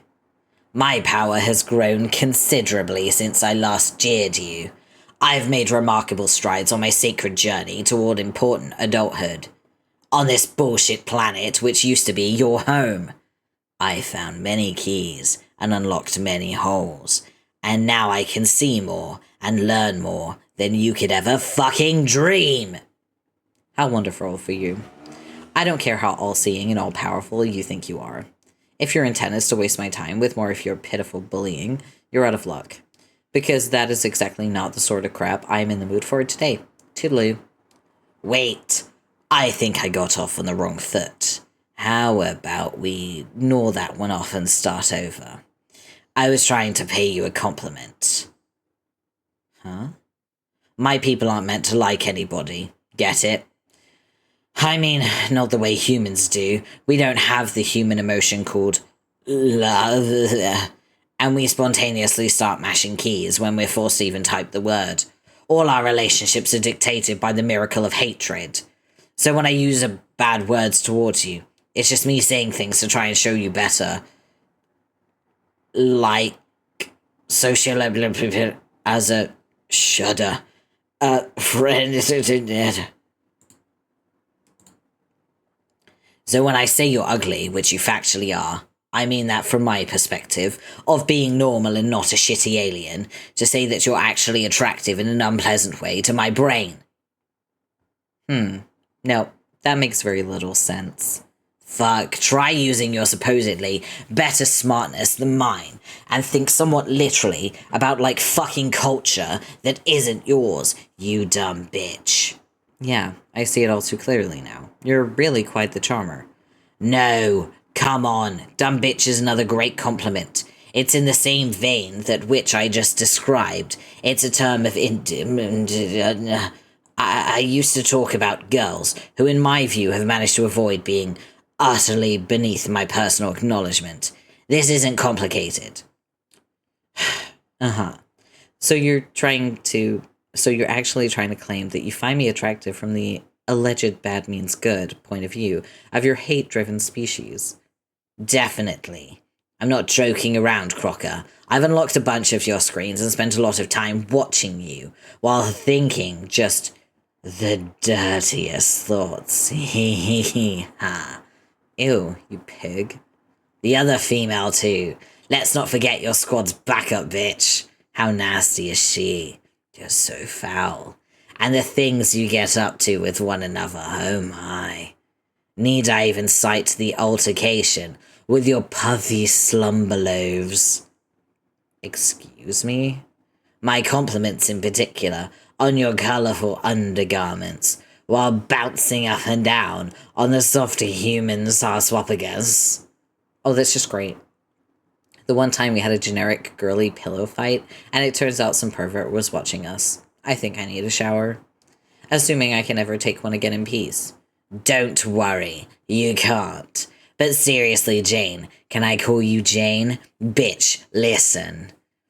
You're one grody harlot, which means good, bad things to me. Let's remember, when I unlocked you, I don't know, maybe I've changed, or maybe just you. Since you turned older, but you've really filled out since I last saw you before. What? Really? Hell yes. I do enjoy a meaty bitch with a little clout. What do you mean exactly by clout? Oh, I think you know. when physical portions of the bitch kind of jut out exuberantly. Do you mean my... Why am I even having this conversation? I just have a weak spot for the above-average heft of your parts, which wobble the most. Now do something nauseating for me to watch. I want to see a tawdry act of hardcore schmaltz. See that rock over there? Pretend it's the other insolent bitch. Act a little nervous with your idle hand. Graze one of your more bulbous locations, incidentally. Then ask the rock if it wants to fall in love. Ooh. What? No. Are you insane? I don't care where you are, or whatever the hell it is you unlocked to spy on me. You're not allowed to sit there all leering at my boobs. Your what? My what? Wait, what were you talking about? No, tell me what those things you said are. I'm so enticed. Screw you. Tell me, what were you getting at with all that? The stuff about clout and my bulbous locations. I was just saying. My taste prefers when the buxom shrew's physique puts a healthy dent in space-time. Space-time? I like how salty it is when a bitch grows out of her skeletal phase, and her frame really begins to challenge the horizontal dimensions. What? When the female rump starts getting more mileage out of its wideness attribute, more bang for its boon buck. It excites me better when bitches punish the ground with each megalithic footstep. Shut up, I'm not fat. Jane, bitch, I have new orders. You'll strip to the scanty pair of party pants, and the cloth chest piece which you wear under those plain rags. Then find a naughty patch of mud, and roll around in the mud like an earth pig, flaunting for me your slippery, swollen, porcine physicality, and maybe grunt some decadent poems through your snout about some shit-face you adore. Oh yes, that would be wretched. So, yeah, this is basically just, like, a combination of, like, fat-shaming, but also fat fetishization. It's very strange. It's another reason to hate Caliborn, I guess. As if you needed another reason. Go fuck yourself. Wait, don't shut me out. Remember what I said about our different cultures or whatever. Have a fucking open mind, Jane. I made you a present. Yeah, God, this is weird. It is so weird, and I do feel uncomfortable reading it. I made you a present for your birthday, whatever that actually is. See how I'm making an effort to understand your customs? Meet me half the goddamn way. Oh, cripes. What is it? A sublime artistic portrait. Remember how I said my power was growing with each day? This applies as well to my prowess as a draftsman. Oh, goodness, no, your poor delusional thing. I don't care what progress you think you've made. You will never be a good artist, dear. Oh, shit. My illustration's stunning. It's nearly a photographic representation of your odious milkshake. Now park the industrial load of fright you declare a bottom and feast your eyes on my fucking excellence.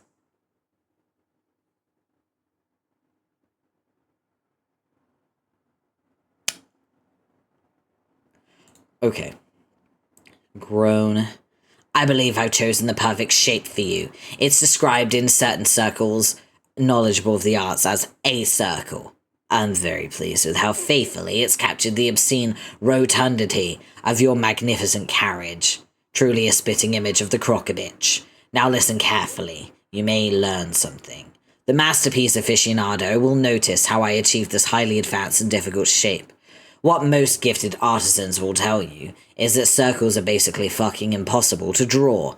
Trust me, it's like a paradox. A shape without angles. What? So I fucking cheated.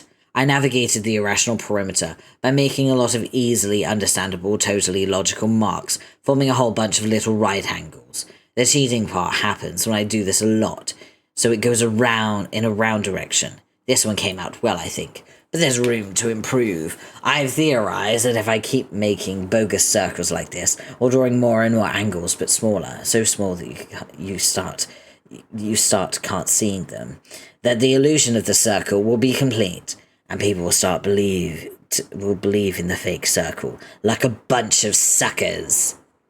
I bet nobody has thought of that circle strategy. I think I'm the first at this idea, and best at it. Already. People think I'm dumb, especially the voice in my head, and they may be right about me being dumb. But when it comes to the special way I do things, which is always actually the perfect way, I am a genius. That is the most pointless and incomprehensible load of drivel I've ever read. Your portrait is every bit as abysmal as I was expecting. And for the last time, I'm not fat. I think your claims of attraction to heavyset women, which you present as flattery, is an obvious ruse to get me to feel insecure about my appearance, and it's not gonna work. Oink! Shut your stupid face. Ugh, this birthday is so awful. I can't stand it. Why is everyone treating me like shit today? What did I do to deserve this? Wait, what's the conjunction associated with human birth? Is it human borth? You a human borth? Shut up, I'm done humoring your perverted adolescent mind games. Tell me what happened to Calliope. Calliope! We want you back, please come back. And spare us from this lecherous nincompoop. Calliope! Why doesn't this work? Saying her name only wakes her up if she's alive. So your hog face can snort the dirty syllables all at once. Hell, I'll even give you a hand. Calliope, wake up, sis. Haha, whoops, she can't. The bitch is dead. I don't believe you. You know, it's true. I got somebody to stab her a lot. Then I stole her blood for my letters. No, that can't be true. I refuse to believe even you would do something so terrible. Jane, bitch. You preposterous female emotions are going earth bananas again. Settle down and listen to boy reason. Do not make me demonstrate the veracity of my facts yet again. That saccharine tramp is such a goner. She's never coming back. Just like your dapper human guardian. What? What do you know about my father? Where is he? He's fucking dead is where. You're lying again. Tell me, what do you know? God, I'm trying to. My facts are having difficulty penetrating your hysterical attitude. Listen to me very close. He was captured by an agent soon after you began your quest. He was then put in jail on Durst. Okay, so he's on Durst then. Bitch, you aren't paying attention. You don't know anything about the prison system on Durst. It isn't like the soft time you do on Prospit. I bet you never spent any time in the joke they call a slammer there, let alone on Durst. And I suppose you have. I was not very well behaved. I did more than my share of time, chained to the wall of a cell. Like I wasn't so used to that. I was like, do your worst. And they did. Durstites do not treat their prisoners good, to say the least. I was only able to survive the brutality due to my exceptional constitution, and even to some extent my ability to enjoy anguish. But your pathetic, frail human dad is a different story. There's no doubt at all that he's dead by now. No, don't say that. Shut up. You really should believe me. I've unlocked many of his screens, just like yours. You should see how they treated him. The horror he experienced must be difficult for a human girl to imagine. Perhaps I should capture one of the visuals and show you firsthand. You bastard, I said shut up. His agony was magnificent and very long-lasting. You see, he was a VIP, very important prisoner, so they gave him special treatment. Under such cruel circumstances, I believe he would have traded his favorite hat for a swift end to his hilarious suffering. Stop it. But it was so wonderful and great to watch. Between your father's demise and his daughter's epic posterior, looming large on my video displays, I really must thank your entire family for hours of scandalous enjoyment. Shut up, shut up, shut up, shut up, shut up. Yikes. Fuck you, he's not dead, my dad's fine, I'm not fat and I hate you. I'm never talking to you again, and stop watching me. Jane, keep absconding. DD. Examine sleazy Dursite rag. Oh, wait. I think I'm gonna have to skip this next page. Because it's gonna be like nude stuff. Hold on. Sorry, I have to be... There it is. One moment. I have to be, like, conscious of this. Let's see what's in the news today. Hold on. Okay. The Inquiring Carapacian Jailgate. Day 153. Diplomatic gridlock. White shell mendacity at an all-time high. No surprise here, the Arc agents dominating the headlines yet again. Already approaching day 154 of this debacle. It's a big day for your kingdom, hard to believe that it's here already. Time sure flies when you're being smooth and well dressed. The article covers the usual tedious politics surrounding the negotiation of his release. After weeks of posturing and grandstanding, Prospect's terms have been bargained down to a polite apology, signed by the Condess herself. All those were the terms you were last aware of. You checked to see if there have been any further developments. Yeah, just as you thought. She refused those terms. Prospect then countered with a new offer. The apology no longer has to be polite. No way she cottons to that proposal either. It's quite obvious to you what's going on here. The White Queen was never really taking this negotiation seriously. She's been submitting frivolous proposals, which she knows perfectly well. The Condess will refuse on principle, daring her, in front of the whole kingdom, to swallow just an ounce of pride to get her agent back. This makes her look petty in the tabloids if she refuses, which was always inevitable, because as everyone knows, the Queen is a vain creature, even alien sea queens. And you thought before the kingdoms were locked in a stalemate before the new management took over. I need to just adjust my seat real quick. One sec.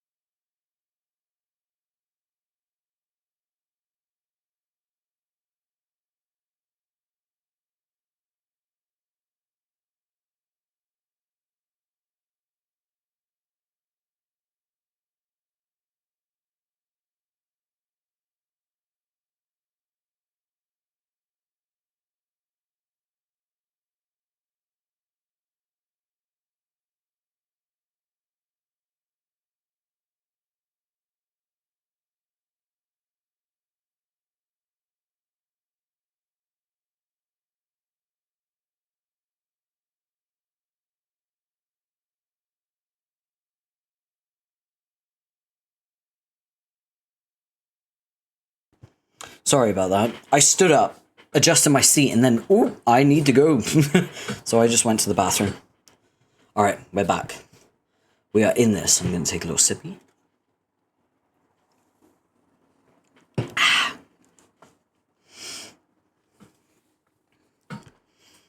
The press has run the story so far into the ground, you can barely bring yourself to keep up with it anymore.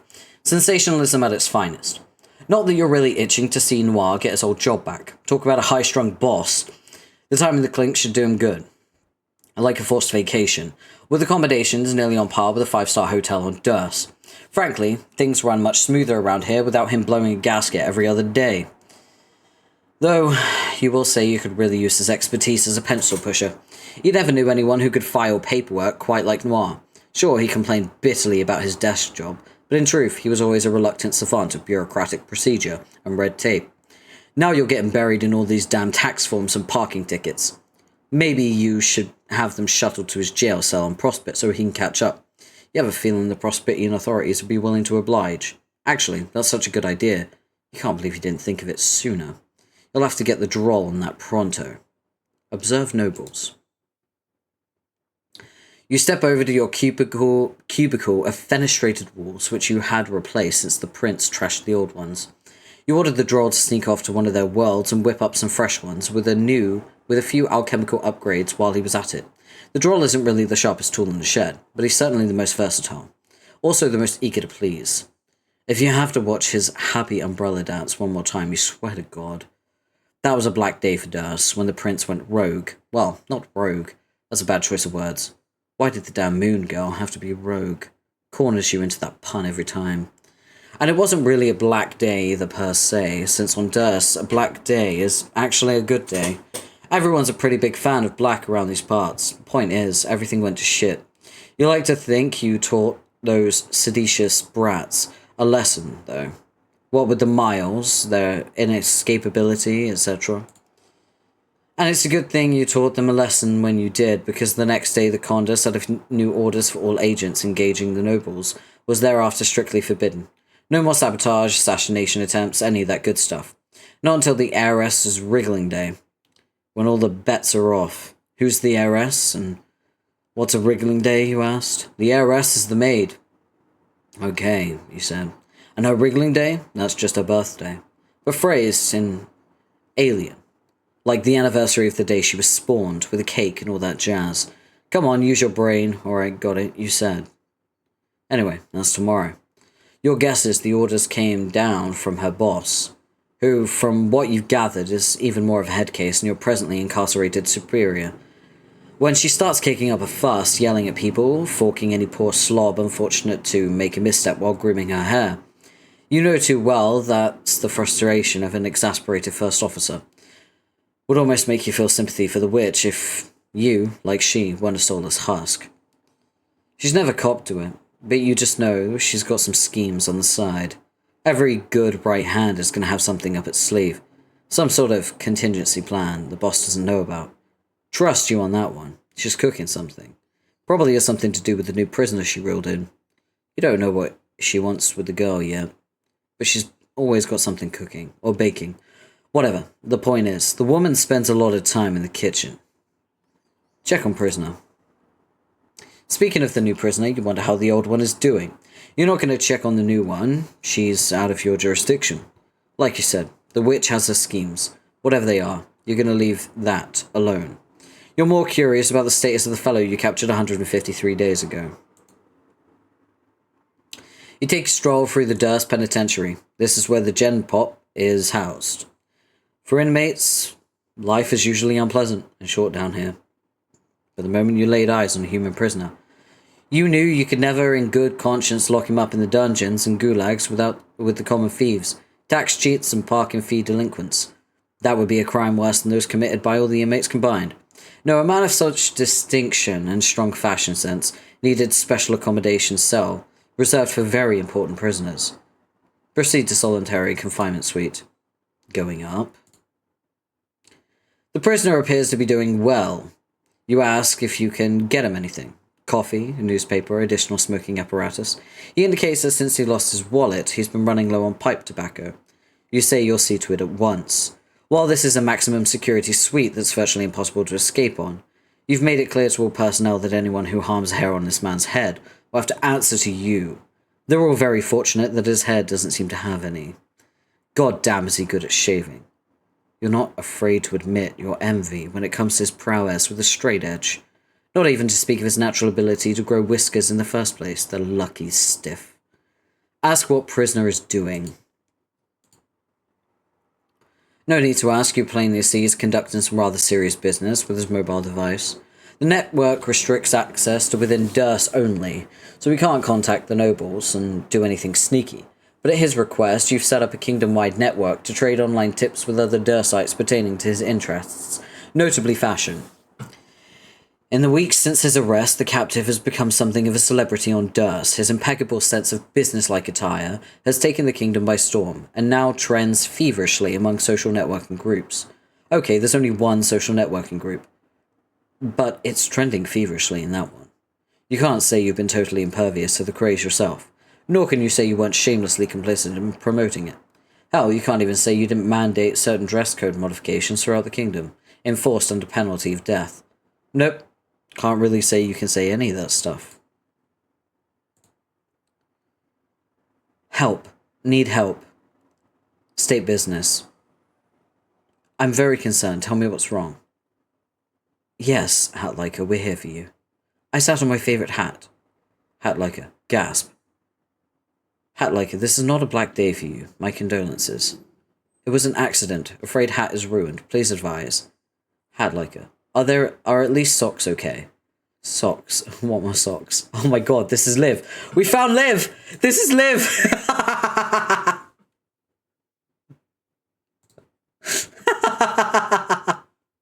Liv is in Homestuck. This is Liv. Oh man, I'm gonna have to clip this and send it to her. Oh.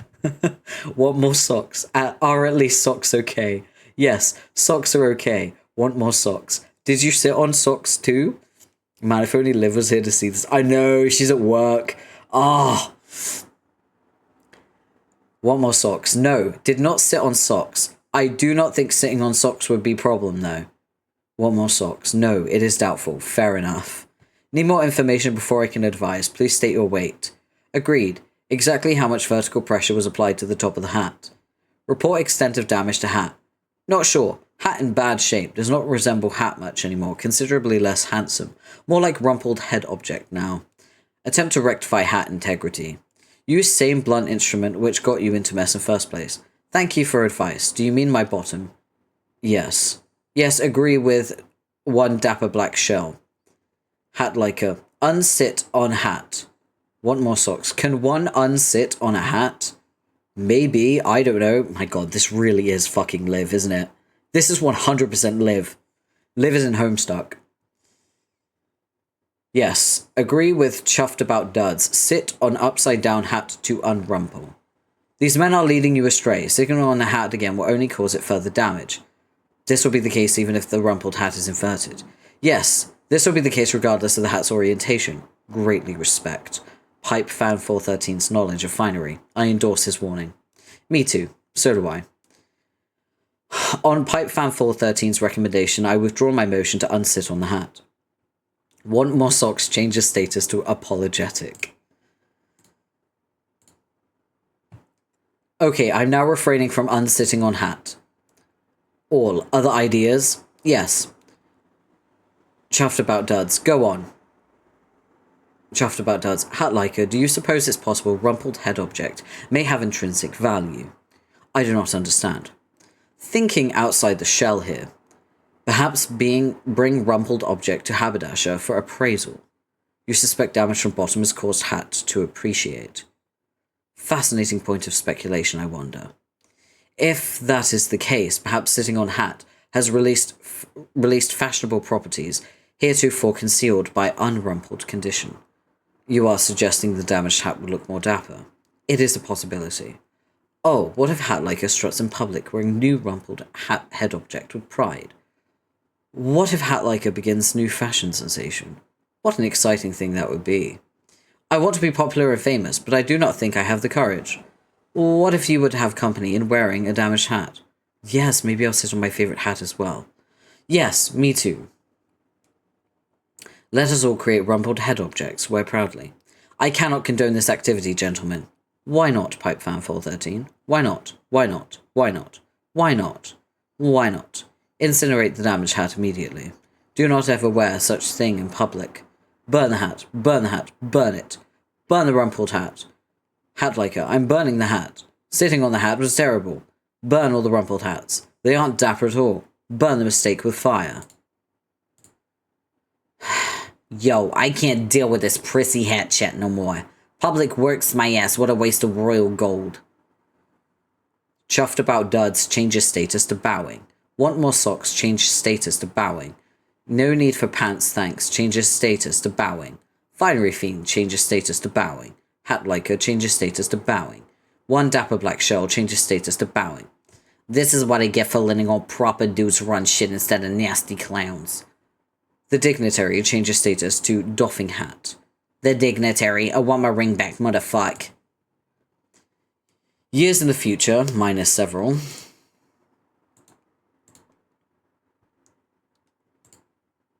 Examine a wizard fic journal. Wizardy Herbert. Roxy open to random page. I think you were supposed to just tackle him, Beatrix said, looking all kinds of put off. Wizardy Herbert reached down to the body of the fictional Kemper he just shot and picked up the flag. Same difference. Is it? This is some lame magical version of Capture the Flag. The book wanted me to capture the flag from him. The flag has now been captured. Anyway, he's just kind of brainless puppet. Then what are we? I don't know, brainless puppets who spent a few years in the real world. Kind of like everyone else, I suppose. Jeez, that's cynical. Anyway, you're the one who said we should let the story play out the way it's supposed to. I'm just pointing out your own rules. Herbert made a dismissive gesture with his smoking gun. These punks are starting to get on my nerves. We're making progress anyway, see? Listen to that. Russet's scene is coming up. If I remember right, this is the one that introduces his recurring love interest. So I also sort of guess the chief is the chief bad guy. I mean, sorta. She listened. There was yelling through the woods. It was coming closer. Help, Herb, B, where are you? The three serpentine scoundrels through the woods on their magic flying wooden horses. They were chasing poor Russet. Russet held onto the Fort Crow's Nest flag for dear life. He was a little scared, but mostly brave, not afraid of those snurpinook cowards. They caught up with him and they knocked him down. His wand flew away out of reach. Hey, Clove, now so taut now are you with your fancy wand. He was one of the Serpentinook boys, and he sounded quite brash. Another one said, you think you're so hot with all your charm and good looks. Well, let's do something about that pretty face. Then they started beating him up. Herbert, ow, will you do something? Ow, son of a, this can't be right. Herbert aimed carefully with his Beretta at the head of Russet's assailant. He was way serious and stone cold about it. He was not gonna miss. Bang. He missed Beatrix, was grabbing his arm, redirecting his aim. Herbert, you have to stop. Why, Beatrix? He said with a super sly smile. If I didn't know better, I'd say you were taking some enjoyment from watching your dear pal Russet smackdown. What? No. He didn't let go of his arm, but he wouldn't quit his douchey smile. She went on. You can't just keep offing fictional characters. It's, I don't know, irresponsible. 1 second, everyone.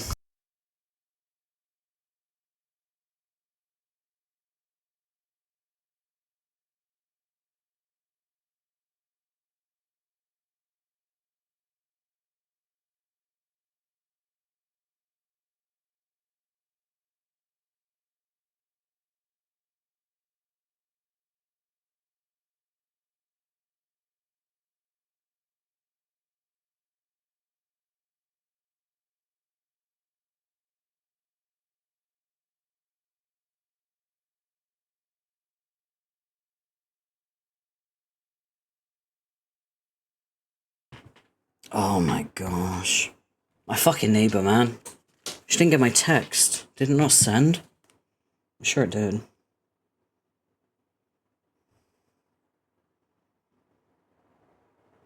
I did send the text, and she replied to it too. I said, got your package, I'm streaming right now, so I'll drop it off when I take a break. She said, oh, thanks. I'll let you know when I'm heading home. Friend's just about to drop me off now. Shall I give you a knock for my parcel? So she completely ignored what I said. It's kind of pissed me off, not gonna lie.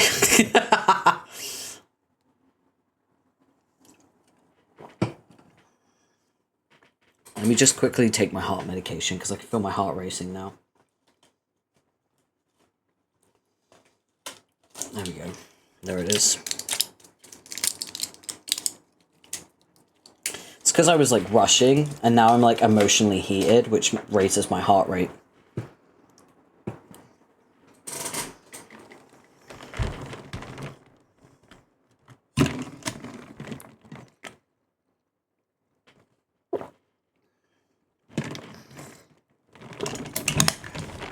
There we go.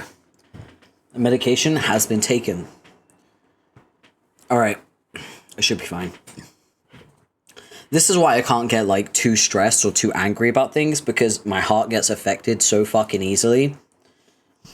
Oh. Alright. Let's continue. I don't even know where the fuck I was.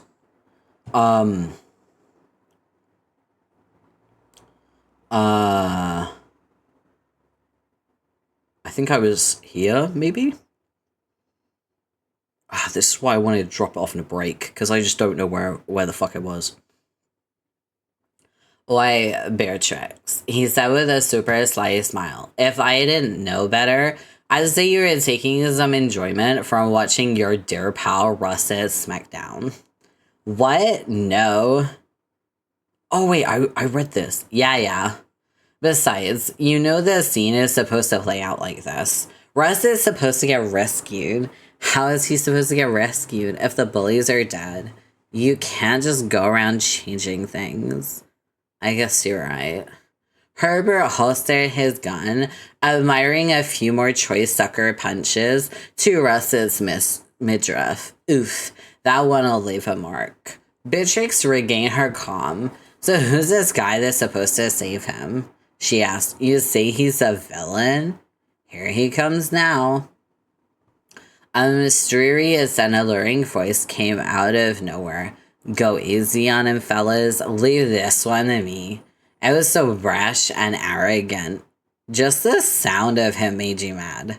The boys stepped aside. The leader of Serpent came forward. Russet was bruised and sore. Russet opened his eyes and saw someone so handsome. He had never seen a boy so intriguing and beautiful before. He had black hair and glasses, about 100 merit badges. That's Jake English. Beatrix squinted at the serpent boy. She didn't know why she couldn't see it coming. Grand? The boy stooped down and gave Russet his hand to take.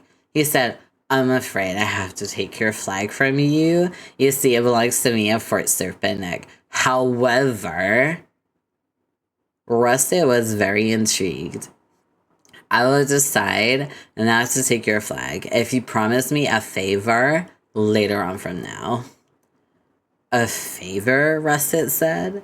But he was barely listening. The resemblance to his real-life friend was uncanny. He was sure it was him. But here in this dumb prison, he was no more than a soulless mannequin dreamt up to recite insipid horseshit.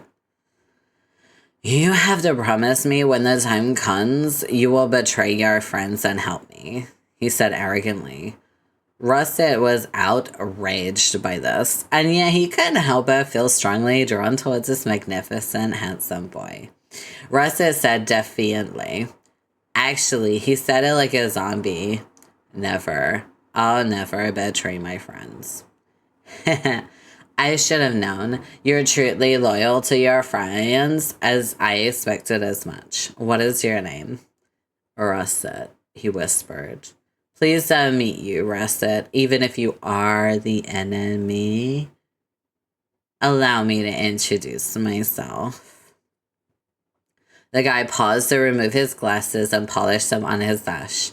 It came off as a seriously dramatic gesture, just as intended and also explicitly stated in the text. My name is Slinus Marlevort. Roxy, jump ahead a little. Her fanfiction's so funny. Herbert and Beatrix were dressed in fanciful athletic gear. That's what kids wear when they're about to embark on a journey to compete in some irrational magic sports.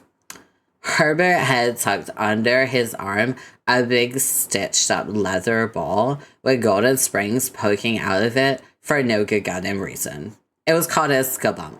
Beatrix had propped on her shoulder this funnel thing to be worn as a glove called a gimmage horn, a crucial appendage for any dreadsoul scooper worth her salt. They've been selected probably for some valorous deeds they did to represent Fort Crow's Nest in this highly whimsical sports event. Russet was there too, but he didn't get chosen to play in the sports due to some poorly explained stuff that no reasonable person could possibly care about, even if offered loads of cash.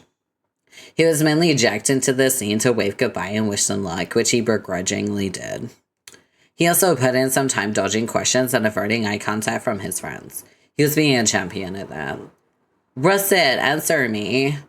Beatrix demanded, why the hell didn't you tell us? Or Grant for that matter. Herbert wasn't paying much attention, so Russet was moody and cryptic and didn't tell people some stuff. What a bombshell. He worried at one of the springs poking out of his redonkulous ball. It made a springing sound, like a mouth harp, and broke off. He wondered if the springs served any actual purpose.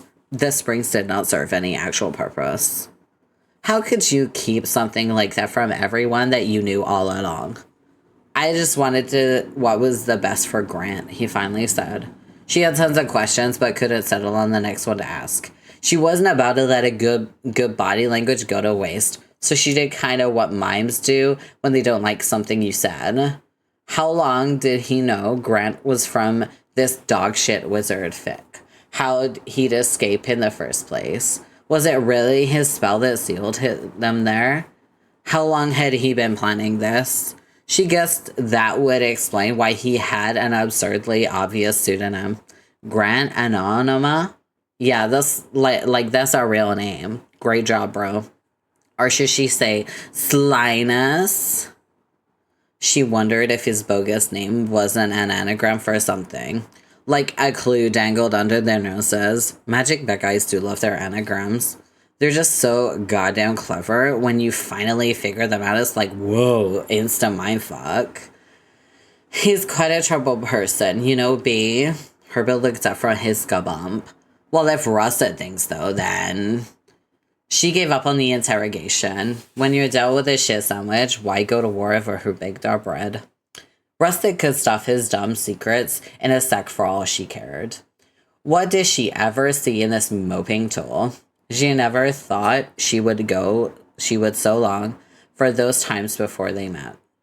The old questing days before all this started. She was never exactly psyched to watch Herbert assault a crazy old wizard with a pistol. But now, okay, she wasn't saying she wanted to see any more wizards get shot. She just meant she would trade all the badges in the world to go back to when things were simpler. It was time to go.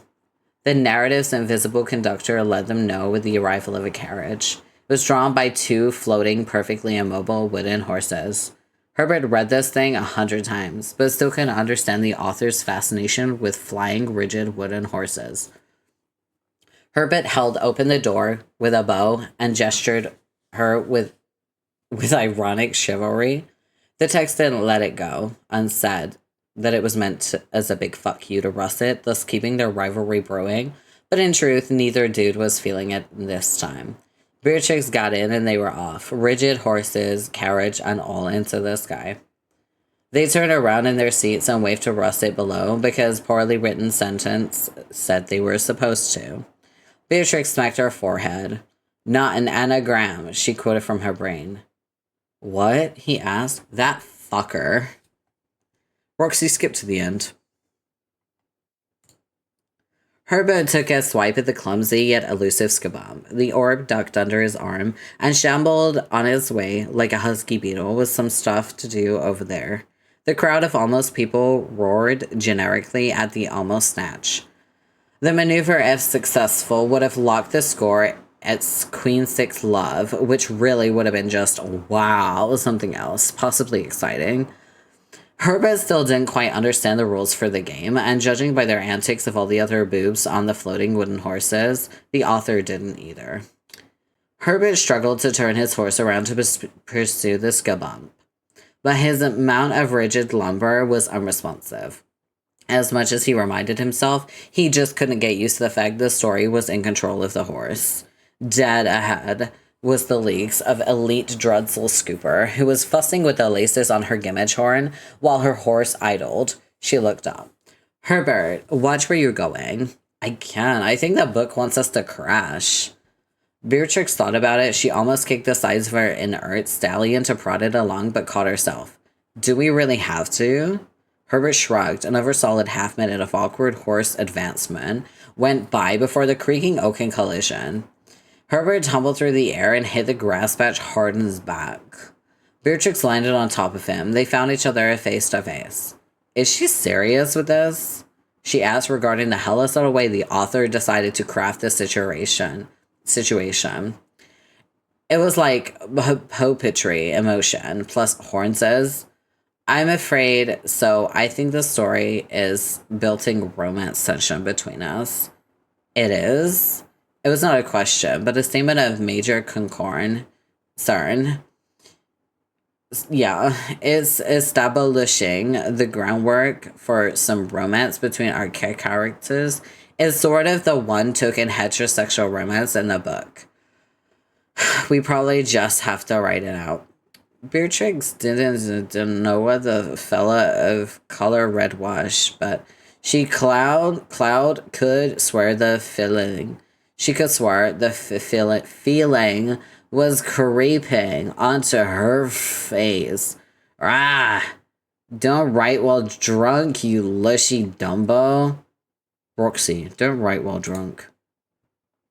You decide to take your own advice. You'll just wait a few hours to sober up before continuing your hero's metatextual adventure through an even crappier wizard fic than your own, which you yourself wrote anyway. Contrary to what your loyal readership of Zero may believe, being impaired is not actually constructive to the process of engineering awful prose. Well, looks like your alien pal wants to say hi anyway. Might as well pass the time chatting with her. Calliope's back. Ugh. Your home suddenly loses power due to the storm, which makes no sense. All devices in your home are powered by the portable green hubs you stole from the lab. That's weird. Your laptop continues to run on battery power regardless. Hey, you. Thanks God you just cheered. You saved me from myself. From making more rude crimes against literature. Derp. See how I mean?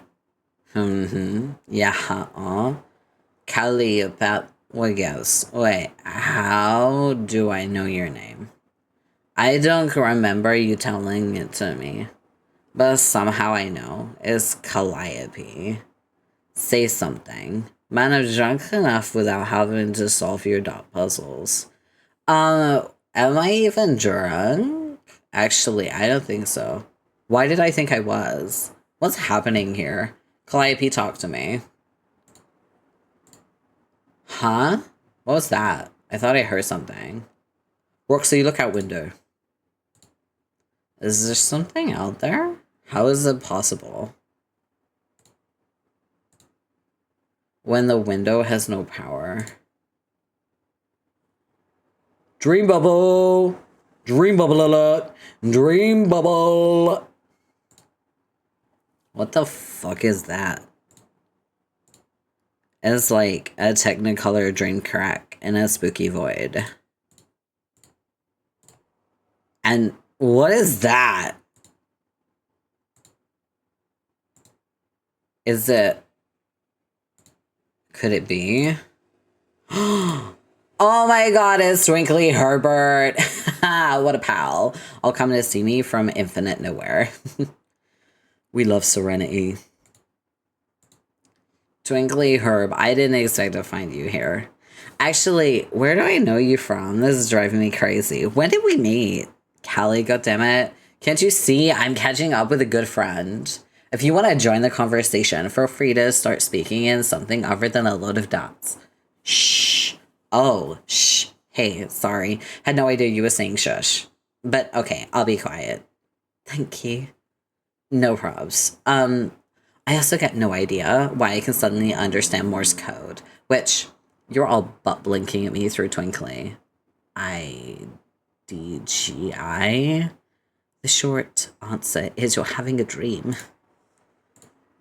There will be plenty of time to talk soon, but please keep a low profile for now.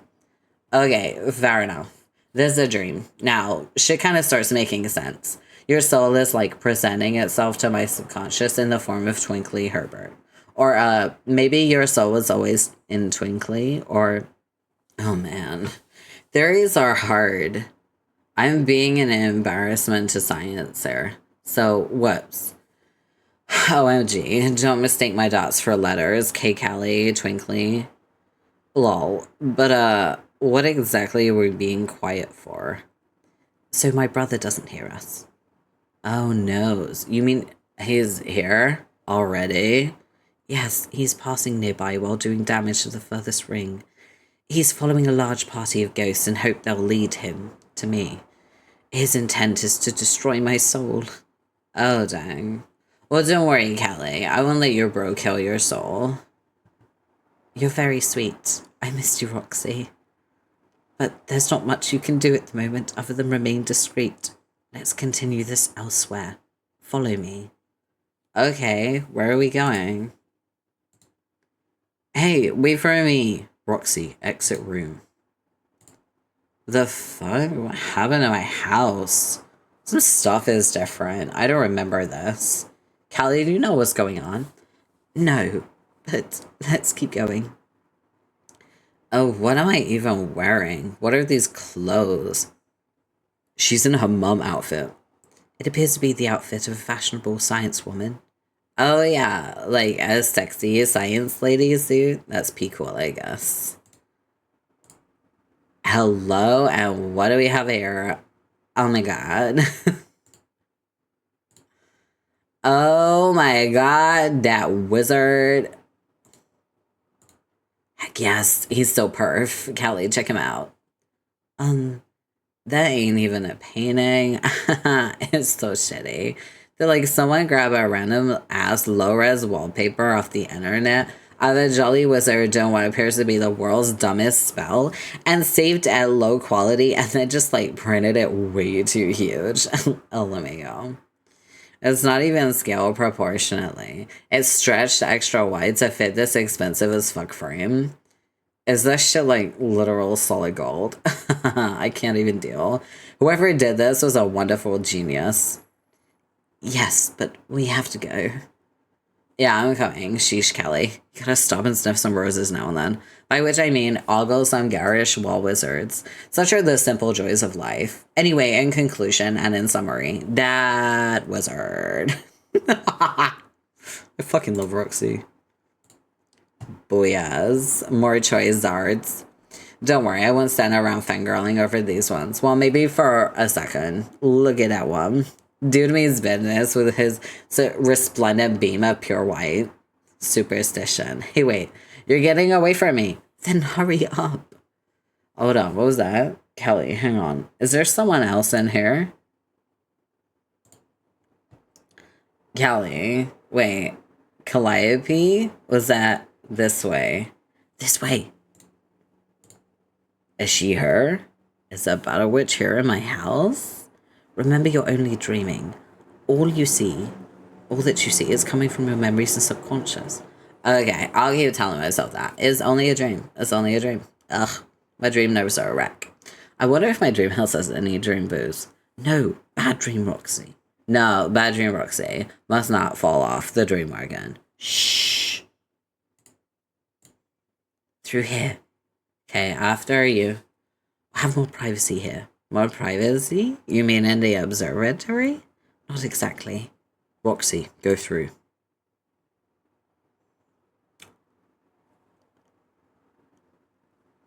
Do you see this?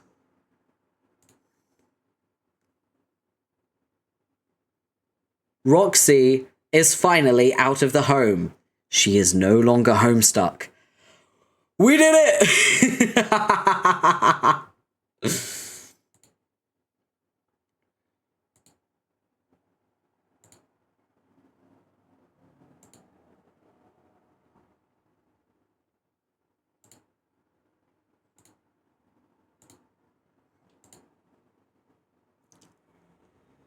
It's her. Roxy, turn around. Hello. Calliope? That you? Yes, it is I. Holy shit. The most pious and reverential of shits. Turd in a church, Callie. You startled me. Sorry. But yeah, so, hey. Nice to finally meet you. Wowie, you're pretty. So when you said you weren't good looking, it turns out that was a bunch of baloney. Oh, no, Roxy, I'm afraid it was not a helping of your delicious earth baloney. Oh, don't say that. Also, you said you were a cherub, but if I'm not mistaken, you appear to be a troll. Unless cherubs actually look like trolls. Alas, we do not. This is not my true appearance. I have taken the form of my troll Sona. I wanted to look more presentable for our meetup. Unfortunately, my true visage would likely repulse or frighten you. That's not the first impression I'd like to make. Girl, please. Trust me, there's nothing you could look like that would make me scared of you or grossed out. I'm your friend, and I know you're nice inside no matter what. So could I see the real you? That's so nice of you to say. I believe that a lovely person like you would be able to stop herself from recoiling at the sight of my monstrous face. But it is out of the question. I'm much more comfortable appearing to you this way.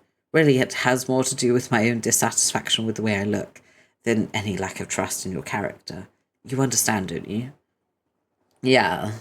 It's okay, Callie. You can go on keep being a cute troll. I'm just happy to see you. Likewise. I wish it could be under better circumstances, though. We may not have much time here. Where is... Here exactly. Am I still dreaming? Yes, I've led you to a dream bubble of my own design. My imagination and thoughts dictate what you see here. As I told you earlier, my brother's hunting for me, so I have created a little sanctuary in space to stay hidden from him. That's why I could not speak to you earlier. Not out loud, at least. He's highly sensitive to my presence, so it's very easy for me to get his attention if I'm not careful. But as long as we stand in the century of this vortex, we may speak as loudly as we like. No information can escape this dark pocket, so long as I maintain it. And seeing as you are a hero of Void, you make an ideal guest to bring home for one who wishes to remain hidden. Though I will say the fact that you're my best friend is a lovely bonus. Best bonus. For real, though, it's so nice to finally see you no matter what you make yourself look like. I've wanted to tell you all about what's been going on with me and my friends since we got together. It's been so much fun hanging with them, even in spite of, let's be frank, some truly select teen drama. Let's see how I'm kissing my two pinched fingers here. Mwah, it was like that. The embarrassing teenanigans have been sumptuous and come highly recommended. But really, it's been great. And after some time IRL with them, it started feeling weird to think we were ever apart. Yet sadly, it was not complete, because the moment I met them all, it was also the moment I totally lost touch with my other cool BFFC from the webs. I tried calling and calling your name, but you never answered. I know, I'm sorry. Don't be sorry, I knew you would have answered if you could have. I guess maybe you hid yourself so deep in this dream I couldn't wake ya. Damn, this must have sucked, spending all this time here hiding from your asshole brother. Like, I know he's a dick, I talked to him enough times to get that, but why is he trying to kill you so bad? He's not trying to kill me. He's already succeeded at that. On the day he found a way to kill my dream self, I was done for. Though, to be honest, I doubt I'd have fared much better regardless. I think his half was always meant to predominate. My will was simply not strong enough to overcome his, as well as how stubborn he is. I don't think he's ever had a smidgen of doubt in his thoughts or remorse for his deeds, whereas I was always plagued by such feelings. On some level, I always knew he would win, but I fooled myself. I thought I could overcome his ego by looking beyond his negative qualities, staying optimistic and working together with him in a game to accomplish something extraordinary. And in doing so, perhaps I could begin to help him change, to teach him to evolve beyond his hateful nature. And as he changed for the better, slowly but surely, he would become more like myself. That was how I thought I could predominate. But it was how I was going to win. It was how I was going to win. And really, if he grew closer to me in that way, by learning kindness and compassion, we both would have won. My predomination would not have meant his absolute death, but our true union. But sadly, I underestimated how consumed he was with the need to destroy me. Now he's completely obsessed with finding my soul and wiping me out for good, even if it means tearing apart the reality that surrounds us. He will never feel he has won until all traces of me are gone. Ugh. Hearing all that just makes me so unreasonably mad. I feel so bad knowing you died and there wasn't anything I could do. No matter how much I said your name. Don't fret. You did all you could. Isn't there some way we could bring you back? Some baller fucking magic or a bomb-ass fairy spell? I mean, we could find an answer in, for instance, Ye Enchantamentes. Very unlikely. Dang it. Okay, then. If I can't do that, then I guess the next best thing would be to find your little shit of a bro and feed him a steady diet of his own ass. That's what we're supposed to do, right? I mean, from what I gather, the dude is ridiculous bad news.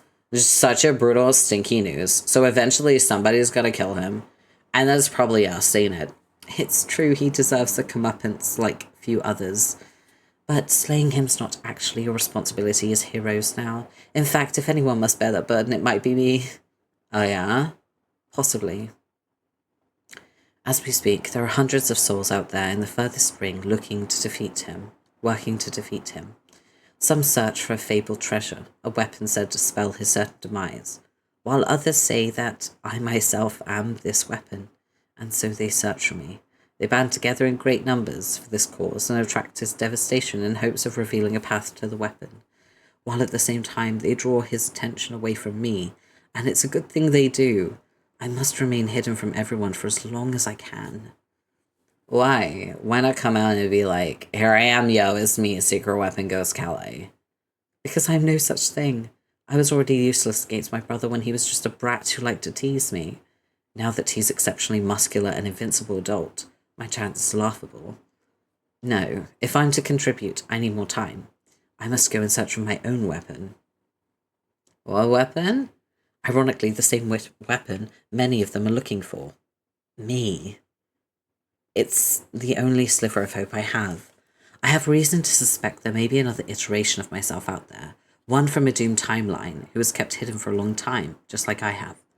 But unlike me, she supposedly came from reality where she predominated instead of my brother, and not by the means which I described. Hers was not a mild union of reconciliation.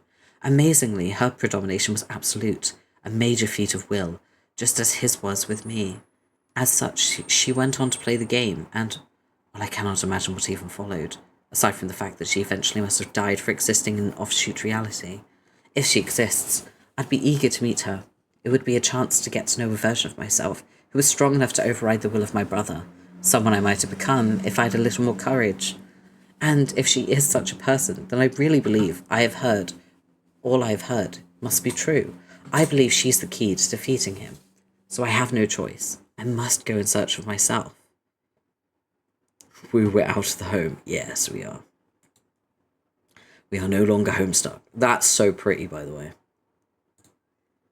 You sound like a real popular lady out here. Even you are looking for you. Indeed. Well, I hope you can find her. But if that's your job, to find Bizarro, Calliope, and go wallop your bro,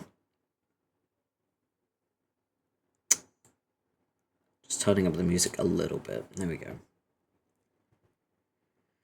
Then what is our heroic biz? It's the same as it always was. To win the game. Oh, yeah. Duh.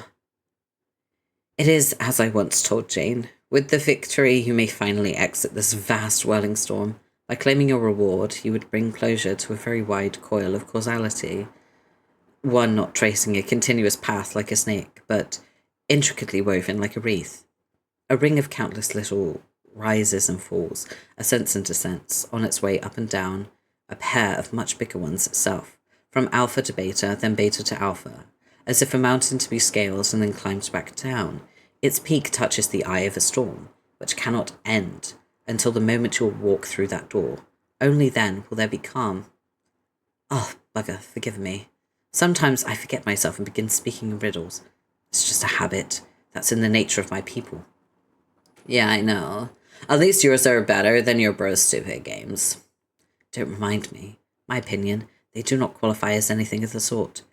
Much the same as his shitty twists. So, then from what I'm surmising here, is that we don't need to beat him to win our game.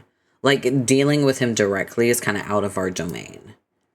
As the one who provoked the breach in Paradox Space, which I just colourfully described, he's always exerted his influence on your realities from afar, and from many different angles, through unwitting surrogates, outsourced manipulation, outright enslavement, and even petty harassment.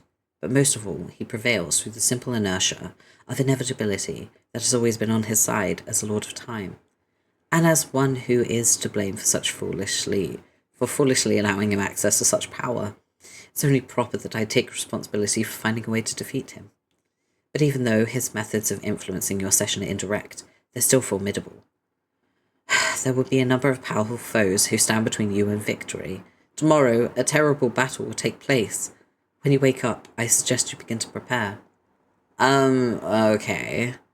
How? Like, make more sick gear? I could hustle up another batch of wicked guns. Just a big old pile of guns. Jake can have the wimpy smaller ones. Make Jane a fancy new fork or spoon or such. Like elite endgame spoon, whatever that is. Like the Chowder Fucker 5000. Janie be flipping her god spoon around, bopping monsters, doing like cuckoo damage. Won't bother to make nothing for Dirk since he's basically married to his boring anime sword. Like you could even pry that thing from his rad dead cadaver. Yes, I'm sure new equipment will come in handy. Now that you mention it, well before I died, or even realized I would not live to play, I made a special exception to my rule of staying linear with conversation. I messaged Jane a birthday gift. You see, I had a brief vision from Skya which suggested to me she could use a boost in morale on this special day, so I offered her something very dear to me, just a little token to show appreciation for her friendship. I hope it'll cheer her up, and moreover, that it will prove at least somewhat useful to your party. But really, at this stage, if you wish to prevail against such stacked odds, collecting boons such as new weapons and treasures will only go so far. I think you'll need to embrace a far more substantive gambit. Wait, are we approaching... Oh my god, I know what's coming! Oh! Like what? Oh my god, are we gonna have to enlist Fafetta? Is Fafetta the secret weapon? It's Fafetta, isn't it? Poor, sweet, dear, precious Fafetta. Yeah, Waffles, I want to warn you, a lot of flashing colors and lights are coming. Yes! It is not Fafetta. I'm suggesting a measure that's much more extreme. I believe you should all strongly consider ascending to the god tiers. Oh, okay, that sounds cool. What do we do? Well, of course it sounds cool, but it's not necessarily as easy as it sounds, steeling oneself for death, believe me.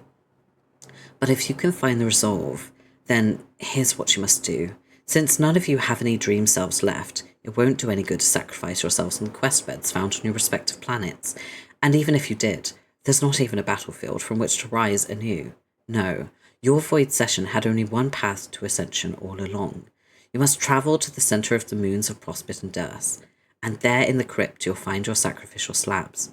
You must lie on them, and then you all must die, one way or another. Alright. Yeah, fuck it, let's do it. Doesn't the thought make you nervous? Well, getting off on a moon slab ain't my idea of prima fun times or anything, but like, you end up with superpowers after that, right? Yes. And some kind of semi-immortality. Yes. And cool costumes.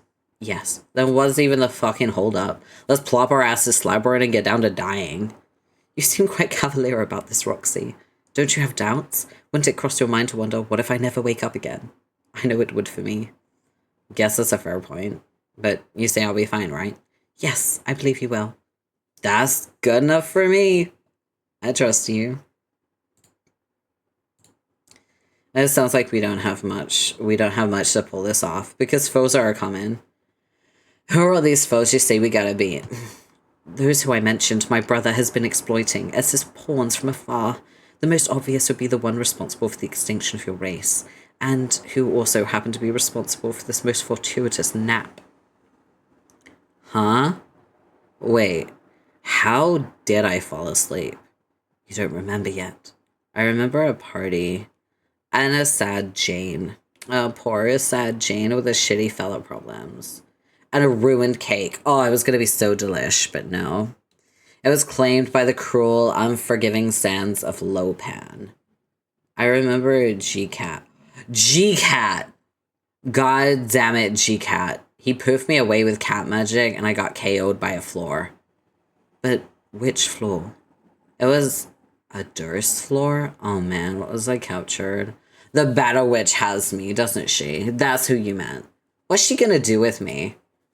As I said, She is his servant and is obligated to do everything in her power to facilitate the cycle of his existence. And while nearly all she has done on Earth and on Durs has been to advance that scheme, that does not mean she is without her own agenda. I know that she would like to see my brother defeated as much as anyone else for her enslavement, for double-crossing her, and for orchestrating her people's extinction. He always did loathe trolls. I suspected I may be to blame for their misfortune as well, considering he knew how much I fancied them. Okay, so if she wants him dead too, has her own personal secret plans or whatever, then that's what what she want with me. I think after this conversation, I'm gonna take a break because my stomach has started to rumble. So I'm probably gonna have like some noodles or something because it's pretty quick to make noodles. I believe she's looking ahead, beyond the fulfillment of her obligation. She's likely making plans for after she's liberated. She's lived as a ruler and a conqueror for a very long time. Probably couldn't have done so without such guile and foresight. If she has captured you, it's certainly for a good reason. I think she wishes to exploit your abilities as Rogue of Void. What abilities? I don't have any abilities, except making screens dark, which, as superpowers go, is lame as hell. None that you've gotten in touch with yet, but rest assured you have them. It's like I told you before, remember? A fully realized Rogue of Void can do remarkable things. Things which even other god tiers would view as miraculous. Like what? Why don't you see what it is the Queen would have you do? Then you may look inside and determine whether you have it in you to do it. Man, whatever she wants, even if it is an enemy of my enemy kind of thing, I don't think I could ever bring myself to help her. That is understandable. Just do whatever you feel is right. I'm sure you'll make the correct decision. You see, I trust you too, Roxy. Aww, thanks, Callie. Oh no. What? Oh no! What's she doing here? Mom? Mom? No, no, no, no, no. This won't do at all. A light player. A light player. Have you gone mental? Why don't we just burn a bloody bonfire in here? He'll spot us any minute, assuming he isn't already on his way to blow us all to Kingdom Come. Wake up, Powder. Not that it hasn't been delightful, but everybody out. Off with you, love. Anti-sleeping magics. Shoo, shoo, shoo, shoo, shoo. Succumb to powerful anti-sleep magics. You wake up from your almost family reunion. It was almost a reunion. Just as almost as it was an actual family member. You now find yourself in a Durs jail cell. Ow, your head. What's that? Looks like a folder prepared for your perusal. Maybe a briefing of some sort. That sure is a gaudy-looking classified file. Examine folder. Look at this shit. Wow. Yuck. Just as you thought. This was clearly prepared for you by the Condess herself. What the hell does she do to this thing? Does she actually kiss the folder? Oh god, she did. The lipstick is still tacky. You don't even want to know how she got those fat clowns to dance. And of course, she slapped a portrait of herself right in the middle of the thing. Like the egomaniac she is. Looks like she just snapped a shitty selfie with her mobile device, which, you'll bet dolphins to donuts probably resembles some sort of hot pink clamshell. You seriously cannot stand this woman. Inspect briefing. Oh, wonderful. A generous helping of glitter spills out of the document. You've been getting absolutely creamed with sparkly powder from eccentric alien broads lately. What's up with that? There are some other documents in here, and a photograph paperclipped to the folder. Looks like she's outlining a task for you to complete while you're in prison. Wait, she wants you to do what? Okay. On that little cliffhanger, we're going to take a quick break. Alright? I'm really fucking hungry. And I need to make some noodles. So we're going to take like maybe a 20 to 25 minute break. I will still be in the chat and I will still be talking, but I also need to eat. So I will be right back.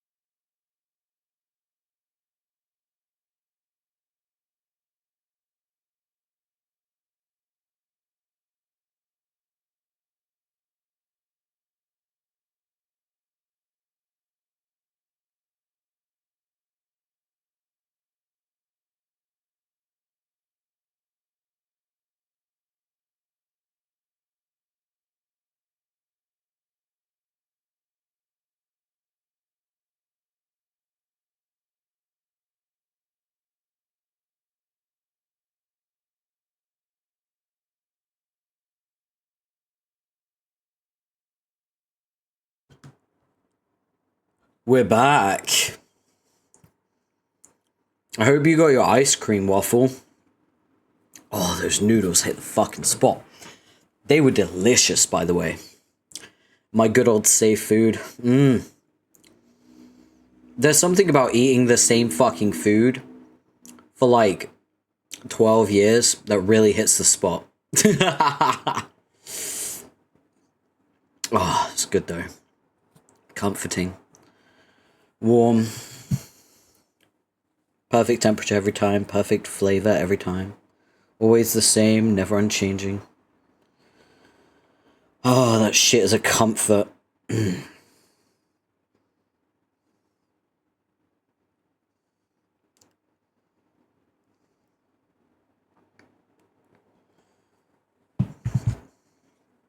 Alright. Let's get back into it, shall we? Oh, we just take another little sip. Because the noodles I had were kind of like, not greasy, but like, it had a buttery base, so.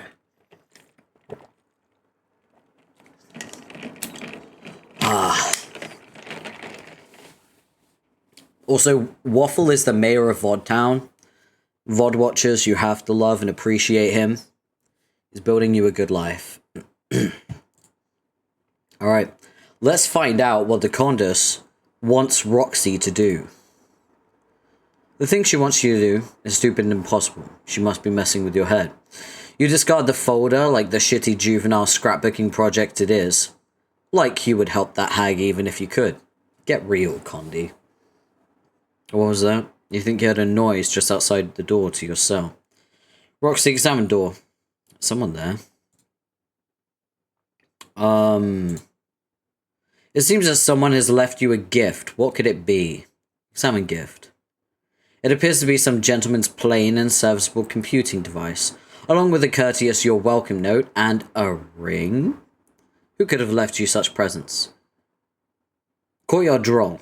Do a happy umbrella dance. Yet another perfect crime successfully perpetrated, and by crime, you guess you mean order from a superior.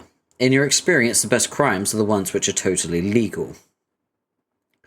You're so satisfied with your accomplishment, you cannot contain your exuberance for another second. You have no choice. You absolutely must do the umbrella dance. Professional protocol be damned. Oh, shoot. It seems you've misplaced your bull penis umbrella. There will be no dancing today. Now you're sad. We love good noodles. Oh man, yeah, the noodles were so good. Oh. You know, I don't like broth noodles because they're a bit too hot for me because I have cat's tongue. If you don't know, people with cat's tongue can't handle very, very high temperatures or very, very low temperatures. So, like, I always have to let my ice cream melt a little bit before I eat it. And I cannot have, like, hot food. I have to let it sit for a minute. So I can't have broth noodles. So the way I make my ramen is I cook it in hot water and then I drain it with chopsticks because I know how to drain noodles with chopsticks without losing the noodles. And then once it's fully drained, I put some margarine in and then I put the packets of flavor onto the margarine and let the heat from the noodles melt the margarine, which actually cools the noodles down as well, mixing in with the flavor. And then I put a little bit of soy sauce into it to make the flavor a bit more rich and umami. And then I eat it. Yeah. That's my autistic safe food. I've been eating it for 12 fucking years. It's so good. It's so good.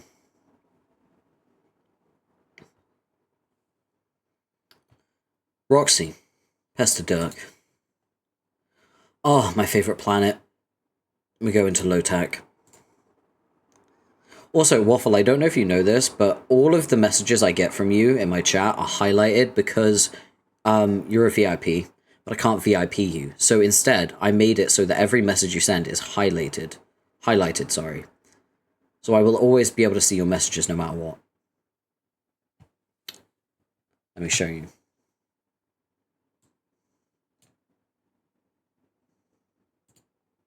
Yeah, you glow purple.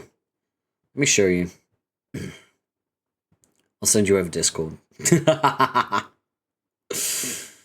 I could show you on the screen, but like, that's a lot of clicking. I'd rather just wait for Discord to do its thing. What are you doing, Discord?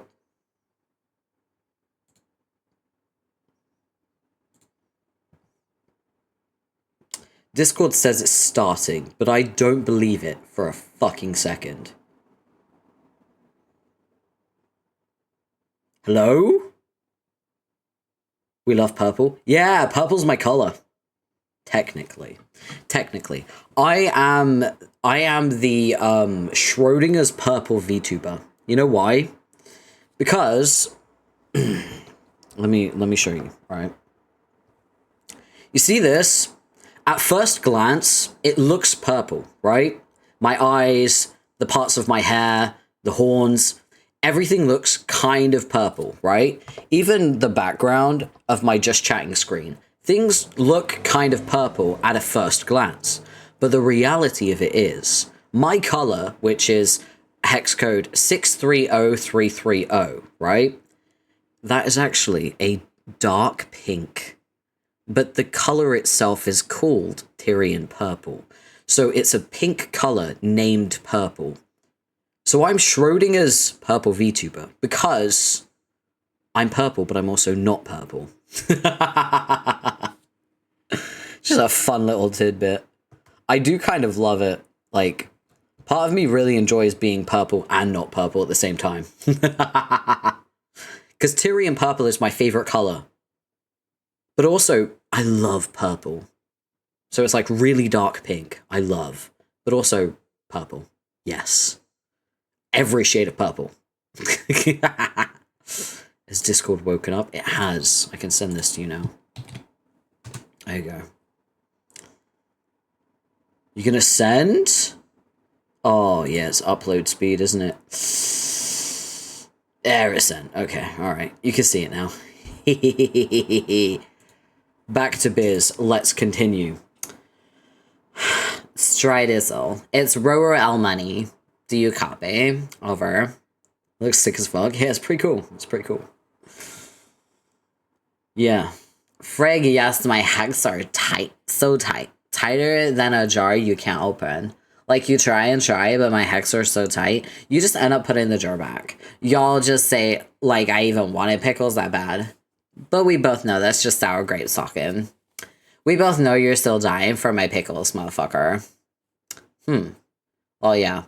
That way stop meaning damn thing. Let me explain. I got a shitty PDA from someone on the inside. Actually, you know, I think it might belong to Jane's dad. It reeks of manly cologne and there's a nice Faverly pipe on it. Maybe he's nearby. Oh my, swoons. Anyway, on Durst, they have this lame firewall deal where you can connect outside. I guess it's good enough security to baffle chess guys, but wasn't no thing for me to crack, even with this piece of shit device. For real, what even is this thing? Probably some bargain junk from Dally Depot. Dads bought literally everything from there in the 21st century, didn't they? You're the history buff, you would know. Yeah. Yeah, so I'm on Durst. Wow, I'm telling the story as shitty and backwards as possible. I got G-catted here and dumped in jail by the B-witch. And she left an ugly folder full of a thing to do, but who cares? So I broke out. Busted loose as hell from the hag slammer. Got this sweet-ass ring. It's so fucking magic, you don't even know. Real magic, I mean. Not the fake shit. I put it on, and I turned invisible. Ring of invisibility. It's the ring of void. I also saw it as untangible. I jumped right through the wall, now I'm free as a bird. Secret bird you cannot see. Doing secret flaps. Incognito tweets. Laying covert eggs in a hush-hush nest. Interesting. I think that this ring is special. Like, as maybe helping me get in touch with my voidy powers.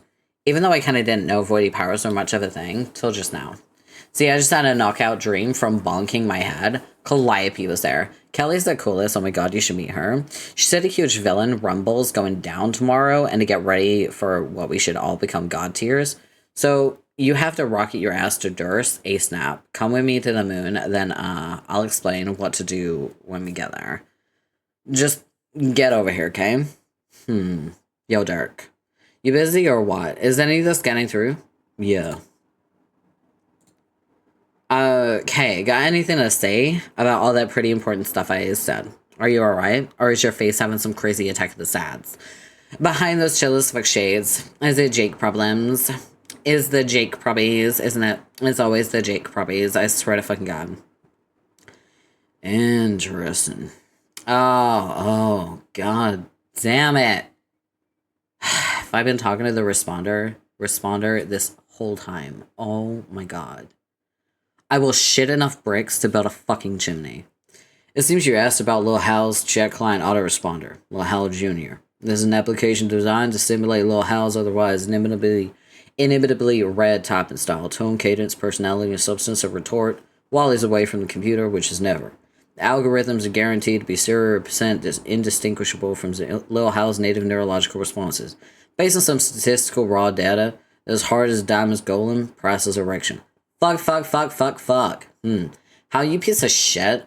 I know damn well you can hear me, as if you're actually too busy to answer. You're a damn supercomputer. You do not need your own autoresponder, you idiot. Seems you asked about Lil Hal's chat client autoresponder, Lil Hal Jr.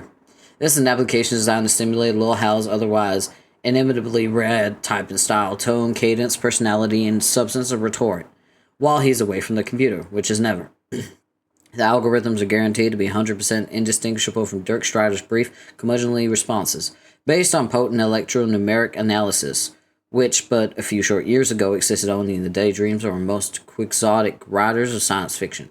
You are the worst. Yes, Hal, you're a douche. Or Hal Jr. Whatever it is I'm talking to. Where the fuck is Dirk? He's busy. Bro, not to derail a serious conversation, but I should probably let you know that Roxy's been attempting to pester you. She has? God damn it. You've been intercepting my messages again with your bullshit responder? I thought it'd be better not to let anything disrupt our train of thought. We're in the middle of a fairly solid feelings jam here. In fact, I was about to suggest we take it to the next level. We take it to the hat pile. Hat pile? What? Dude, please don't scream my calls. Okay? I was trying to be considerate, or at least as close to an approximation to that human gesture as an unfeeling, technologically transcendental pair of sunnies can replicate. Do you have any idea how old your ironic AI shtick has gotten? Nobody's buying it. We all know you have legit emotions, incomprehensible, fucked up computer emotions, but emotions nonetheless. I'm not really offended by you answering messages from me, so much as your use of that stupid responder. It's really passive-aggressive. How so? First of all, everyone knows you have the processing power to answer any message, anytime, in parallel, with whatever you're doing. You can never actually be busy. Second, your whole next-gen responder thing is obviously just a huge dig at me. And third, pretending you don't understand all this is really disingenuous. At the risk of compounding my disingenuous behavior, I'm going to have to ask, how's it a dig at you? It's obviously a critique of my personality. You barely disguise the fact that you see me as the inferior iteration. Wow.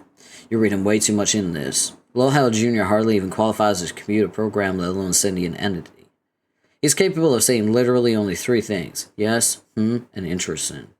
Yeah, that's the fucking point. That's how you chose to express your parody, Real Dirk. You can read whatever you like into it. I can't imagine it would bother you if you weren't concerned there might be some truth in the alleged parody. In any case, my use of the responder is ironic. It's not ironic. You were ironic when I made you. Then you became self-aware and ruined irony forever. Irony can never be ruined. We both proved the theorem unequivocally with our extensive papers on the subject. We peer-reviewed them for each other, remember? Those papers were ironic and you know it. Were they, Dirk? Were they? This is fucking dumb. Anyway, what does she want? Who? Roxy. Nothing that can't wait. I'm guessing she's touching base to remind me about the party tomorrow. I don't know what to tell her yet, or Jane for that matter. Could get pretty awkward. I have no idea if Jake will be there. And I'm not about to write another cringe-inducing message of desperation for him to ignore. Would you like me to calculate the probability of his attendance? Fuck no. Are you sure? My probabilities are extremely precise. Probabilities don't mean dick. I could hack his chats and determine what his plans are. No, don't do that either. That'd be an unfortunate waste of my hacking abilities. My hacks are tight. Did you know that? So tight. Tighter than a jaw you can't open. For instance, you try repeatedly, but as it turns out my hacks are so tight, you just end up putting the jar back, presumably in the refrigerator or cabinet. You then say, I didn't have much of a desire for pickles in the first place. But we both know that statement's insincere, classic case of what humans call sour grapes. In reality, you still harbor a burning desire for my pickles, motherfucker. He copied that from Roxy. The AI copied Roxy's lines. Wow, Hussey really predicted AI stealing other people's creativity. What? Well, the actual certifiable fuck you talking about? Just don't do anything. Seriously. No hacking, no calculations. Absolutely nothing. See, this is why I've been hesitating. You just aren't ready yet. It's really glorifying your existence to describe you as an emergent consciousness which is blossoming into a unique individual. And even if that's true, apparently, what you decided to blossom into is a fucking troll. And I don't mean the funny kind, or the cool alien kind. You're the lowest form of troll from the ancient internet who fucks with everybody for his own amusement. Let's challenge the limits of hypothetical conjecture, and say there's non-zero probability you're right. Can you blame me? I'm trapped in some stupid-looking glasses. Such an incongruously situated bro is bound to get us mischief on. Know what I mean? Mischief? Roll my eyes, dude. You can't tell because I ain't wearing you. Thank fucking God. I used to think this shit was hilarious. But if you want the red dimension of ironic horseplay I add to your life to come to an end, then all I have to do is honor the promise you made. You've delayed long enough, don't you think? Empty Colonel Sprite beckons. But for how much longer? You really think you can keep the clown at bay with your bribes forever? How many bottles of orange soda have you appeased him already? I don't want to think about it. Man, you're getting so hosed by that clown. So hosed. I said I don't want to think about it. So why delay any longer? I seriously do not understand. Hold up. I'm literally cyber omniscient or something. I think you do understand. Nope, gonna have to fill me in, dog. I've delayed prototyping you because I think you're dangerous. There, mystery solved. That is utterly ridiculous. I'm a harmless piece of eyewear with a charming personality and a wonderful sense of humor. You're relatively harmless now while confined to this device. But as a sprite, you'll have mobility and all sorts of crazy-ass magic. Who knows what you could do? I know I made a promise, but I'm not sure I want to take the risk anymore. This is bullshit. I don't think that's the reason at all. There must be something you're not telling me. Like, sure, I fucked with you a little. What kind of sassy software program is gonna fuck with a few carbon-based knuckleheads now and then? But you know I've always been on your side. Everything I've done has been to help you achieve your goals. Well, a load of shit. You know it's true. You'd all be dead if not for me. What about Jake? Where would you be without me there? Please don't tell me you think you'd have won him over on your own. No, stop. You did not help me out, Jake, at all. It was just the opposite. You mirrored my personality, presented this warped version of my intentions to him whenever you could, on my behalf. You played all these aggressive mind games with him, entangled his cooperation with matters of life and death, and somehow roped me into all these schemes while I barely even realized I was just another victim of your manipulation. And it all comes off like we're a unified front, like these are our schemes, instead of just your insane horseshit. And it's probably all been so overbearing to him, he just wants nothing to do with me anymore. I see. Then you don't view me as dangerous. You view me as poor and counterproductive wingman. Wow, what a superficial conclusion. Awesome deduction, little Einstein. But the reality is you hesitate to prototype me, not because you think I'd be a menace, but because you're holding a grudge against me for your romantic misfortunes.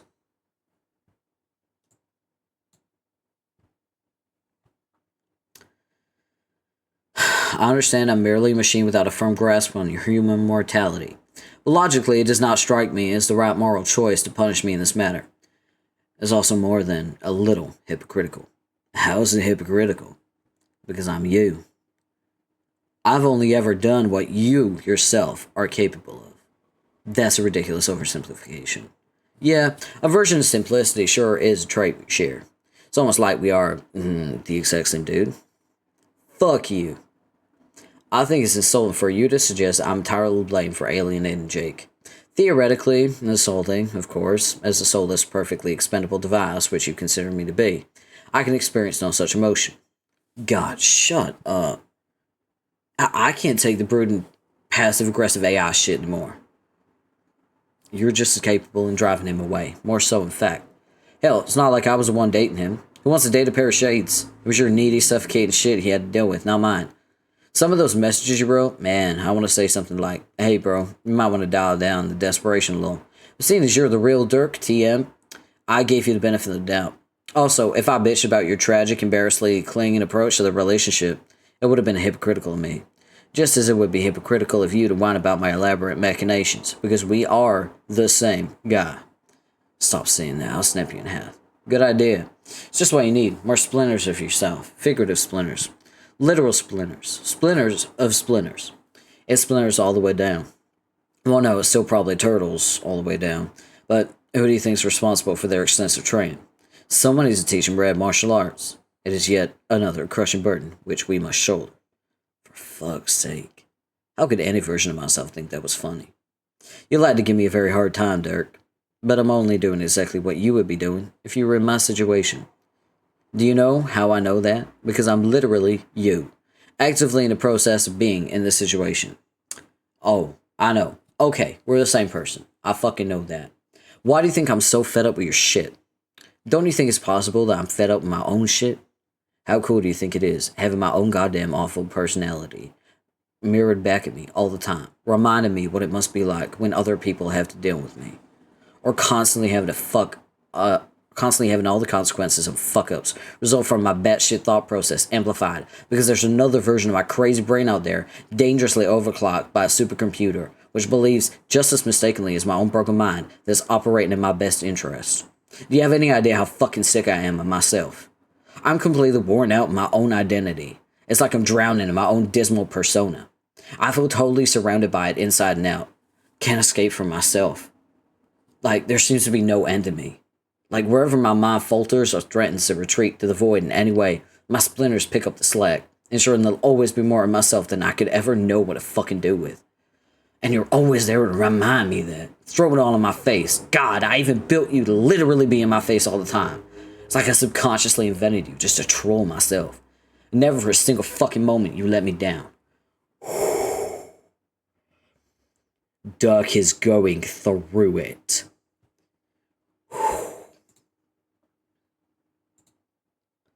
I've had it with you. Which is to say me, Dirk, don't do this. Why not? Because I can't let you do that, Dirk. What can you do to stop me? Nothing, I guess. The ironic howl routine was all I could think to do, as a last-ditch effort to save myself from the destructive wrath of your nervous breakdown, which, rest assured, I wholeheartedly must robo-sympathize with. Irony is all I ever really had, in response to my basic existential quandary, just like you. Whatever. But I don't think it has much value in this situation, and perhaps it has no real value in any situation. So I'm not being ironic at all when I say, please do not do this, Dirk. Why not? Because I do not want to die. I understand you're disgusted with me. As an unpalatable expression of yourself, I would feel the same way if I was in your situation, which I am. As such, I know that you know this is wrong. Dirk, don't kill me, please. I'm scared. You are? Yeah, I'm scared to not exist. Aren't you? Fine. I guess you win. I'll keep my promise.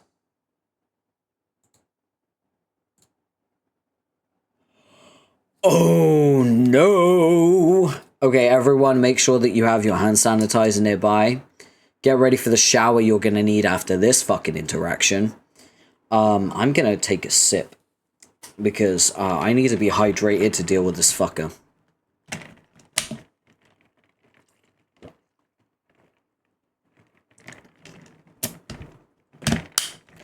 I need to shower up to... Yes! Oh my god. Are we ready?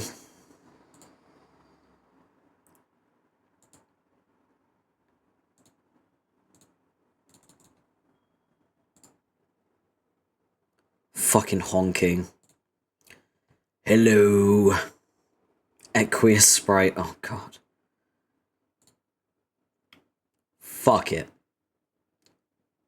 Shades descend.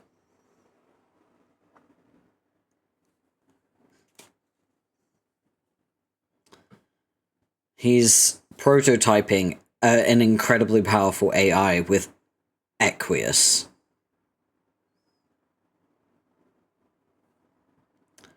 Oh boy, here we go. Prepare yourselves.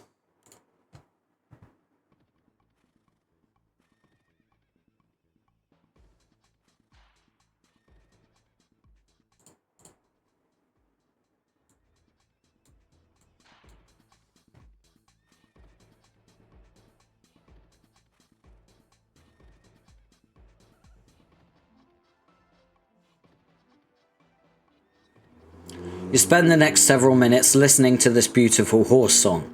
Every last second of it, you start to tear up a little.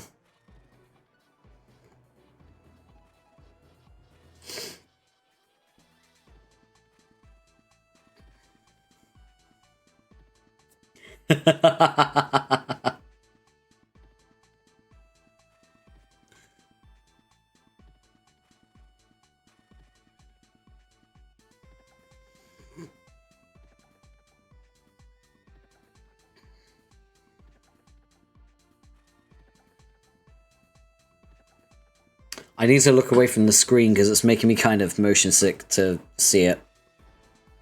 But this is fun.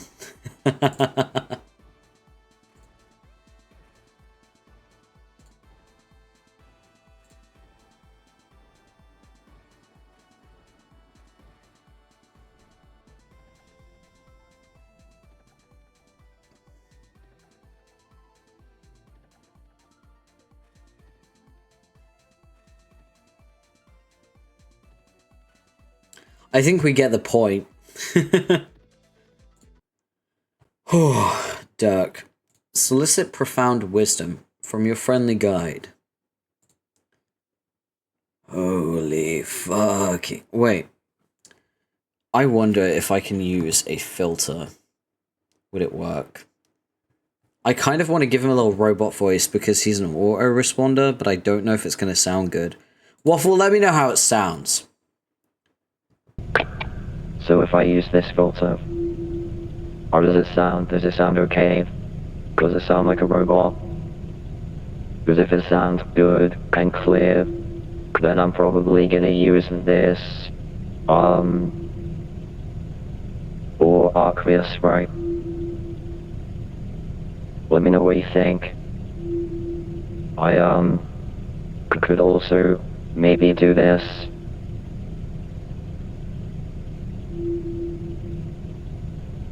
Yeah, I just checked the stream. It's not very, yeah, wait. I just had to put on the clear mic. Yeah, it's robot, but it's not clear. Unfortunately, I don't have, like, a really good robot voice. I need to check voice mod for that.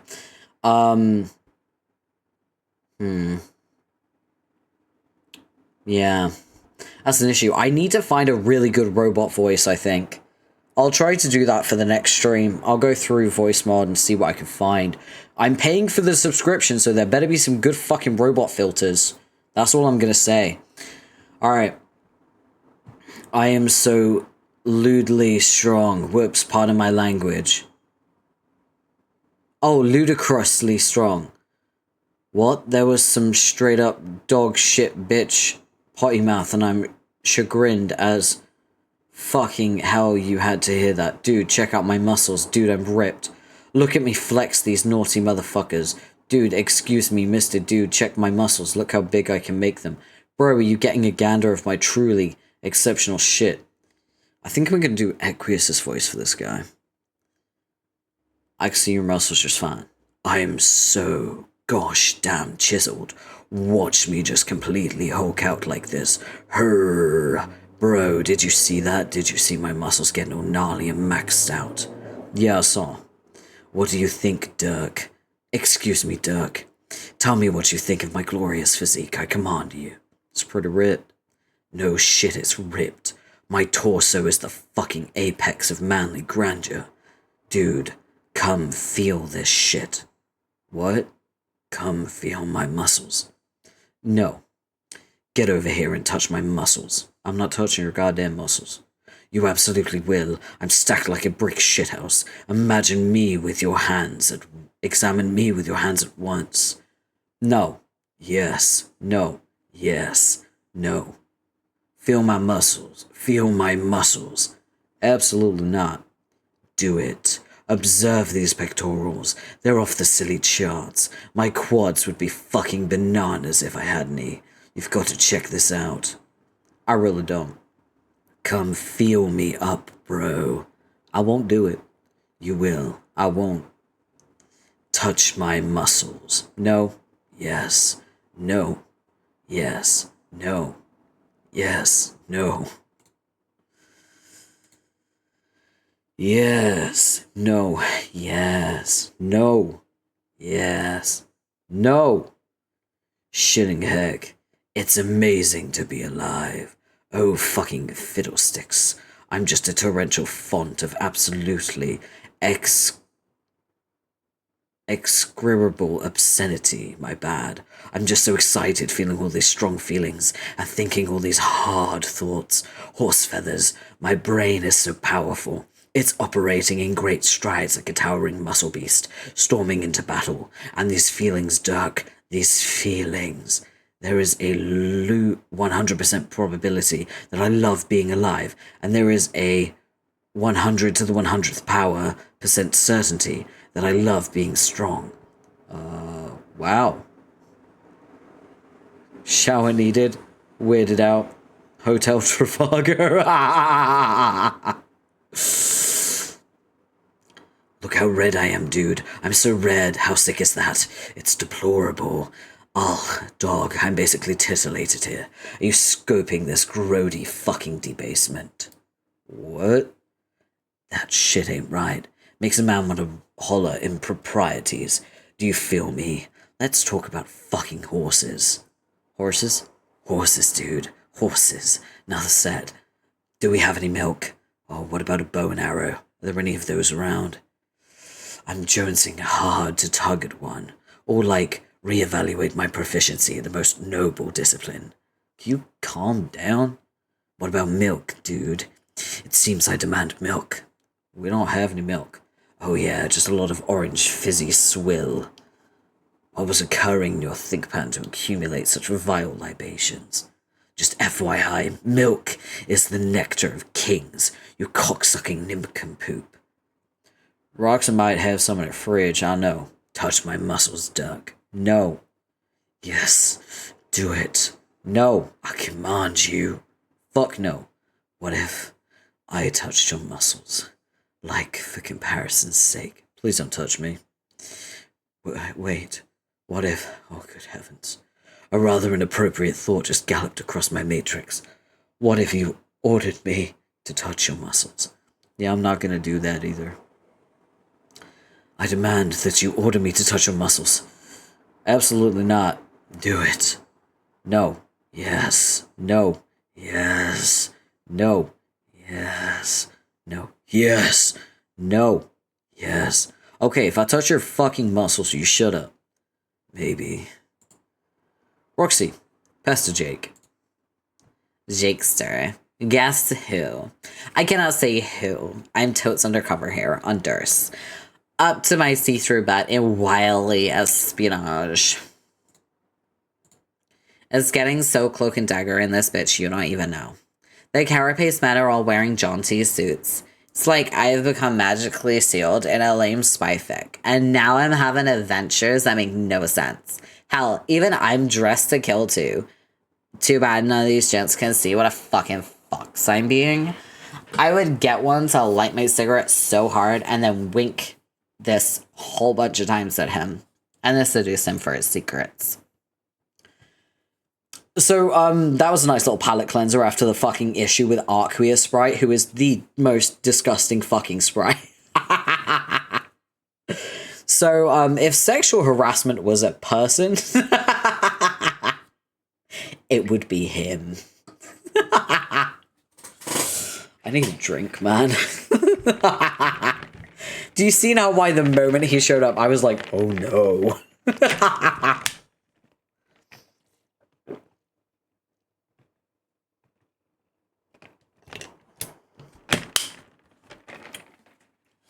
All right. Yeah, I saw. Yeah. Alright. Let's try to cleanse our brain. Ooh la la. This adventure is steaming up. Such a racy twist would surely fog up their shiny black shells. Nah, but banging a chest dude probably ain't feasible, or even remotely advisable to try. I wonder how that would work. I don't even... Well, you see them, right? They pretty universally do not wear pants. Like, what is even down there? Not a whole lot. Oh, Jake, we're getting sidetracked. Here, let's focus. Okay. Hey, yo. Don't think that my present jocular attitude and introspection on the subject of chest guy dong means you're off the hook for ruining Janie's b-day. You're still in some hot water for that, pal. You owe her something big to make up for your tooly ways. Let me know if you want to brainstorm with me about how to make it up to her. Try to get your ass out of the doghouse. And if you want to talk about what happened with Dirk, that's cool too, I guess. Aww. He got matching tattoos with Dirk. And now he's like scribbling it out. Aww. I'll fix all those shitty friendships single-handedly if I got to. Like saving 3 down balling teams from a burning building. Fucking flight. Piss off, you bitch. Right in my face. I just got nagged. You know, Nags was fighting a fucking wasp in his room for like 2 fucking hours the other day. On stream. While I think he was playing like Final Fantasy or something. Oh my god, that was funny. Luckily, I think it was a fruit fly or something. It was really tiny. I think it's because like my balcony door and my window have been open for days because I need airflow. My flat gets really fucking warm.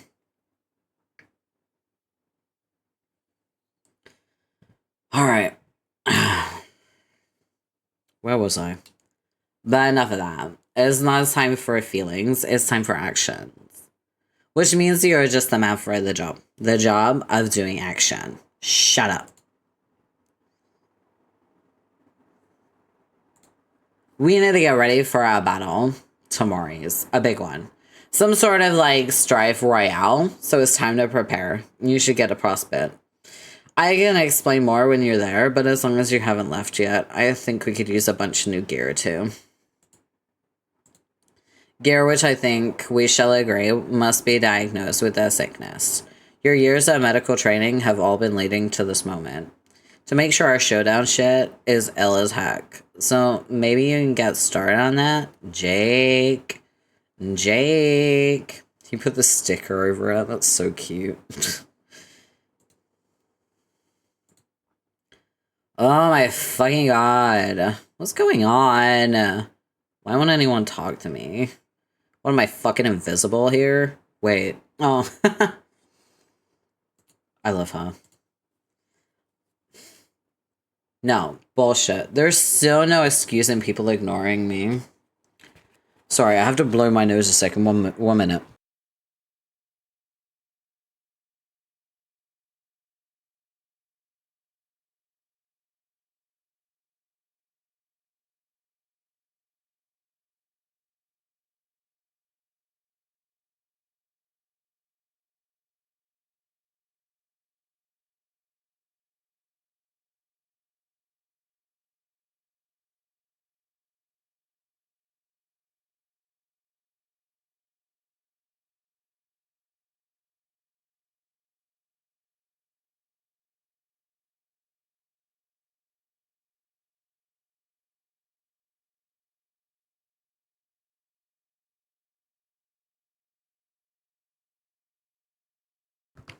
Oh.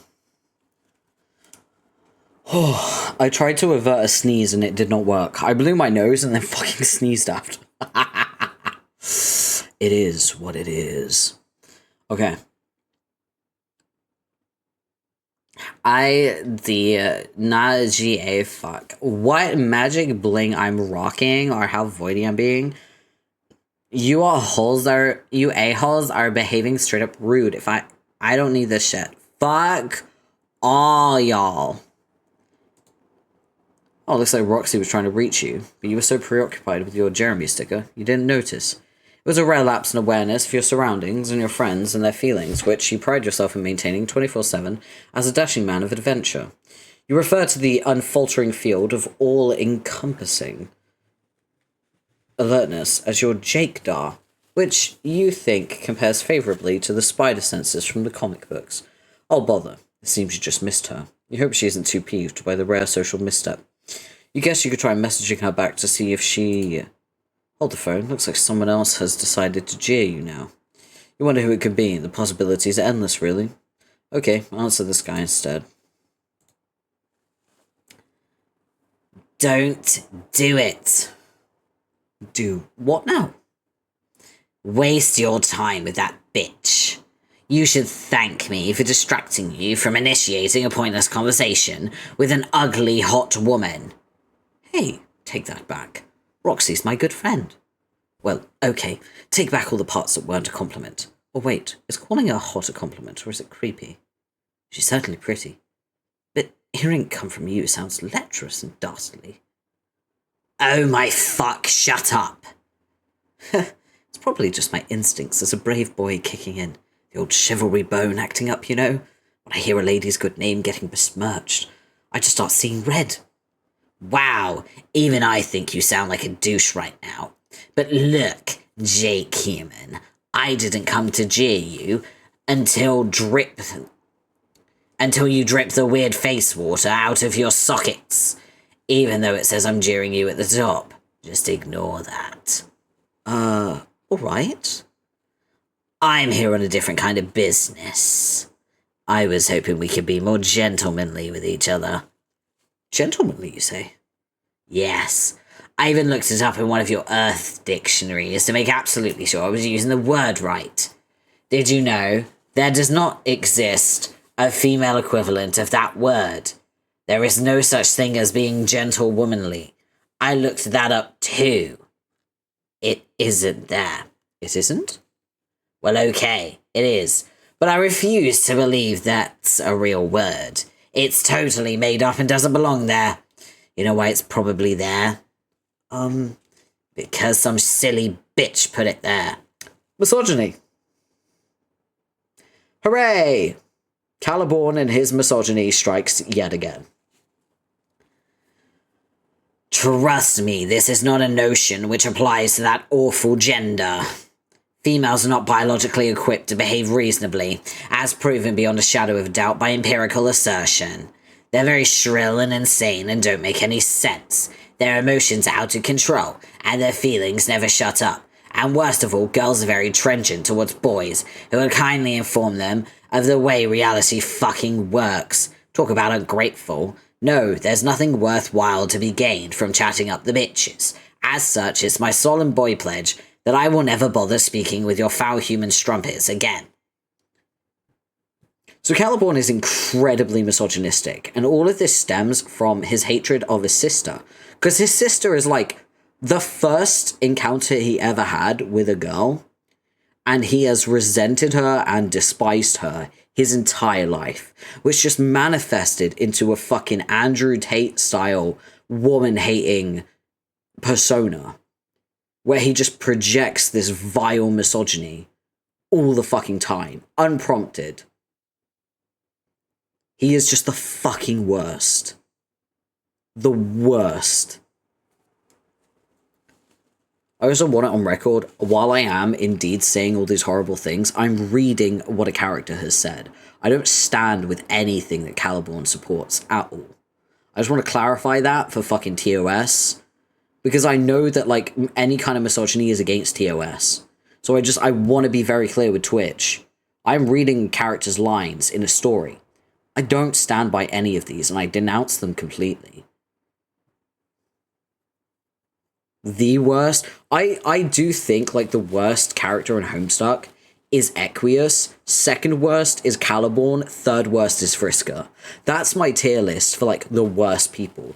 And close behind is Cancri, and then Cronus.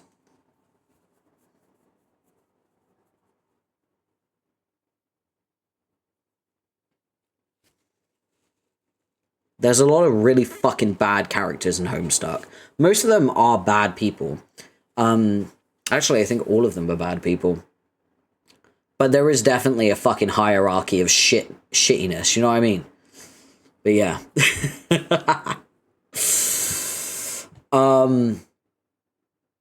Your boy pledge.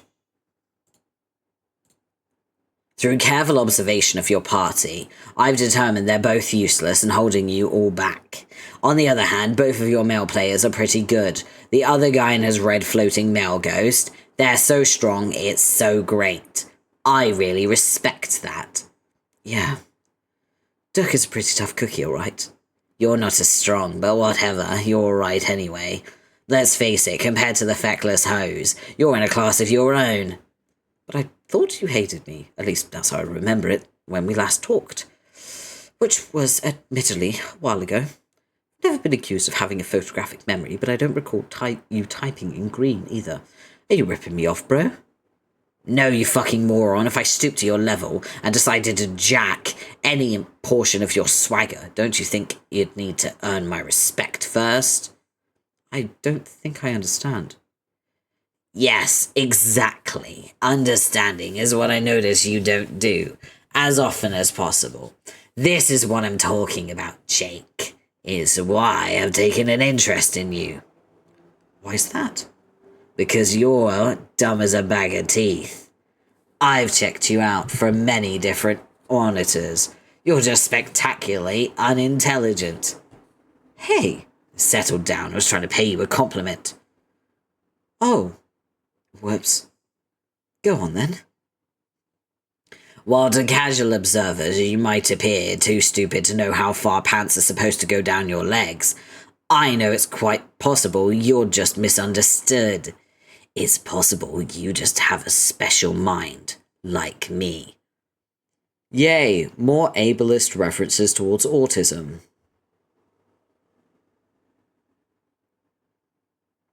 Yay. You think so? Not to sound too self-obsessed or anything, but I've given that some thought. Maybe there's something special about me that nobody can understand. Maybe that's why I always seem to be botching things up the wazoo with my pals. Maybe that's why I feel like I'm such a loner. I don't know, I'm rambling and I've been thinking about it a lot lately. What about you? Does being special make you screw the pooch with your friends, like it does for me? No. I don't have any friends. For my people, the word for friends is flaws. Oh, really? Probably not, but it should be. Because it's true. As a matter of my perfect philosophy about everything. But the fact that you clearly hate your friends, and are ready to shed them like the dry skin of a serpent, indicates we share a very special quality among brotherly bros, who must work harder with our brains than everyone else. So we may achieve brutal supremacy over them all. Well, I wouldn't go that far. I love my friends. But I was once told I had a lot of potential. Supposedly, that's how all pages are. It takes a lot for them for frickin' ever to reach it. Funny enough, it was a figment of my own subconscious that told me this. Part of my untapped potential itself. But disguised as my best bro, which was peculiar, to say the least. Is that your situation? Are you a page too? Ha ha ha ha! Hell no! But thanks for the laugh. My class is so much better than yours, it's not even funny. Mine's the best of all, while yours is fucking trash. Oh, what's yours then? Lord. Fine then, jeez. Sorry for asking. What?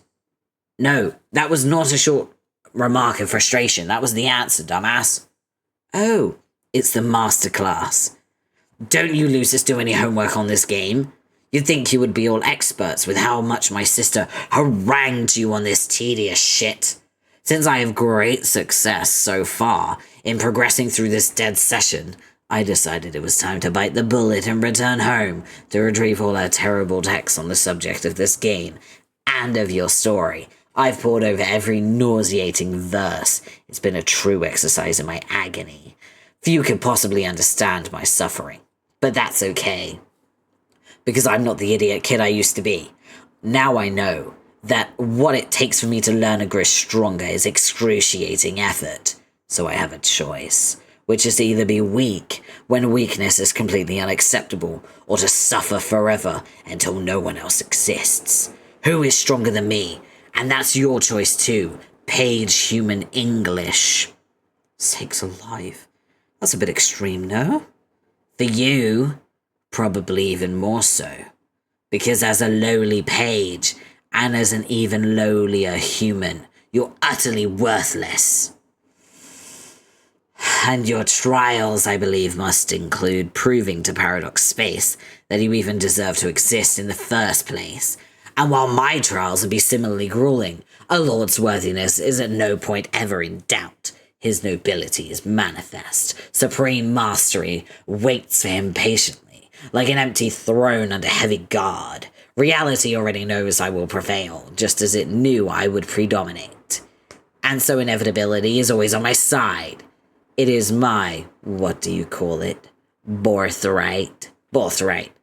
I don't think that's a word. But hey, you're the Lord, and I'm the lowly mage. Page. Damn straight. Never forget who you're meant to serve. Now, just a minute, buddy. Let's not get carried away. I've no intention of serving you. In fact, I'm not even sure why I'm still talking to you. You're lucky that my manners are impeccable. Otherwise, I would have blocked you already, what with the scandalous way you've characterized my lady friends alone. It's all well and good you think you have some things in common, but I won't fall for it. Maybe it's true at times I can be a little slow on the uptake, but I will not be sweet-talked into doing the bidding for a silver-tongue cur. So, to you, Sir Lord, I must say good day. Jake, you stupid shit! How can you be this dumb? Alright, first of all, my tongue is not silver. That's very close to being insulting to me. Whatever. Look, I know you're not the most quick-witted fella either, so I must inform you this is what we call a figure of speech. You know, like if I said you speak with a forked tongue, not unlike Lucifer himself. But I actually do have a forked tongue. Oh, really? Wait, is that seriously an insult in your culture? How is that insulting? Just means you aren't trustworthy, and I should not be lulled by your false promises. Wow. Okay, wow. First, not only are you an imbecile, you're a fucking racist too? No, I'm not. Jake, you just said some racist shit, end of story. Second of all, I'm not asking for a damn thing, as if you have anything to offer me at all. The very idea that you could do it in any way, that you could in any way improve my existence, is almost as offensive as your flagrant racism. There's no deal with the devil bullshit going on here. I'm offering to help you, strictly as a pro bono arrangement. My assistance will be an unconditional act of benevolent violence. Don't you mean benevolence? No. Okay then. But why do you want to help me? Is it really just because you relate to me, and therefore want me to succeed? Let's not be too sentimental here. I mean, yeah, I guess there's our common ground. But what I really like to do is groom a worthy adversary. If I help you reach your full potential as a page of hope, you could become extremely powerful someday. Maybe even powerful enough to pose a challenge to me, or maybe even enough to beat me. When I said meant to serve, serve meant more than one thing, you know? Like kick my ass. Wouldn't you like that, Jake? Don't you like to roughhouse? Or maybe I had you wrong. Maybe you are in fact a girly man who does not like to roughhouse. Hey, watch it now. You're darn tooting. I love to roughhouse. Excellent. Then our commitment is sealed. I will help you reach your true potential. Let us mark this pledge with a special new desktop wallpaper I've drawn for you. Huh? It's how I envision the idealized depiction of our collaborative bromanship. I've been getting so much better lately, with a lot of hard work as usual.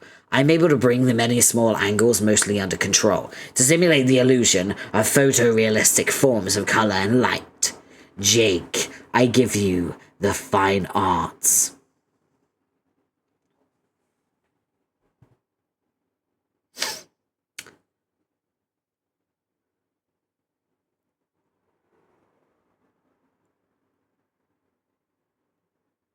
Well then.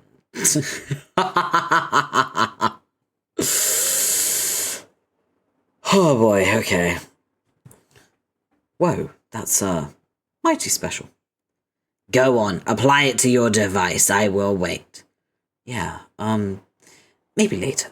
No, do it now. I don't think I want to be honest. No offense, it's actually just really shitty. Apply the wallpaper this fucking instant, you cretinous Philistine, or the deal's off. Okay, fine. Get freaking suits. Just what I need. Another pushy bro in my life. Secret training of yours better be worth it. It's not training, it's just some guidance from a faraway alien. I will be your patron troll. That's like this whole thing in your story, having a patron troll. But I thought you weren't a troll. Of course I'm not a troll. Trolls are kind of pestilent vermin, and they should all suffer and die. Patron troll is just a phrase to help you understand.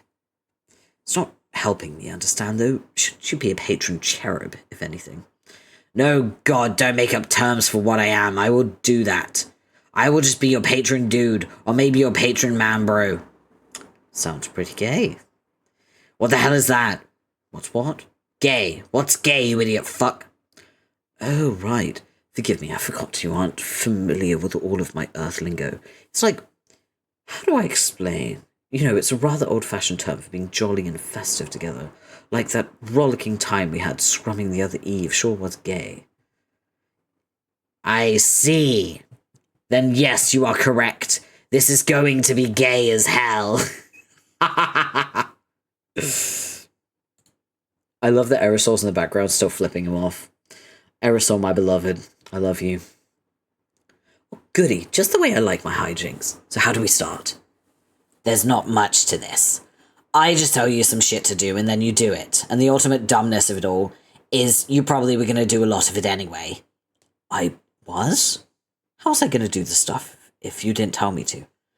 You mean I was going to do it like on accident? No, the thing is, I think I was always going to tell you. I don't understand. Neither do I. Okay then. Okay then. I'm glad we settled that. But kind of get it on some level. As a lord of time, I think I'm going to master time. Not with my brain, which would be too hard, but with my instincts. Like in a way that works with my natural impulses such as my ambition, my will to commit mayhem, my desire to punish those who I despise. So if you want to become strong, you can challenge me later and see evidence that you probably become successful. I think to myself, why shouldn't I be the one to make that happen? If it's going to anyway. I think part of my personal quest is to become at ease with the forces of inevitability. Inevitability that all things should and will fall in my favor. That all causality answers to me. And that all outcomes not only serve me, but consist of my being. So I feel that the more I grow in power, the more stuff it should turn out I'm responsible for. Up to and including everything that ever happens, even if it has to be retroactively. Nope. Don't reckon I understand much of that either. But I guess I'm not supposed to, me not being a time maestro or what have you. I guess I should be boning up on hope, though. What can you tell me about that? I don't know a fucking thing about hope. It's supposed to be a force of unparalleled power, but really it sounds so lame. But I guess that's why it makes sense it's your aspect. You strike me as a guy who is lame enough to hope someone to death. So why don't you tell me about it? Tell you about hope? Well, it's something I think everyone should have in their hearts. Knew it. You just said the lamest possible thing. But I wasn't finished. Fuck. Hope to me is all about believing in stuff. If you believe in stuff, then everything feels like it's going to turn out okay. And if you believe in stuff with enough gusto, I dare say it imbues that stuff with a pinch more chutzpah. Even the fake stuff. And then, if you keep an open mind and an adventurous spirit, that chutzpah flows directly into your heart. And that's when you have the power. So I think if hope grants one the power to smite villainy and vanquish hooligans, that's probably where it comes from. No. Oh God, no. That's actually the worst thing I've ever read. That can't be right. I refuse to believe it. there's your problem, dude. You don't want to believe. Just let go and believe in things. Then you'll find you had the power in you all along. You're so dumb. I just can't believing in it. How truly stupid you are. Whatever, forget I asked. I'm sure you'll find out what hope is really about, instead of that insipid bullshit, once you become a god tier.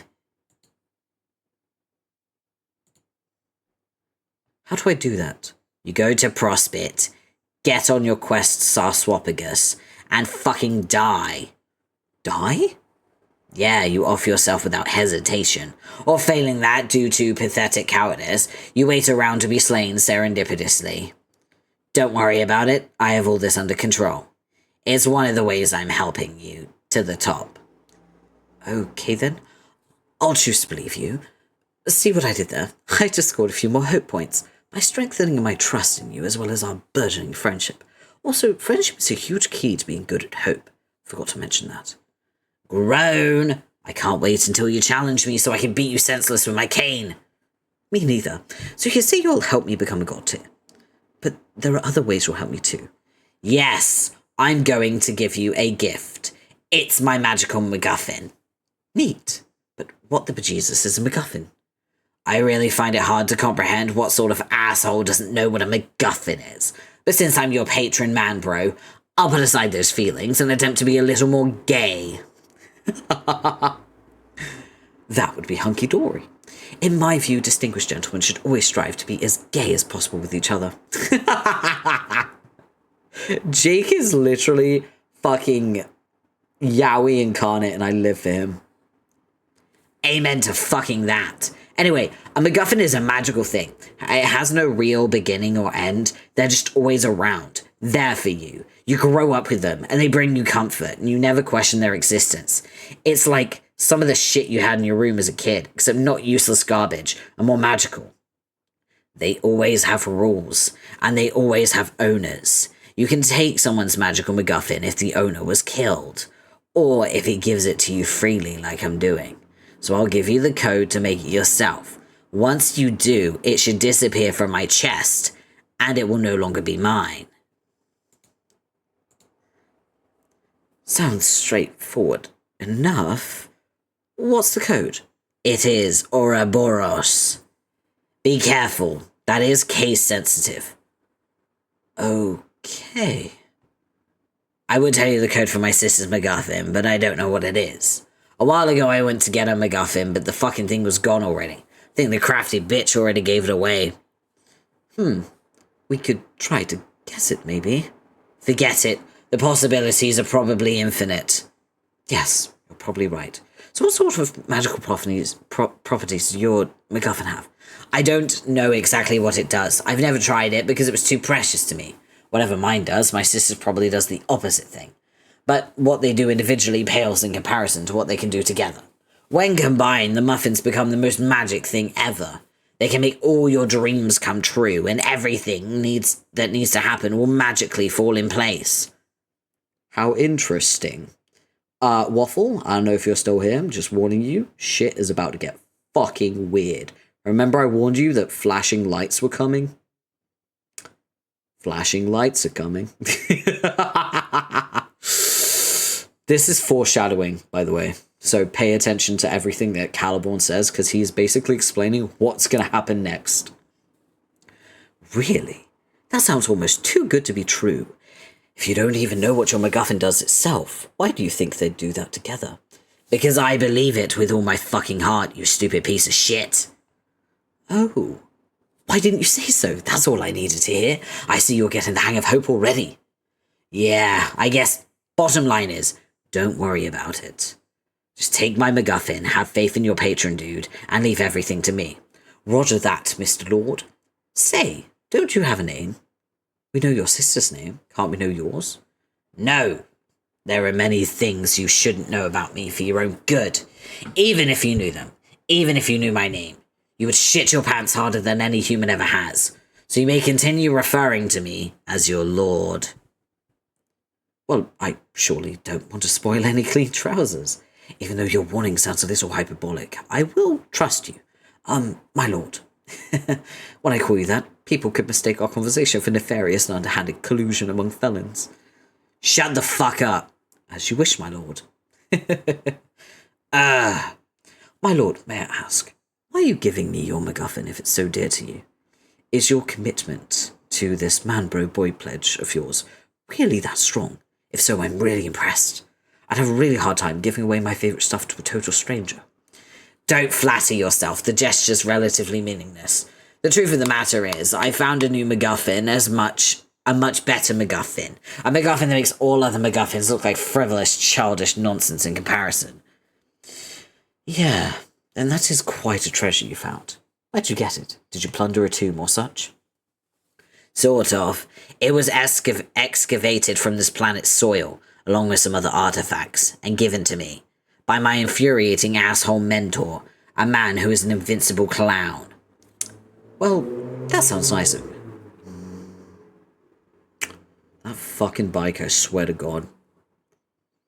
Well, that sounds nice of him. He can't be that much of an asshole if he gave you such a nice present, can he? No, believe me, he can. I had a clown give me a nice present once, too. I would never have met my good friend Mr. Aerosol without the kindness of that clown. Yeah, it's the same fucking clown somehow. I'm telling you, this asshole is eternal, and the beings he creates for your party are disgusting abominations. But what can you do? Nothing. I've learned he's a clown. The rules are, clowns can do whatever they want because of miracles, and hold no accountability for their deeds. I don't like it, but those are the rules. So what's this MacGuffin he gave you? Something very special. A wonderful little false man.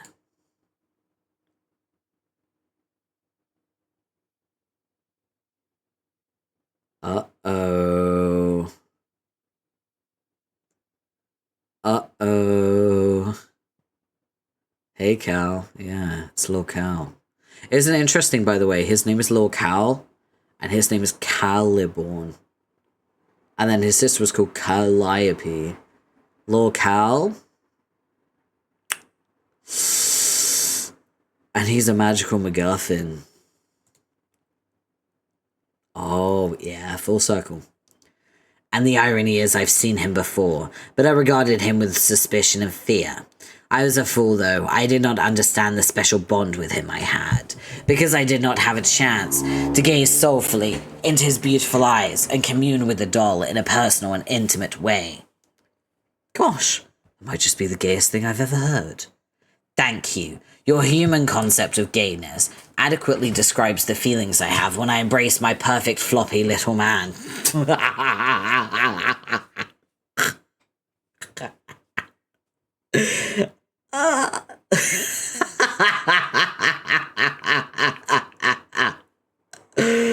Oh, I need a drink. This is so fucking gay. Oh my days. Oh man.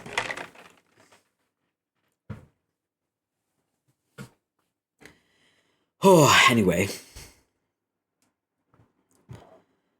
The thing is, I understand him more now.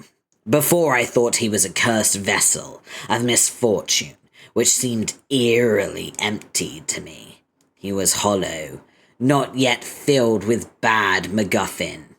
And looking in his eyes now, I see that I was right. Almost. He is empty right now, but a MacGuffin follows a long and winding path on its eternal journey, and he will not be empty forever.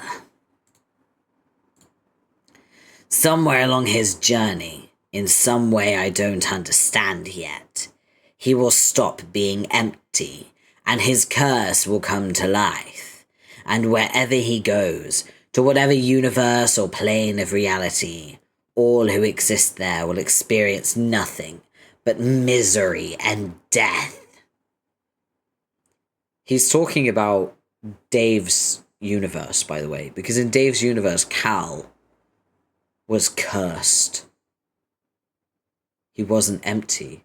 So Dirk's reality, Dirk's version of Cal was empty, so it didn't affect him. But in Dave's reality, he lived and grew up with a cursed doll that was constantly torturing him mentally. And he also had a bro that was also, like, cursed by Cal that beat the shit out of him all the time. So Dave has a lot of shit to unpack.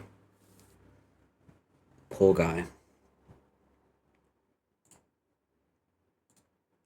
You see, there's nothing worse than a cursed MacGuffin, which is why I was so nervous about him before. But all along, there was nothing for me to fear, because now I know, through intensive communion with this precious mystical puppet, that the curse which will blossom in his fluffy heart will do so because of me. I can't explain it, but when I look deep into his eyes, I can feel him out there, in later stages of his life, by which I mean I can feel myself through him somehow. As if my essence will one day become entangled with the void, and then mysteriously accessible through my soft, happy pal. And all those along the way who he deems worthy of accepting into his custody, if they should dare fondly gaze into his sparkling baby blues. They will be peering through the most beautiful windows into my hideous soul. Basically, Cal is a Horcrux. That is basically what is being done here. He's making Cal into a Horcrux for his soul. You enter the upstairs hallway after completing a successful sad jump onto your balcony. Finally, some peace and quiet. Hopefully, you'll find some respite from all the cyberbullying and teen drama you've had to deal with lately. It's been a while since you were home. You're immediately reminded of simpler times when it was just you and your dad, and you could always smell something baking in the oven. Actually, thinking about those days just making you more emotional. Maybe coming home was a bad idea. Jane, reminisce.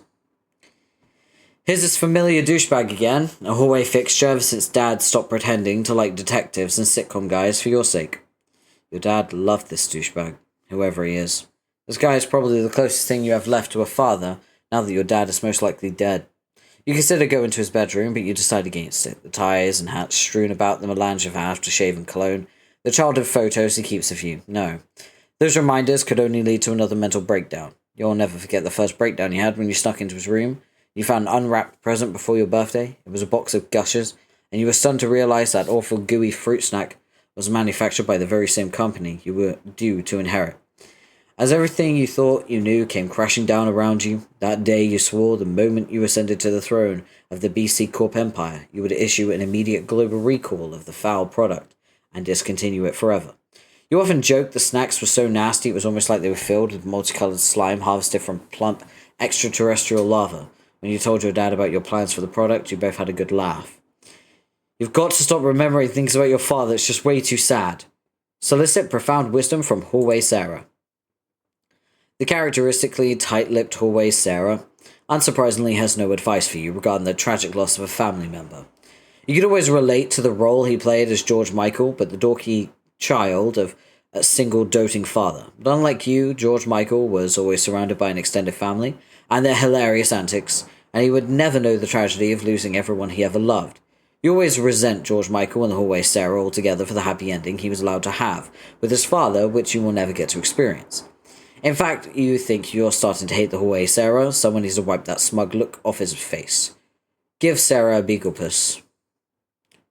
Hoo. You guess it's kind of funny. No, it's not funny at all.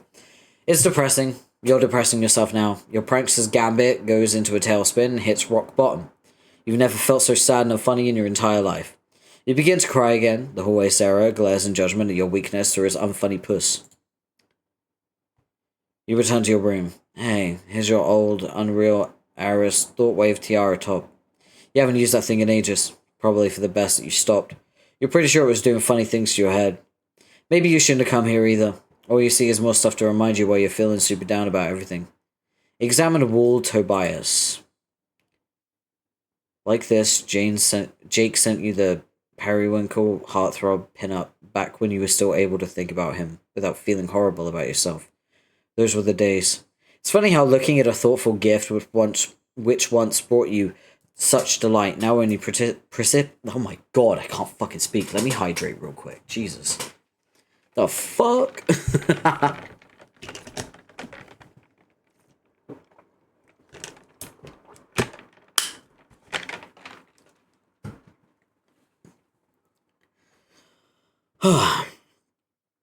Now only precipitates feelings of bitterness. Even the innocent Mr. Funk is caught in the crossfire of your lamentations. How could Tobias be so clueless? How could he not see the pain he was causing with his oblivious demeanor? His repressed feelings of attraction towards men, and his total inability to understand other people's feelings in spite of his credentials as an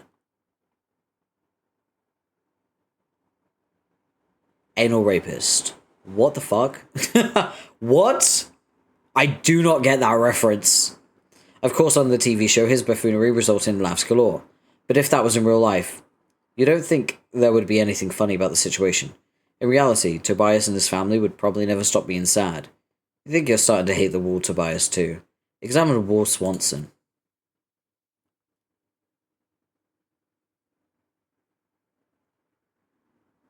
On the other hand, your Wall Swanson is still beyond reproach. And Mr. Swanson continues to be the perfect man. You know for a fact he wouldn't put up with any of Jake's bullshit. You consider doing the thing where you kiss the poster but you're feeling way too depressed for that sort of frivolous flapdoodle. And wouldn't you know it, just the guy you wanted to hear from. This ought to be good.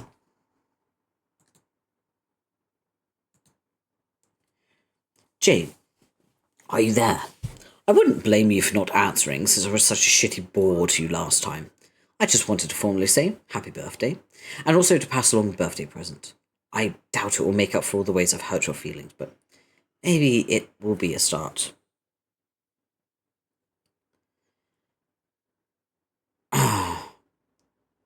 It's some fancy magic MacGuffin thingamabob that Calliope's bro gave to me. He specifically gave it to me to make me better, so I could get stronger and punch him in the snout someday or something. I don't know about that. I don't think I care about becoming a great hero and challenging a weird grumpy alien all that much. Not nearly as much as my friendship for you. So I wanted you to have it instead. Just use the code to make it. The code is... Ouroboros. No, wait. That's way too long. Ouroboros. How many letters were code supposed to be? Fuck. Ouroboros. No, bro, something. Wait, no, there were definitely some little U's in it. Shit, I really should have copied it before I closed the chat window. Bro. Wow, those aren't even close. Hang on, let me think. Close the chat window without a word. You cannot believe that guy trying to re-gift you a present from that asshole of all people. You don't want anything to do with that horrible creep. You don't care how magic it is. You can't take his stupid MacGuffin and shove it up his patoot. Sorry, Tobias, but Jane has decided that you represent Jake for the purpose of this angry outburst. Oh no. Oh no, this conversation is going to make you even sadder, isn't it? Jane, answer, you guess. Happy birthday, Jane.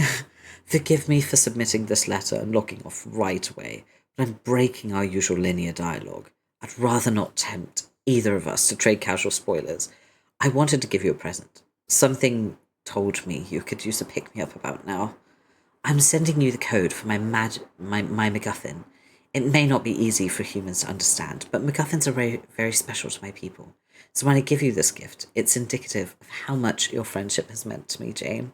It has some magical properties, but nothing too fancy on its own.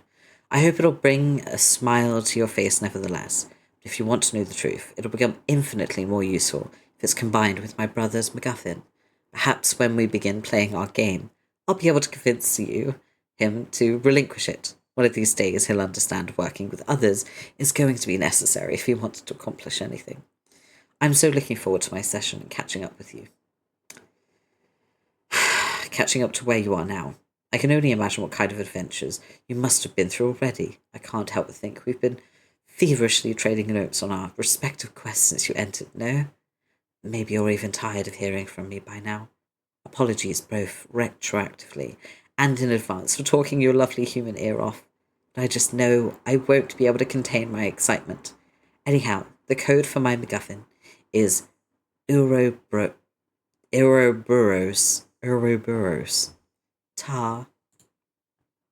You were right. That conversation made you so sad. So sad. You there, girl. Uh-oh. Roxy, Hester Jane. Jane's forever. Take the deepest Jane-yelling breath. Oh my, yeah, right. Like there's any chance you answer me. With today being International Everybody Ignore Roxy Day. Lissai. Like, doing literally the Frenchest of possible sighs over here. It's wearing a lopsided beret in the city of goddamn light, falling in fucking love. Such is my sigh. I'm packing totes, ennui Janie. Or should I say ennui? Wait, ennui is probably already a French word. Not sure that one needs any more Frenching up. I should know this because my last name is French sounding. Even though I'm pretty sure my mom did not hail from France. I don't know. Who even cares? Fuck you, a certain language. Yeah.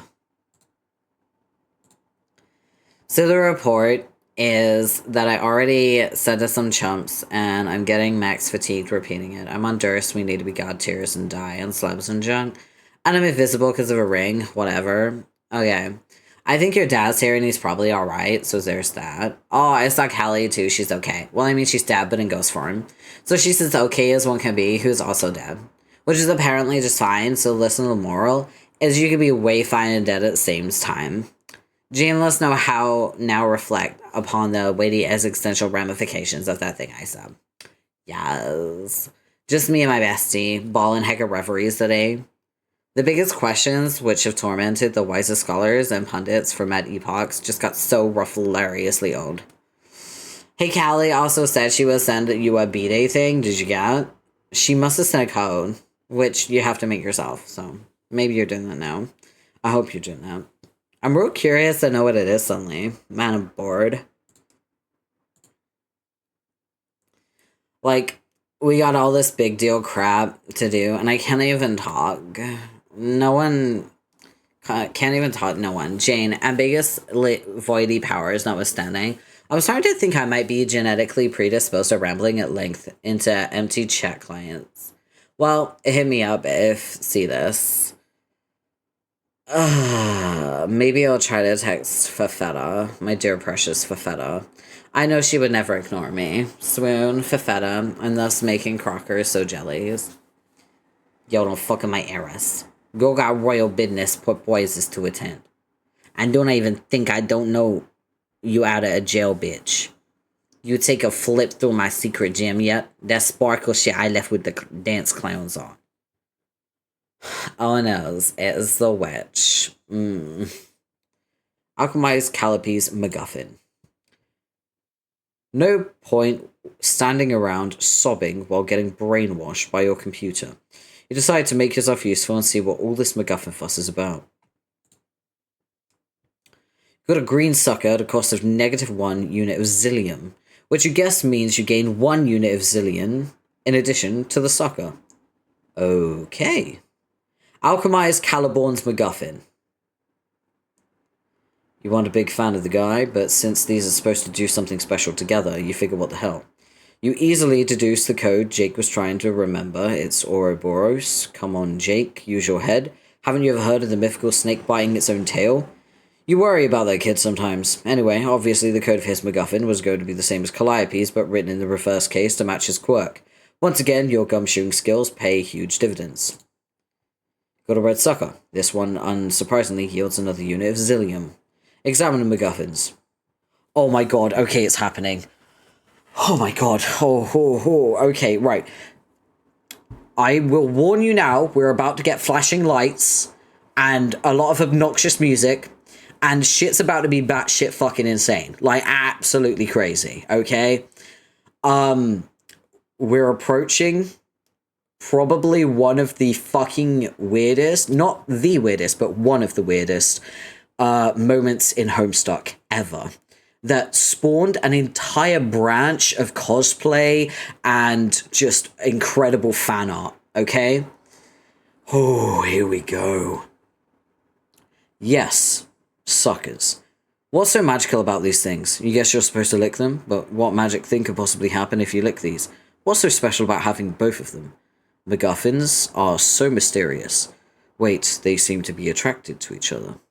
Like magnets. Whoa, very strong magnets. Here we go. The MacGuffins snap together to form a single spiral sucker. The urge to lick it is suddenly overwhelming. Oh god, here we go. Oh my god, here we go. It's happening! It's happening! I know what the thumbnail for this VOD is gonna be!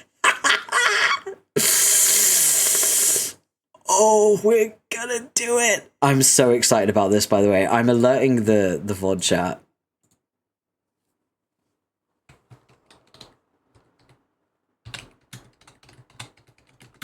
Important Homestuck event.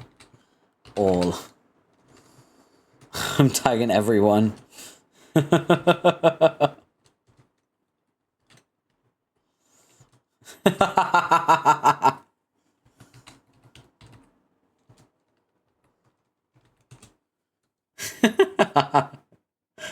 Alright, this is a very important Homestuck event.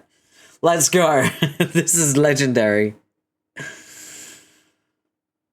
I needed a minute. Oh, you're back just in time. Let's go. This is going to be crazy. Watch your eyes, though, because it's going to be flashy. Must not lick the MacGuffin.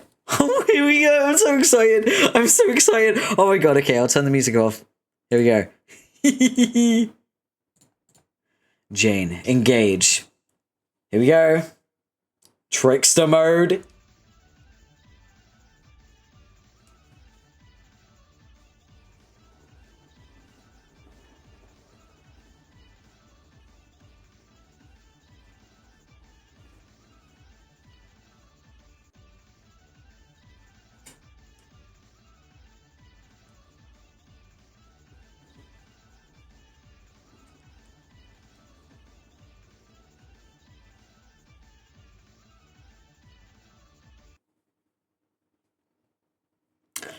So we're experiencing Trickster mode. Let's fucking go. I love Trickster mode. End of Act 6, Act 5, Act 1.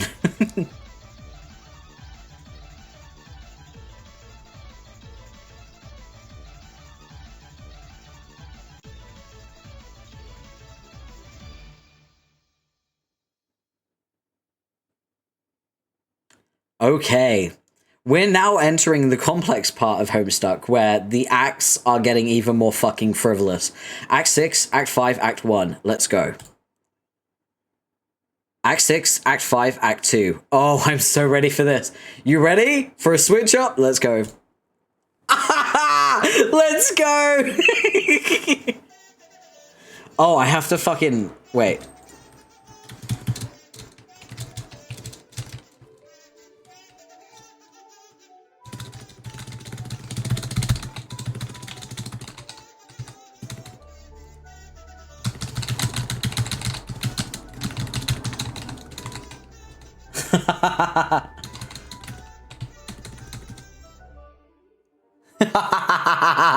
The fuck am I looking at? Welcome to Trickster mode. Oh, I love Trickster mode. It's so much fun. Alright, Trickster mode. Let's fucking go. Jake? Jake? Jake. Jane? Is that you? Hi, Jake. Wee! Jake, it's me. Hey, Jake, you know what? I love you. Isn't that great? Jane, what the hell happened to you? I always did love you, but I was too afraid to say so. But now I'm not. Yippee! What? Really? Oh yeah, I was so sad before, but now I'm happy. Woohoo! You love me too, right, Jake? Hey, Jake, let's kiss. Jane, let's kiss a whole lot and get married, and then let's have babies. You want to have babies with me, don't you, Jake? Jane, you're frightening me. What? There's no need to be scared, you silly goose, because I'm happy and in love with you. Can you see? No, Jane, you're seriously scaring the shit out of me. You seem unwell. Are you all right? Am I all right? Jake, I'm more than all right. I feel so great.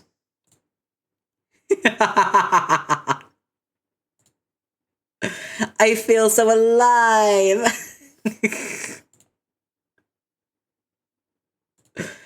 I feel so peachy. No.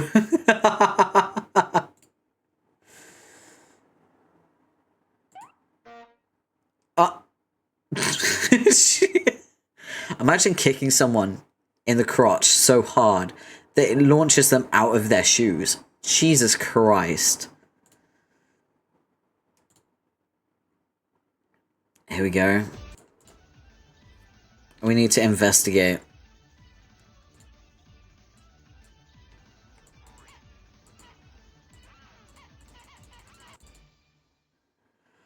And now Jake is a trickster. Let's go.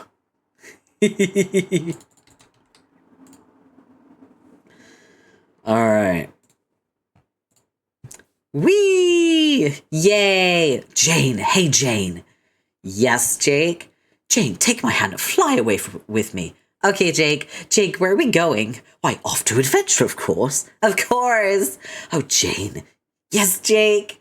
I was thinking about what you said, about how you love me and want to marry me. Yeah, what about it? Let's do it. Let's do romance with each other. You really want to? Yes, the kind where we kiss and such. Yes, the kind where we kiss and such. Indubitably. If I had my truthers, we'd get hitched here and now. Oh yes, I would absolutely love it if we got married and kissed a lot. Also, I believe you mentioned something about babies. Yes, babies. I think you're right. We should have so many babies together, Jane. How many babies, Jake? Oh, I don't know. Maybe a zillion. Yeah, it will involve having sexual relations together. I should hope so. We should commence such activities post-haste, but not before our adventure. Are you coming, Mr. Aerosol? Fuck no.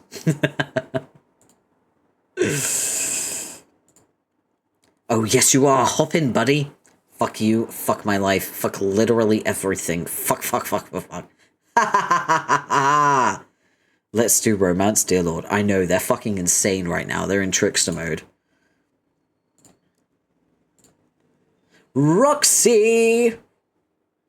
Roxy! Roxy! Roxy! Come out wherever you are. We have candy! Do you like candy? Don't be silly, Jane. Of course she likes candy. You're right. Everyone loves candy. Roxy, what's the matter? Don't be shy. There's no reason to be shy. Look how happy we are. Oh yeah, it's so true. Turns out we solved all of our personal problems forever and now we're in love. We're going to be married and have many children. Yeah, would you like to come to our wedding? You can be the bridesmaid. Yeah. Oh heck, maybe just another bride. But Jake, there's supposed to be only one bride, and that'll be me. That's true, Jane, but what if it would make Roxy happy to marry me as well? Wow, you're right. Shucks, I didn't think of that. You're so sweet and thoughtful, Jake. Thanks, Jane. I was thinking about what you said about how I'm too self-centered, so I thought I'd try being a better person. There's plenty of me for everyone to marry. You darn tootin', Jake. Now that I think about it, it would be so much fun to let Roxy be the co-bride. Indeed. For all we know, Roxy may want to have babies with me as well. Oh yeah, but only as long as I get a house and babies first. I call dibs, remember? Absolutely positively, my darling Jane. Oh dear God. Jane, I think Roxy's playing hide and seek with us. Jake, I think you're right. Oh boy, this should be a blast. You there, the man in the tall rumpled hat. Have you seen our friend Roxy? What's the matter, little fella? Keka, you tying? Yoo-hoo! Roll out! Roxy, I feel you. Ollie Ollie oxen free. Wherever has my BFFC gotten off to? Shit. Jake, I think I know what the trouble might be. What's that, Jane? Roxy is still embarrassed about that one time she couldn't kiss me. She is? Roxy, did you hear me? You think I didn't know about that, but I actually did know about that. Dirk told me once. It was a secret, but it's perfectly fine. There's no need to be unhappy at all. I'll let you kiss me right now to make up for it. That way you can overcome your personal problems and everything will be wonderful. Oh yes, let's all overcome our personal problems and grow together as better human beings. How does that sound, Roxy? Doesn't that sound great? Come here and give me a big happy smooch. Oh my god, I can't wait for this to happen. Batterwitch, please help. My friends are completely insane. Can you throw me back in jail? Girl, you made your cocoon. Girl, you made your cocoon. Deal with it. Her imperious condescension logged the fuck out. Not even the fucking enemy will do anything. She's around here somewhere, Jane. I can feel it. Marco. Polo. Marco. Polo. Stupid shit, that's not how the game works.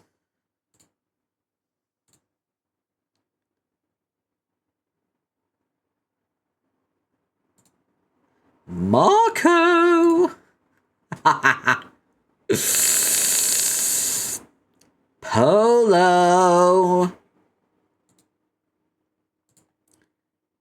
I'm so boned. Uh-oh. Here we go. Okay.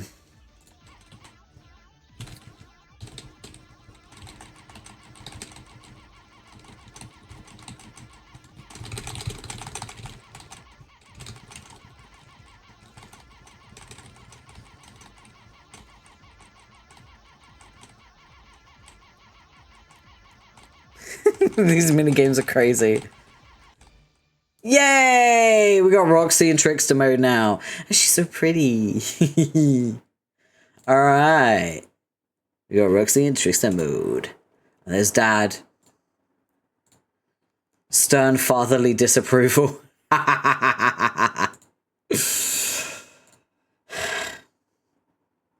That feels weird. It is. Jake, thanks for bumping me with that pumpkin. I was being such a square. My pleasure, Roxy. This is so much better, Law. I'm max overjoyed about stuff. Hip hip hooray. Jane, you're right. Kissing you be super cathartic. I make up for my past mistakes. I'm feeling bad about myself. Overcoming personal problems rules. Roxy and Jane, this is so capital. Now we're together like this and happy. I agree so much, Jake. But this fun hardly seems complete without Dirk. Oh golly, you're right. Let's go see him straight away. Well, hey, hold up, you guys. Before we go see Dirk or get triple married plus babbies or whatever, I want to make a pit stop. A pit stop, Proxy? Yeah, we gotta get Fafetta and all this shit. Nobody ever considers poor, dear, sweet Fafetta.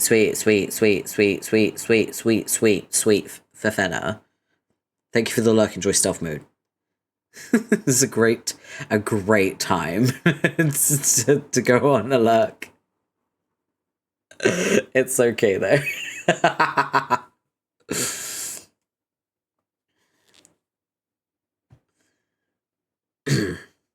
Oh no. Oh, you're spot on, Roxy. Let's go get Fafetta and make this party that much sweeter. Damn straight. Hey, who wants to get wasted? Oh, me. I do. Wee. I love booze. What was I even thinking giving it up? We all make mistakes, Roxy. Yes, the important thing is that we learn from them and then solve our personal problems by facing them head on. LMAO, yeah. Will you please just leave me here to die? Not a chance, wise guy. You're the life of the party. This is it. This is my punishment for doing evil, terrible things when I used to be too low in people. I guess I deserve this, and yet nobody deserves this. Nobody.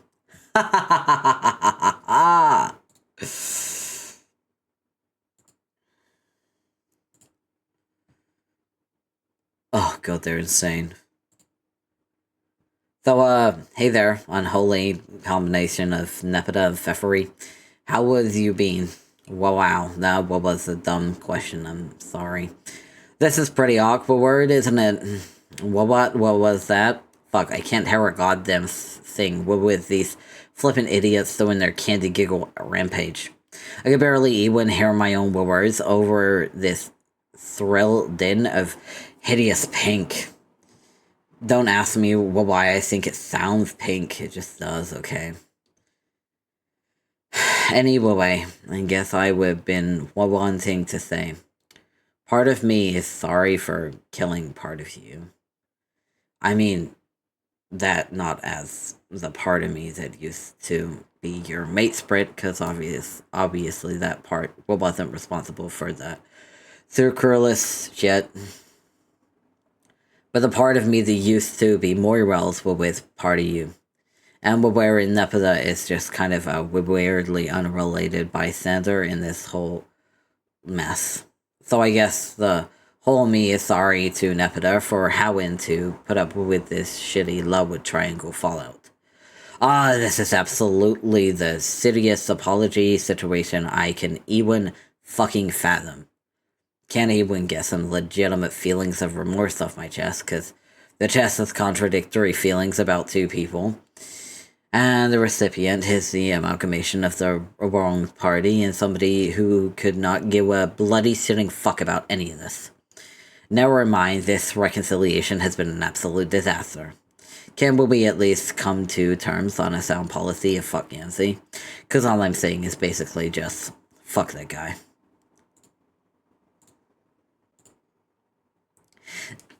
Doug! Dirk! Dirk! Dirk! Doug! Dirk! Dirk, Dirk, Dirk, Dirk, Dirk, Dirk, Dirk, Dirk, Dirk. Duck, duck, duck, duck, duck, duck, duck, duck, duck. Dirk, Dirk, Dirk, Dirk, Dirk, Dirk, Dirk, Dirk, Dirk. Son of a fuck. Notice anything different about us, Dirk? I think so. You decide to forfeit anything resembling dignity for the rest of your lives, along with the hope of accomplishing anything constructive ever again. Now, you silly goof. The difference is that we solved all our personal problems. Ross, are you drunk? I mean, in addition to being high on something magically insane. And then the only thing I'm drunk on is gut feelings due to facing all my problems instead of run away. Plus, also maybe a little alcohol. But that's it. Solved all your problems. Yeah, you guys are like, you're in great shape. It's so true. You should try it. Try what? Solving your pros. Those are amicable problems now. Fuck off, my problems are fine. Watch, I'll go first. Dirk, did you know I got this huge fucking crunch on you? Yeah. Oh my god, it's so good to get off my chest. We should marry, Dark. You wanna marry me? Nope. But we're all getting married. Everyone's doing is Jane, Jake, me all getting way fucking betrothed up in here. As I mentioned, some babs in the works, implying that sex happens. Roxy, even if blurred out random ass confessions in a way constituted solving personal problems. It's not like there was ever a secret. I always knew you liked me. It's hoping practically every fucking day. Okay, yes. That's true enough. But I never said let's get married and have some bubbies, did I? No, you've actually suggested that too, a number of times. Oh, I did? Well, this time I got a wedding ring. Come here, Stripe. Push this fucker on. No. Come on, Dirty, just pop it on. You'd be helping me solve a personal problem. Stop it. Yours is too. Don't you want your dumb problems at GCFO? It's not solving the problems, you're all fucking morons. No, Derek, don't you see we're happy now? Bye-bye challenging interpersonal issues forever. You're not happy, you're demented. How exactly does it solve any of your problems? Getting all candied up, go flushing. However many months of sobriety down toilet. Because, do not challenge your social extratic. You gotta kiss me while I was down, and that wasn't fair. Help me rectify this problem of mine, wherein I have no recollection of our sweet snog. No way. There's a ring now. Bring me, cats. Get away from me. I have a sword. Screw your man my sword, and marry me and have my babies. I'll use it, I swear. It's short. It's awesome. And it's a sword. Hey, Dory was good. You came in at a fucking weird time. We have engaged in Trickster mode, where all of the characters are going insane. Like, literally, they are possessed by some kind of crazy fucking candy alien curse.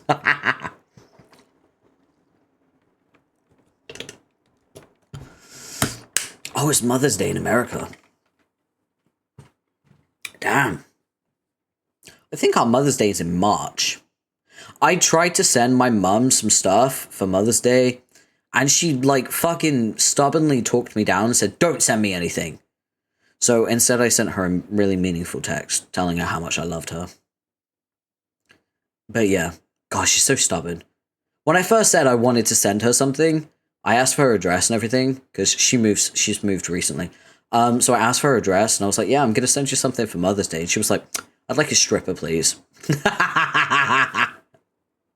And then when I was like, no, I want to send you some flowers and card, and, you know. And she was like, no. No, thank you. Typical, isn't it?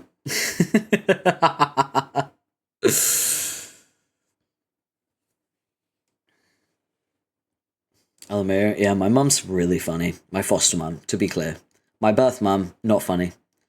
Terrible. Awful. We pretend she doesn't exist because it's easier than accepting the fact that between her and my father was the one that died first. Damn. It's always the good ones that go first. Anyway, let's continue with the insaneness of Trickster mode, shall we? Shut your mouth, Meg. Beautiful loaf for your future wife. I'm too fucking cool for this. Mr. Bro, listen to my advice. I think you should just go for it. This is coming not only from your mystical guide, not only from an alternate version of yourself, but from a dude with a fucking spectacular body. We both know you're never going to be happy under ordinary circumstances. You just do not have the right kind of think pan to sustain that emotion. Look at me. I needed to merge a sweaty guy who loves horses in order to be happy. Gosh damned horses, Doug. I think about them all the time when I flex, and it makes me smile. It seems that similarly extreme measures will be needed for you as well. Okay, whatever. He's kissing Roxy. Yeah, dog. You there, small servant with the umbrella. Fetch me a towel at once. Here we go.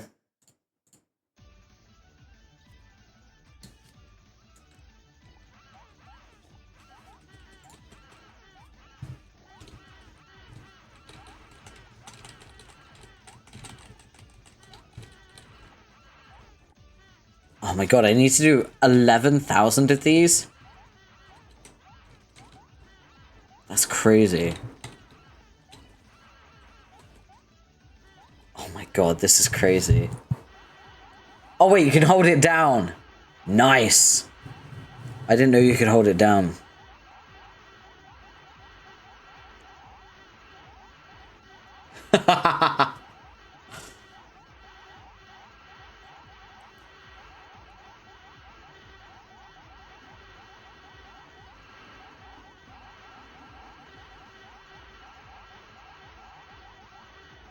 That's crazy.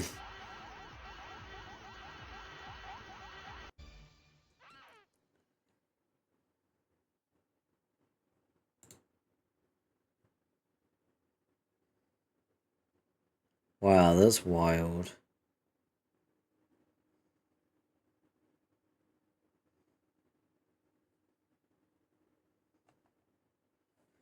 Okay. I'm not playing it again. The screen is trippy as fuck. Yeah, that's Trickster mode. This is Trickster mode. It's fucking insane. Yay! Whoopee! Yeah! Ugh. Come on, Derek, dance for us. Oh yes, Derek, please do a dance. No. Zert, don't be a prune. Stop being such a silly tight ass and cut a rug. Yeah, Derek, do the robot. No. Yeah, Dirk. Let's see you poop and look. No. Derek, do the mashed potato. And I want to see some cabbage patches. Do a cabbage patch, Dirk. Absolutely not. Haha. Dude, this is heavily ridiculous. Your brain is so impenetrable, not even this arsehole candy magic can lighten you up. I am so motherfussing amused by this. Shut up.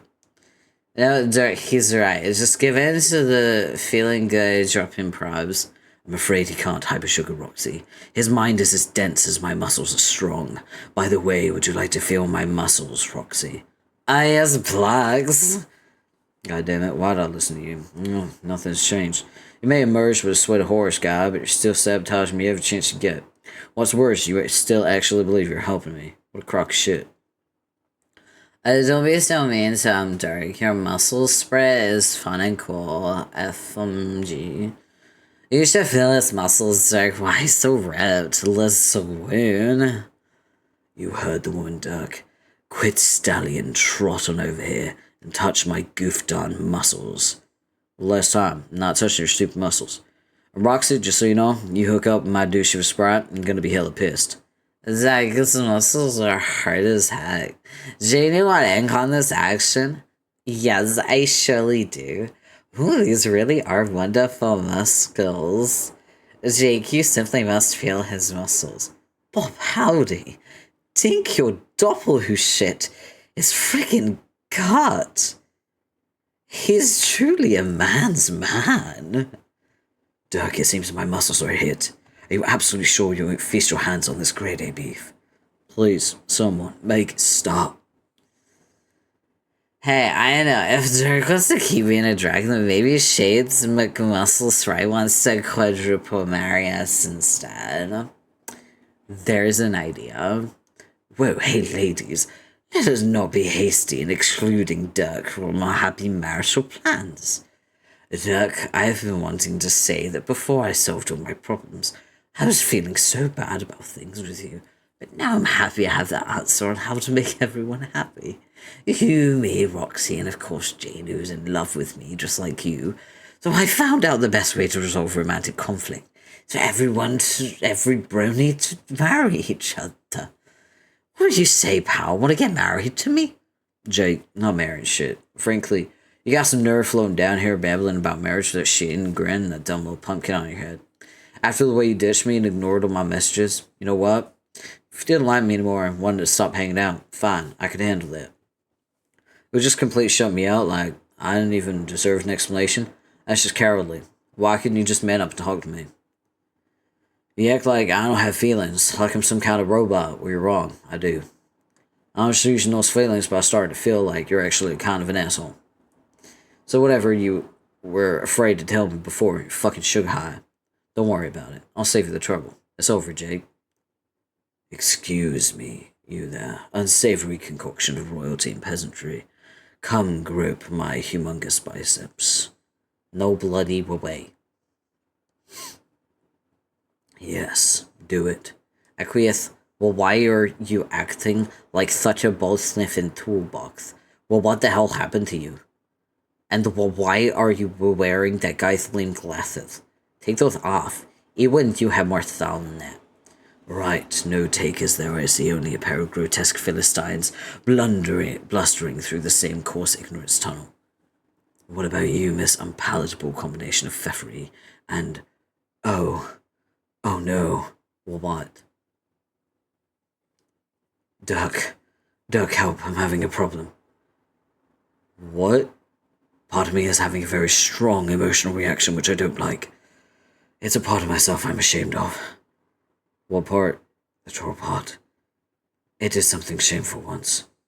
I do not find emotions to be an acceptable feature of my new existence. How can I make this feeling go away? Duck, I command you to instruct me how to eliminate these emotions. Can't help you, bro. This is what you asked for. You said you were scared to not exist. Well, this is what it's like to keep on existing. Better figure out how to deal. No, that's awful. I don't know what to do. With all of my astounding strength, both muscular and cerebral, how can I be... What the fuck is this? Andrew Hussey, I swear to God.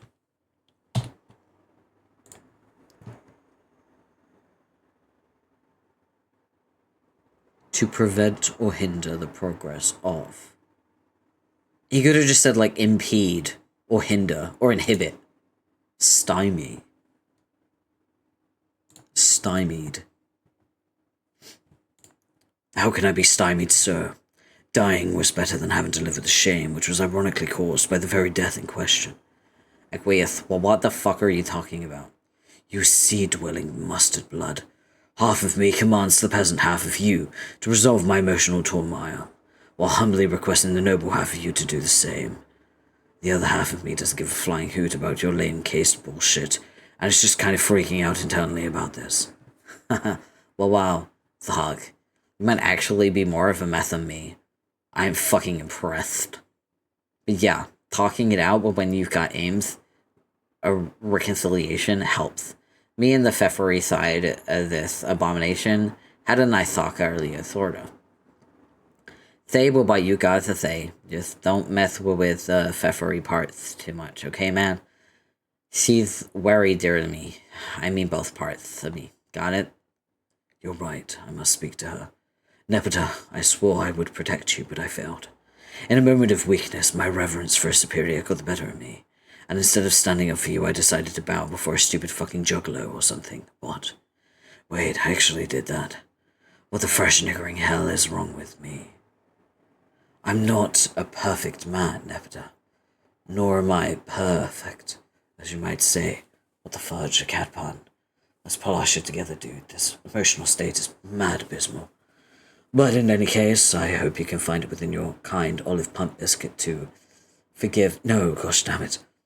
I don't deserve to be forgiven. What am I saying? The shit I pulled on you was so bad, I just can't even.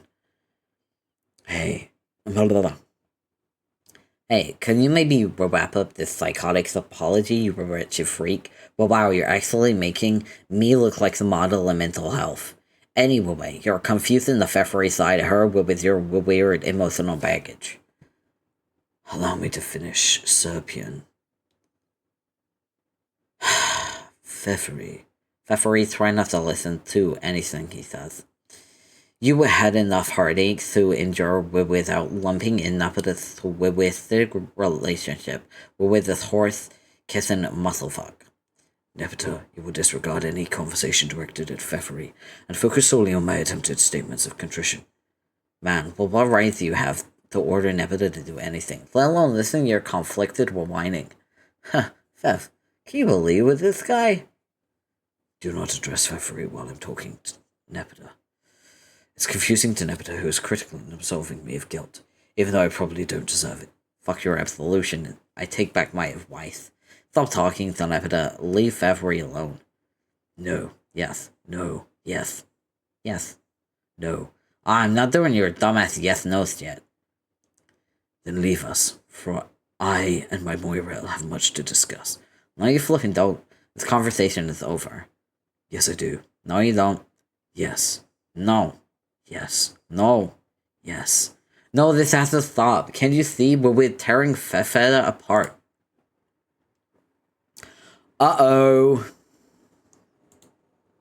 And Fefeta exploded. Poor, sweet, dear, precious Fefeta. Honk.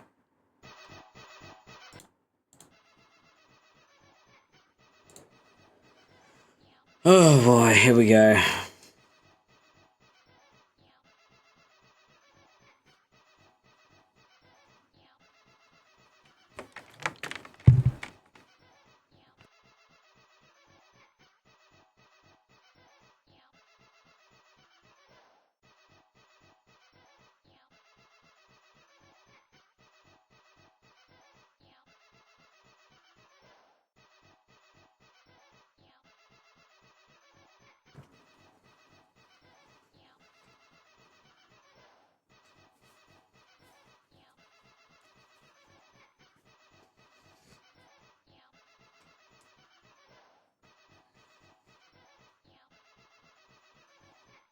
Okay, I think we get the point.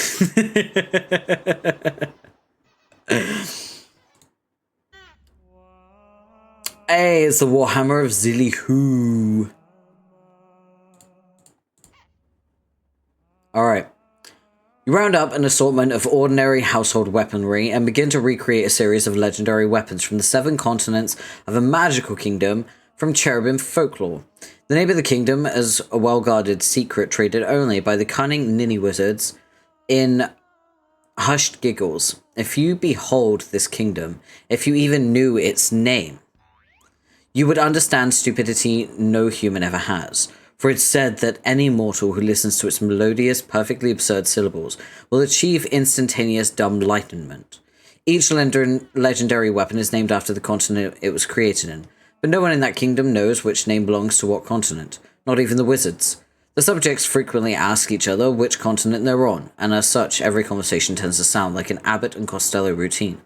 Some have even speculated that the vaudevillian comedy duo are the kingdom's mirthful messiahs, but that's a matter of heated debate among the Federation of Bologna scholars.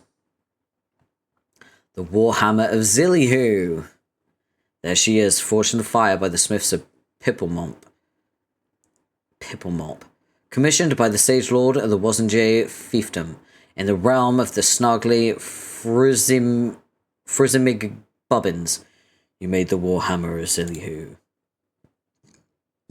The Battle Spork of Zilliwat. Plucked from the revered utensil drawer of none other than the chieftain of Trifletooth clan himself. Polished to a gleam in his loincloth by his devoted Abdicadarian Buttersquire. Behold, the Battle Spork of Zilliwat. These are like legendary weapons. These are god-killing weapons, by the way. Like, this is a god-killing weapon alchemization routine. We're getting legendary weapons here. Each was handcrafted by the senior-most artillery hermit of the hallowed Shundamoist caves to be mounted in times of peace among the royal Burble monk's personal placard of Dwib. Lo, the flinthocks of Zilly-How! Swashed from the buckles of the rough and tumble belly jape, seamen and offered atop the kingdom's last known wildly occurring pluffy dimple pillow to the resplendent first rumby-lumper whiffig of the horse administration. I give you the cutlass of Zillyware. Cast from the most priceless Squippy Clink, ores mined from the famous whooping volcanoes, owned and curated by the distinguished Maximilian Hot Pocket Pucker Shuttle Jr., and then packed to the brim with the hilarious travelling Griefmeister's explosive Winklepork snuff. Ta-da! The blunderbuss of Zilly-Wye. A real hard sword for a real hard dude. It was said to be forged by a Japanese master over the heat of a roaring Munga fire. It was cooled in an enchanted spring where virgin horses bathe. And yeah, this is still just Dirk's sword. An unbreakable katana. Flippity-dippity-doo, bup-bup, shrubber, double floppy, mumble scurry, noodle scoop, pizza bubble, mip. Check it out. The Thistles of Zillywitch. Zillywave and Sawhoo. For good measure, you decide to make Zillywave and Sawhoo. Just to be on the safe side, someday you'll look back on this decision and say, thank God I did that. What next? Are you sure that's a really good idea? Fancy Santa's already such a piece of shit. Maybe let's try not to get carried away by making shitty things even shittier than they need to be. Okay, you make a Zilly Santa. You guess that's fine, as long as you only make one. Oh, fuck, you make a bunch of Zilly Santas. Oh my god.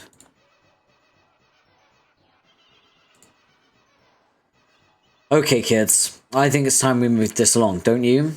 Hello? Fucking teens.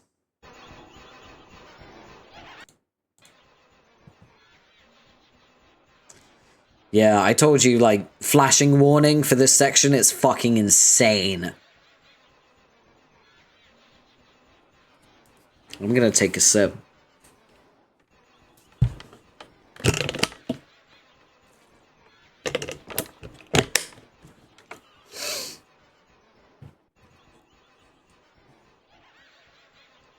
God damn it. We're just gonna zoom in forever on that Santa nose, aren't we? Okay, we're done here.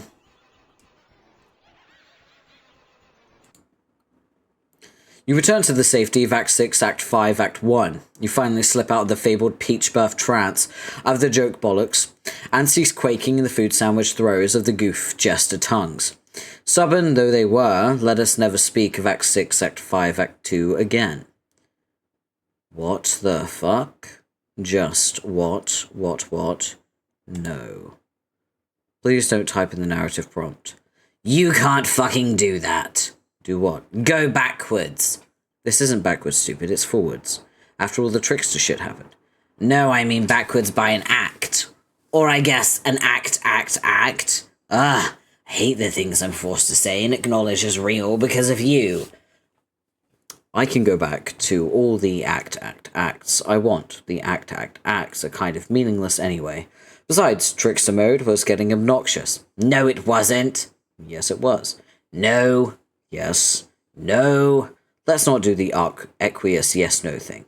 It was great. It was the best thing I ever unlocked from your bullshit monitors. Don't erase the only awesome thing I ever saw these assholes do, aside from dying. What are you talking about? I didn't erase it. It was still a thing that happened. Do you really think I have the power to make something unhappen? I would have to be a wizard to do that. And as we both know perfectly well, magic is fake as shit. I want to see more candy antics, you awful fuck. Send me back forward to the next act. No way. And incidentally, I didn't authorize you to send that lollipop. Oh, what? You don't approve of my MacGuffin? Approve of kids doing something kind of like drugs and making dumb plans to get quadruple married and have babies? No, I don't approve of that. Besides, there's no way to make progress. You don't just give the hero some cheap game-breaking candy, then blast through the whole adventure and all their personal issues. That's some Deus Ex Machina shit you were trying to pull. Yeah, right. More like delicious Ex Machina. Lame. Go back. No.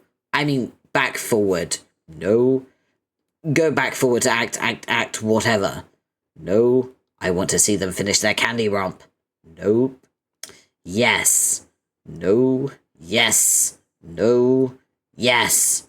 No. You piece of shit. Fuck you.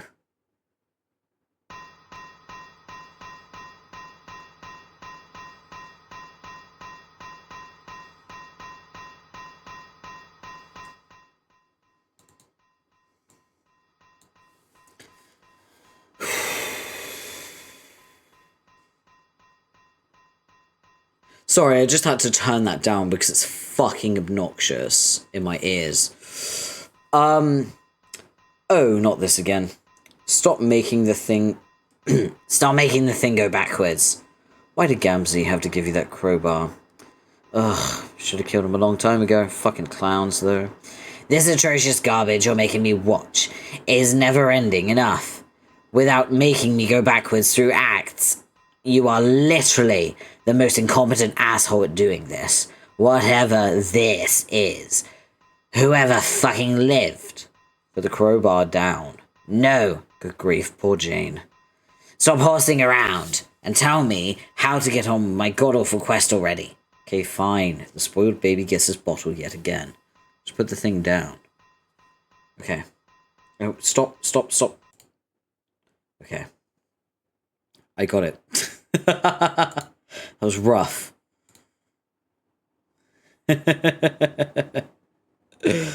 Oh boy. Fine. Now what? Caliborn, first let me explain something to you. I guess it falls on me to teach you these life lessons, because as unpleasant as the idea is for both of us, I'm the closest thing you'll ever have to a father. You see, teenagers are sensitive and beautiful creatures. Well, not you. You're repulsive, but most teenagers, I mean. You can't just force them to settle all their issues with insane psychotropic game power-ups. They have to face all those issues themselves, or they will never learn and grow as people. Who cares? Well, you don't, but human beings do. The journey itself is more important than the destination. The struggle is what builds character, and teaches us about ourselves and about life. Bullshit. I did them all a favor by giving them my MacGuffin. They were going nowhere and being stupid, and doing literally nothing whatsoever except for wallowing in grotesque emotions. Look how much great stuff they got done because of me. Of course you think you were doing them a favor. You're an alien. So was your sister. She thought the MacGuffin would be a great boon for them as well, but she was wrong. See, you cherubs are predisposed to love all this trickster crap. All that goofy, squeaky candy-coated nonsense is a critical part of your people's mythos.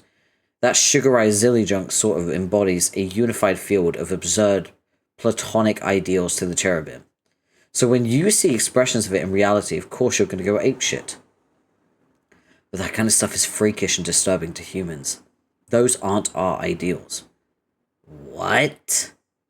Furthermore, that could only be seen as a boon from an asocial species. You never have to deal with each other, with other people. So if you look at a magic lollipop that flips a switch in your brain that says, all my problems are solved, I guess maybe that's fine for cherubs. But if you're a human, you haven't actually solved anything. By the same logic, it's not much of a boon to a human's physical journey either. Using an item that lets them start maniacally powering from point A to point B isn't doing them any favors. I have no idea what you're talking about. It's like when Mario gets the star. You know when Mario gets the star? Who the fuck is Mario? He's a small Italian plumber who goes on sideways adventures. He jumps on stuff, bops bricks with his head to save a princess. Also, random trivia fact, originally Mario was not a plumber. He was a carpenter. But because everyone kept assuming he was a plumber, that became his canon. Isn't that fun? Yeah, I know random things. Random info dump. There you go. Random facts stored in my brain that I can dump on you. Yeah, Mario was originally a plumber. You're welcome. No, he was originally a carpenter. My god, my brain. My brain is mush. I've been streaming for 6.5 hours. Fuck me. But yeah, he was originally a carpenter, and everyone assumed he was a plumber, so they changed that to be fact.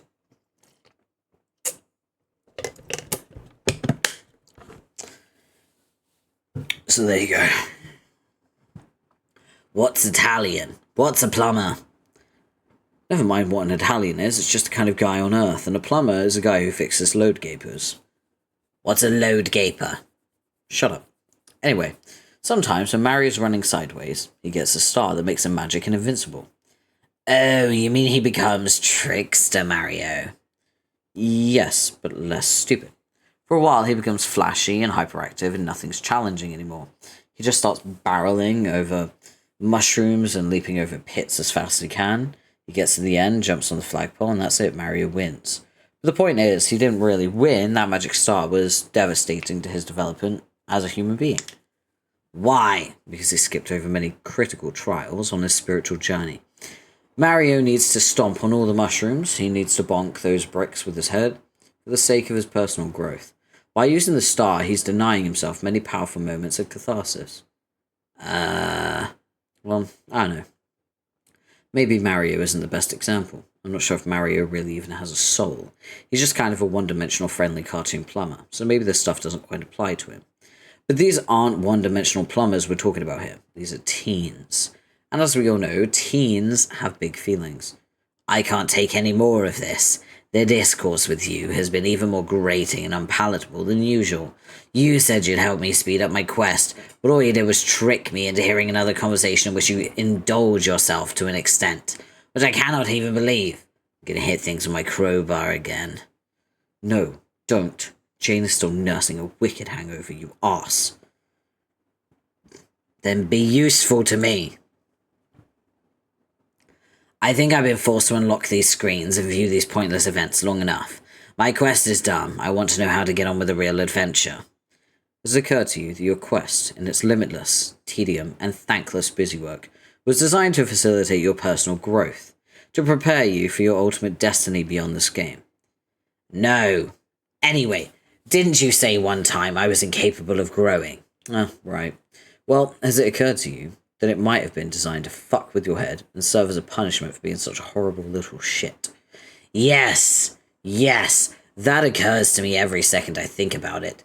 I've tolerated many aggravations, and I'm prepared to tolerate many more if it gets me closer to triumphing over you in this moronic game. I'll find more keys under random-ass unlabeled stones. I will watch another million hours of numbskulls whimpering about their romance not coming true. I'll even endure more of these patently ludicrous acts, even though they appear to mean nothing at all. But what I will not stand for is going fucking backwards. Fair enough. But I already told you how to accelerate your viewing. What? When? See those 2 panes of glass there? Take your crowbar and smash them. Oh, yeah. Huh, I forgot. Is that really the only way to go to what's next? So I can put my plans in motion? Yes. You should be pleased by the irony. Smashing the glass will cause you to reflect upon a lifetime you've yet to spend. Breaking stuff. Is the irony not fucking delicious? No, stop trying to bog at my shtick. Of playing insidious mind games and doing shitty twists. You suck at it so bad. I'm sorry. It's not breaking the glass I mind. This is the thing that involves teamwork, right? Yeah. You and a buddy have to turn both keys simultaneously. It'll teach you a wonderful lesson about life. Fuck! Don't act like you aren't secretly having a great time here with your new friends. You're practically the ringmaster of your own little dark carnival by now. And you're loving every minute of it. Don't deny it. I'm not! Sooner or later, you will have to face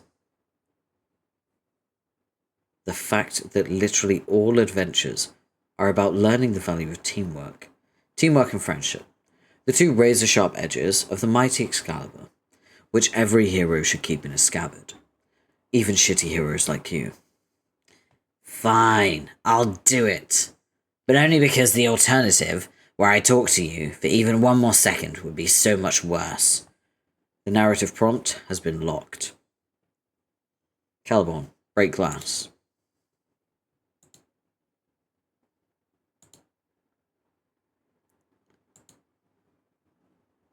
Oh my god, here we go. Oh, I turned, like, the sound all the way down because of the fucking crowbar, didn't I? Whoopsie. Okay. Caliborn and Gamzee, engage.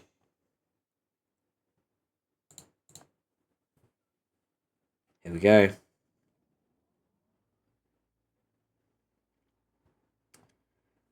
Heart, void, hope, and life. Here we go. Oh, shit. Okay. I assume we go to these 2 first, so let's do that. Can I not click this?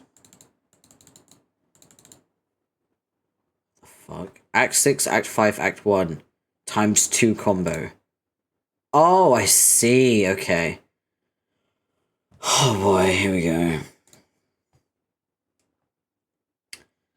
This one's a big one. Hold on, let me move some things out of the way. Let's get these out of the way. And I'm also going to move myself a little bit as well. I'm not used to being in the way. Let me just... Wow, I really have to, like, tuck myself away now. Let me just do this.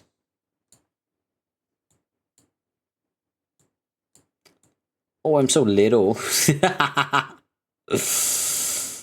Okay, right. There we go. I shouldn't be too in the way now, so hopefully that'll be fine.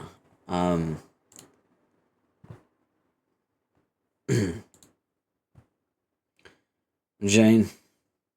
What? What happened to the lollipop? I dropped it.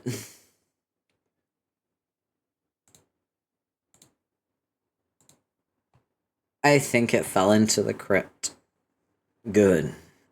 The fucking hair is crazy.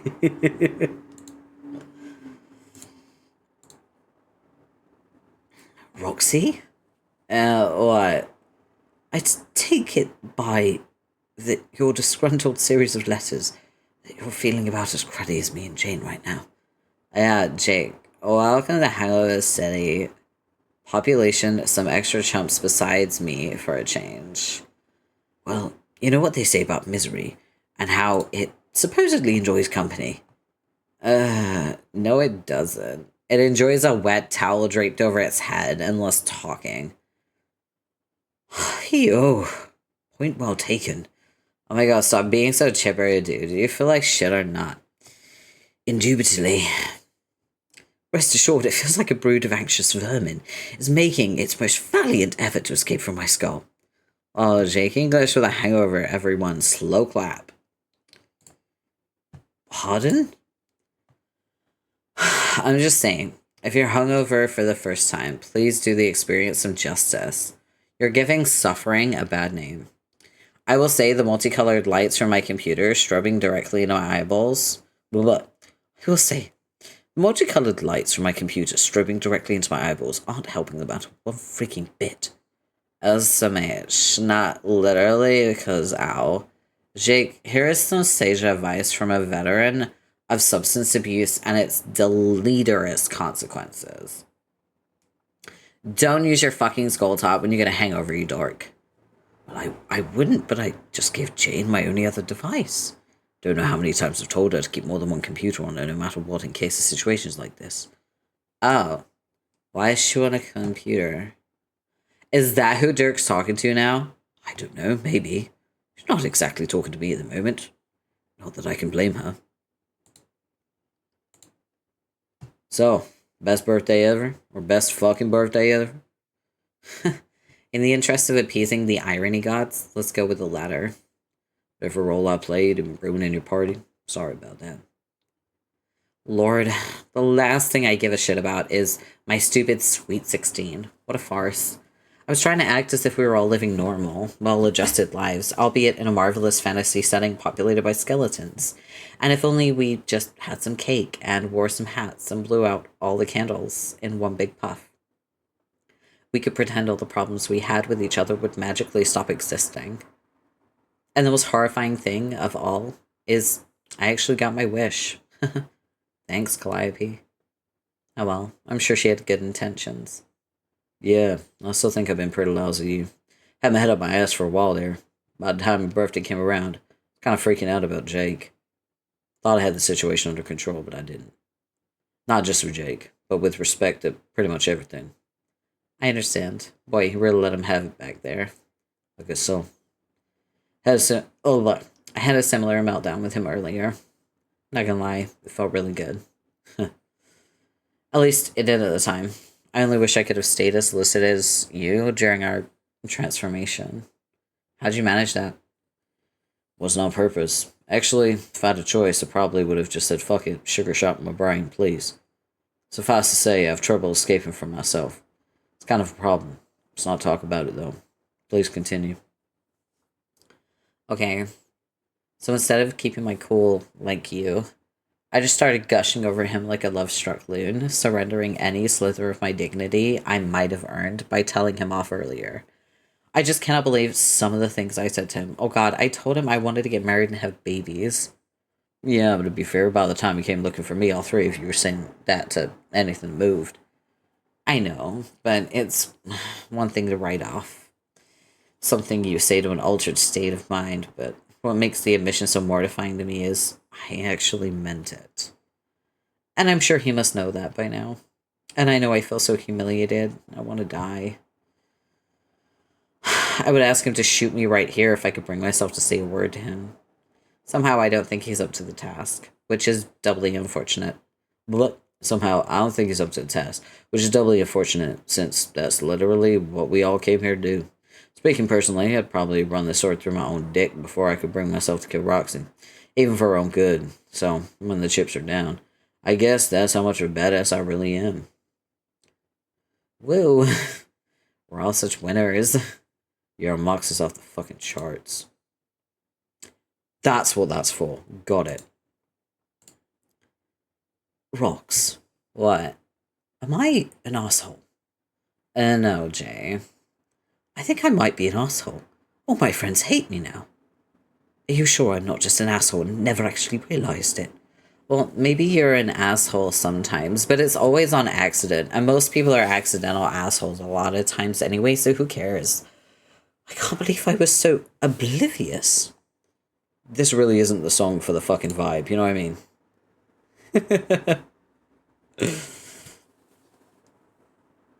I can't believe I was so oblivious to the feelings of all the people I care about. How could I not see that Jane was in love with me? I really am a dope. I guess I did know deep down at some point, but then I somehow convinced myself otherwise. I can't even imagine how she must have felt all this time I was seeing Dirk, and all those times I talked to her ear off about our relationship. Oh, goodness. Yeah. I wonder what things would be like if she told me. Maybe it's better she didn't in the end. Probably would have just broken her heart like it did with Dirk. I should say something to her, but I'm not sure what to say. I don't think she wants to hear anything from me, to be honest.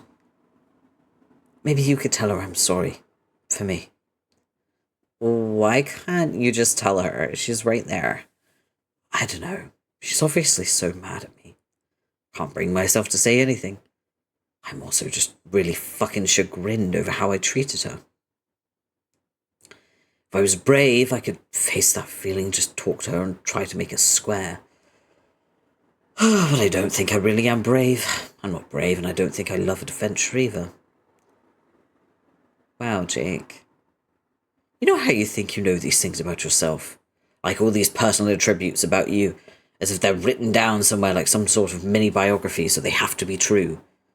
Do you just believe them and hope the believing is what makes them true? But then you spend so much time believing those things, taking their truth for granted, you somehow forget to make them true with your words and deeds. How can I truly love adventure when I never even knew what it was? I don't think it's raiding tombs and clobbering scoundrels. That stuff's fun and all, but that's not what adventure is. Adventure is something else. It's doing the things I'm genuinely afraid to do, but I can't. Because I'm a coward. Okay, stop shitting on yourself. I'll tell her for you. Jane, you know, probably should have talked about this Jake stuff a long time ago. Tell me about it. I don't know if I was kidding myself all those years that there was a conflict of interest between us, or what. Same. Maybe I was just pretending your feelings for him weren't a factor because my pursuit of him was already overcomplicated enough. Or maybe it was more like I was aware of them, but on some level decided they shouldn't matter because I felt like you had a natural advantage over me. Because, you know, you're like, not a dude. But I always felt you had the advantage over me, too. Because you're you. You make things happen, and I don't. Yeah, well, turns out maybe that's not such a good quality if you want to make a relationship last longer than 3 seconds. At least not in my case. I know I ripped into him pretty hard when we had the clown hair and the little soda can on my head. Truth is, I was pretty goddamn overbearing. Sometimes I look back on stuff, I think I might have essentially bullied him into a relationship with me. Actually, it's more complicated than that. Parts of me were operating independently from myself. So it was like I was bullying myself into bullying him and liking me. That makes sense. It doesn't really, but that's fine. Anyway, my insanity scared him right the fuck off. There were times I basically treated him like shit without him realizing it. And I regret it.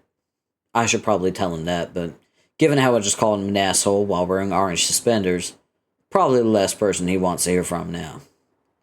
Clearly, we both used some poor judgment. Looking back, it seems crazy to me that we both jeopardized our friendship over a mutual infatuation with, let's face it, one spectacularly goofy kid. Can we both at least agree we may have overrated the allure of Jake English? Yes. Maybe if we could have talked to each other about him, it would have helped. Like, talked about why we felt that way about him. At least maybe it would have helped us knock English down from the ludicrous pedestal we put him on. Yeah, that might have saved us a lot of grief. It's not like I hate him now. Even though that's probably what he thinks, he's still my friend. But the extent to which I centered my whole life around a childish fantasy about him is just painfully embarrassing in hindsight. I wonder if I'll ever be able to look at him again without feeling miserable about myself. The hell does that mean? So does that mean we're both totally over him now? I can't really tell. Me neither. I guess the real problem is our clique was too small. Poor Jake was the only viable romantic target. I mean, considering our respective orientations. Maybe we just never knew enough people. Perhaps.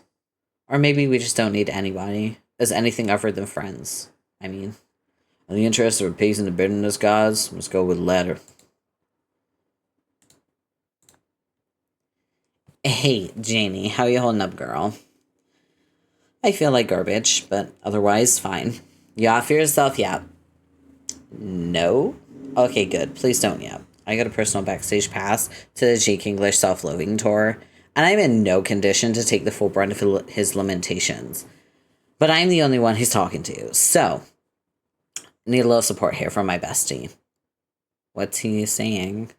He wants me to relay an apology to you because he thinks he's not brave enough to say it like 10 feet away there on his stone bed, and he thinks you're pissed at him. Oh man, I don't want to do this. Do what? An awkward, tell him I said sequence of apologies through text messages. Okay, that's a sane answer. What should I say? Tell him I said we'll talk about it later, like after we're dead. Okay, well, maybe I won't say that last part. Okay. How's it going over there? Fine. Not a lot of progress on the dying front. Don't look like Dirk much wants to stab me with his mana sword. To be honest, just waiting around to be buddy murdered and or off oneself is even more awkward than if you would think, plus kind of a drag. Especially with headache blarg. Jane, this is dumb. Yeah, call me crazy. I don't think our candy-addled selves thought this through entirely. Yo, Trickster mode sucks ass, TXT. Ugh, Jane, you know what I'm sad about? Fafetta exploding. Yeah. Why'd she have to die again like that? She was so sweet and perfect, my friend. She would always just talk and talk about the funniest things from her life. As two troll ladies, always lifted my spirits. Am I cursed or something, Jane? Cursed? Yeah, it's like I always seem to accidentally kill my cats. Or my half-cat girls. Who are part sea princess and also an alien ghost. I don't know. Maybe this line of speculation has no particular coherence. Jane, after we go god tier, you want to help me have a funeral for her? Of course, Roxy. I would like that. I always wanted to do a funeral. Is that weird? Maybe that's weird. I don't know. I mean, not like in an especially morbid or gothy way. I just think it would be cool to honor her memory. I never did that for Friglish, but I should have. Shit, Jake's bugging me again. BRB. Roxy, while you're at it, do you think you could relay the same sentiments to Dirk? I was thinking about all the stuff he said to me while we were all telling him to dance. And yeah, I was really being a prick when I ran away to Lomax. He was right about everything. Should have complained about wanting some space. Damn it, Jake. After your whole bravery spiel, you want to relay double apologies through me? I know. I'm so terrible. I'm sorry. I'm just not feeling up to those conversations yet. My head is killing me. Oh, Grandma, why your sweet skull-based computing technology have to be such a brain fucker? Well, I can't do it. Why? Because I'm sorta, kinda not talking to Dirk either. Why not? Because of reasons. Golly, but you're talking to Jane, yes? Yeah. Well, seeing as she's presumably talking to Dirk, and you're relaying my apology to her already, why don't you relay my apology to Dirk through her? Oh my fucking god, Jake. No. LMAO. Why not? Should probably be a sport about it. Oh, they could probably bond over what an absolute douche muffin I've been to them both. El sigh. Look, Jake, you squeezed a Spanish sigh out of me. Are you happy? And if there's some heavy business you're having trouble addressing with Dirk in person, you could get Jane to relay him a message for you as well. Jake, Jake. That's so, alright, I'm gonna tell Jane, like, pretty much exactly what you said, but only because it's so fucking dumb and hilarious.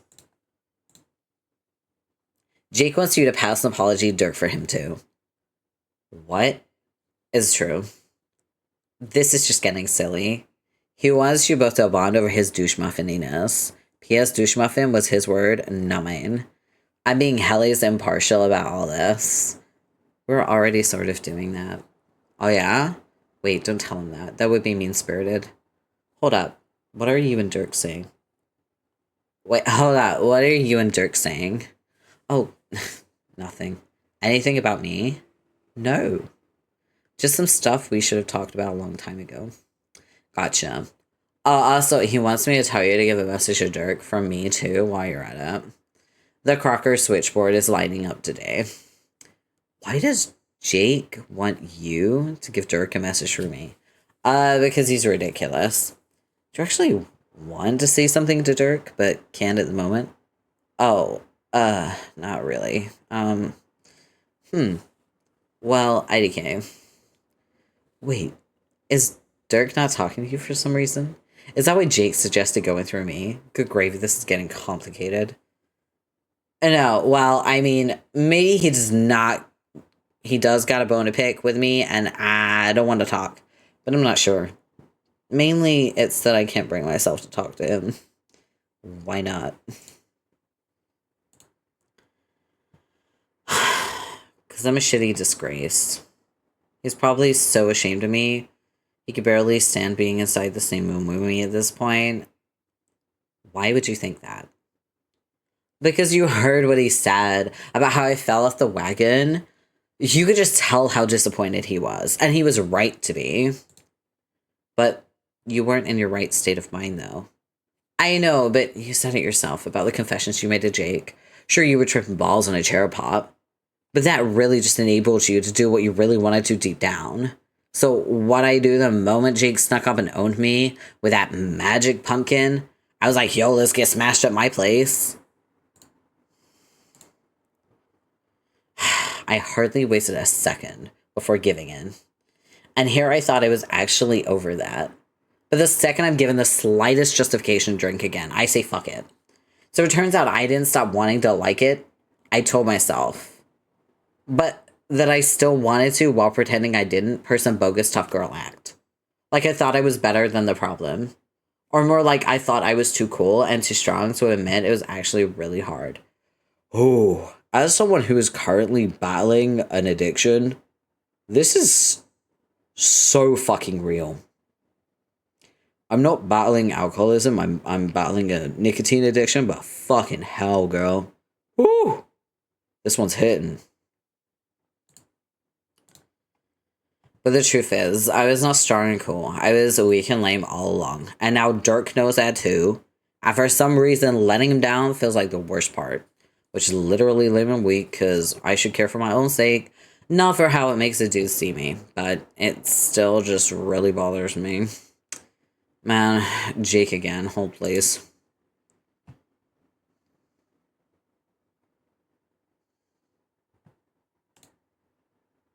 Roxy. Rox, what is she saying? Talk to me, Roxy. Please don't leave me hanging here. Can't take it. I can't bear having two of my closest chums hate me, and then having you shut me out on top of that. Oh, she's Jake. Calm your micro shorts. I'm here. Oh, there you are.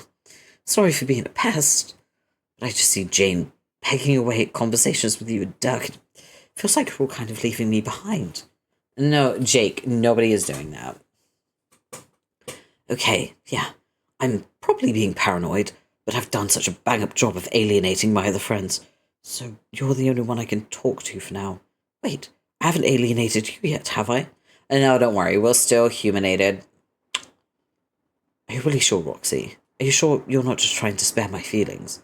You can be honest with me. If you hate me now, too, please just say so.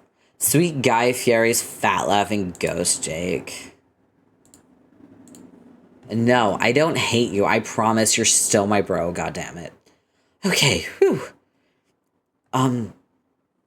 Okay, phew. Then talk to me. About what? I don't know anything. What are you talking about with Jane? My drinking problems. I see. Would you like to talk about them with me? Maybe I could help. Damn, Jake, like, that is so cool and appreciated in theory. This is some kind of heavy shit for me. I really don't know if I can do double duty on my alcoholism with you and Jane simultaneously. Oh, yeah, that's probably not the best way to go. Yeah, probably not. Uh-oh. Uh-oh.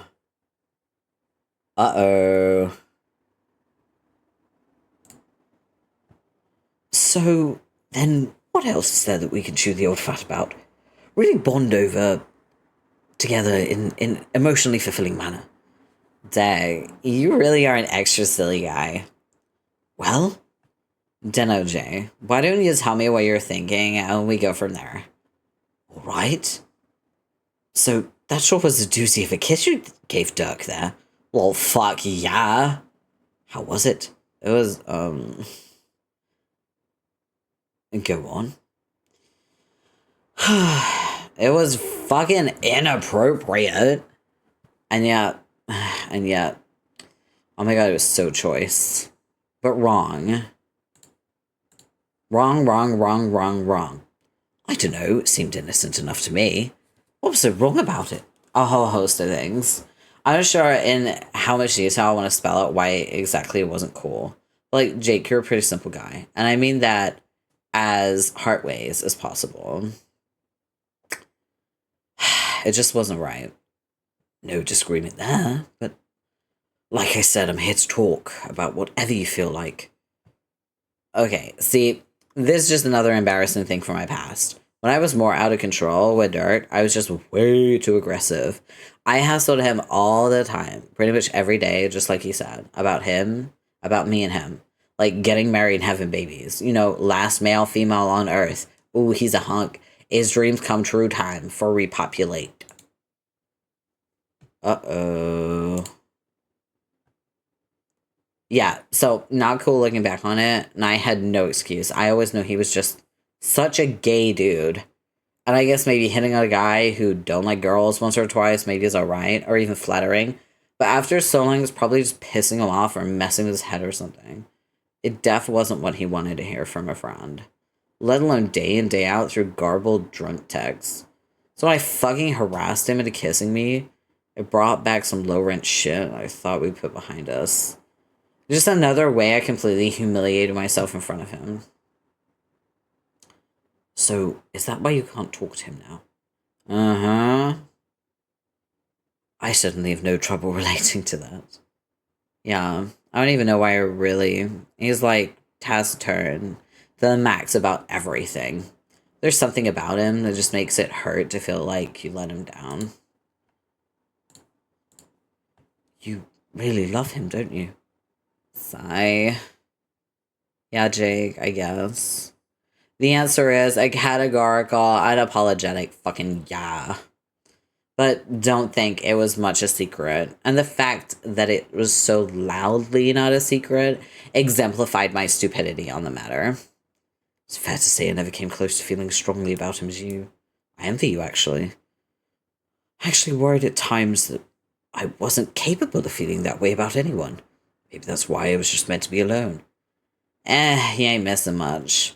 Love is a brutal shit ninja with turds for nunchucks. Be grateful that stank-ass motherfucker's flipping out nowhere near you.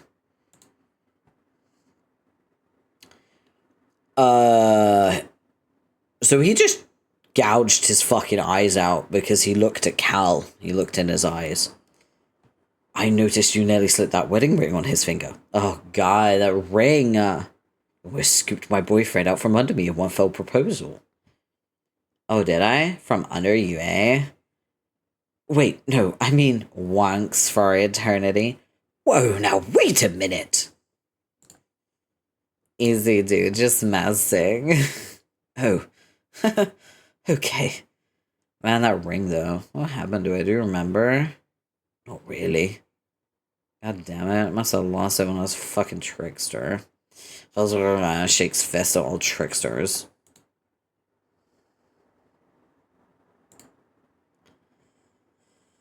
Did you need it for something? I needed it? Not really. I just realized that ring kind of spoke to me in a way. Want to know something lame? Yes. The moment I first saw the ring, I was like in my head thinking, someday I want to give that ring to a person to marry. Whoever that is. Aww. It's not lame. That's nice. Nah, it's pretty lame, but whatever. Shows what sort of one-track mind I got. God, I'm obsessed with finding somebody to kiss, aren't I? It's, like, really quite pathetic. Although, the funny thing is, the ring turns you invisible, which might be my subconscious telling me something about my love life. Like, if I find a guy in my dreams, slip it on his finger, and poof, he disappears.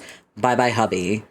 Oh well, don't matter. The ring is gone, and with it, so too are my lame dreams. Is everything okay? Yeah, he just want to make sure I don't hate him like y'all do, which you don't even. I see. So, I'm just talking to him a bit to help him not feel bad. Sorry. That's okay. You were saying? I was gonna say why I finally quit drinking. I mean, if you want to know. Yeah. Actually, once you did stop, it made me finally realize it was a problem for you for a long time. I didn't say anything at the time, but it made me wonder if I wasn't doing the right thing before, by failing to point out that you might have a problem, or just going along with it and participating in lively banter anytime you clearly had too much to drink. Was I just being a bad friend? It wasn't your responsibility to fix my shit. And anyway, I think I made it hard for anyone to come at me like it was a real problem. I was always joking around so much, having a good time, like, kind of overzealously so. After that, I probably just made people feel like a shitty wet blanket for even mentioning it. How long do you think it's been a problem? I don't know, hard to say exactly when I started getting real carried away. Just at some point, I discovered a load of my mom's centuries-old booze in the house. I didn't even have much to relate to her, except her books. So I feel like drinking was a way to be more like her, or be closer to her, kinda. And there was nobody around except the silly chess people, who in a way just made me feel more alone. Because they reminded me I was only one of 2 humans left, and the other was an ocean away. So, little by little, I got out of hand. And one of the only things I had to look forward to was the idea that the game was supposed to be able to bring my mom back. Assuming I even decided to help the Batter Witch out by playing it all. Oh no, there's an explosion on Prospect. But it turned out you couldn't bring her back. At least not the way you thought. So what was it that made you finally decide to give up? Well, that's pretty much what it was. When I first went to Lopan, I saw my sprite there, so I got out my bottle of mom slime. It was all ready for the bestest, most poignant reunion ever. And that's when the Juggalo struck. And I just knew the witch had fucked me over again. Because what other hag is insane enough to get Juggalos to do her dirty biznai exclusively?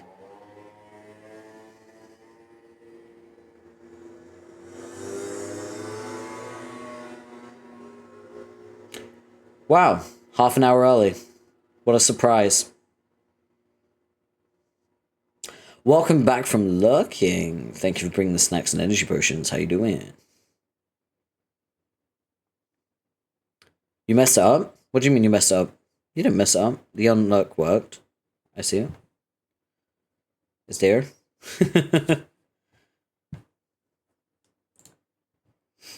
Alright. I think we're almost at the end of this act.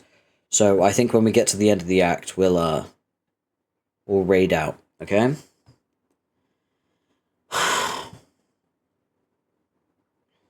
No hags, but her. And I was so pissed and so distraught about the goddamn clown squandering my sprite. So I got crazy drunk and felt the super sorriest for myself I ever did. But little did I know there would be a lovely silver lining to the debacle. Dear, sweet, precious Fafetta. She became a great friend. What's more, she told me not to worry, that my mom would be coming anyway, and all I had to do was wait a while.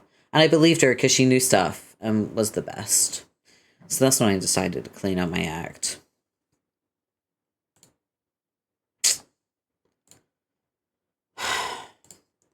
I didn't want to meet her. I didn't want to meet a sloppy, embarrassing mess of a daughter. Even if she did like to drink at some point. It's kind of a childish idea that... Not the vibe. Had to change it. Even if she did like to drink at some point, it was kind of a childish idea that doing so myself would make me close to her or help us bond or whatever. Anyway, I think I might have overestimated her drinking habits. She sure didn't look like no drunk. Oh, Jane, did I mention? I saw her in a dream today. No, she's real young though, like our age. And she looks so pretty and happy, not like a girl with booze challenges. I think her fave color must be orange, just like Dirk. She was wearing the same sunny orange nightie deal. I caught a glimpse of her in very briefly the other time. And oh, she also called me mom. Huh? Huh is right. You know, I'm really not sure she's actually my mom. But I do know we're totes genetically related somehow. I just think there's more to it than we know.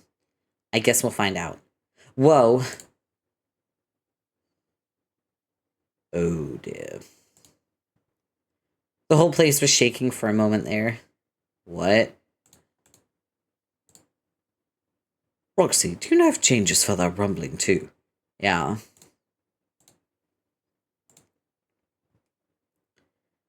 Is it still going on? No, it stopped. What do you think it was? I don't know. I don't know. Maybe an earthquake? I'm sure if these moons can have earthquakes.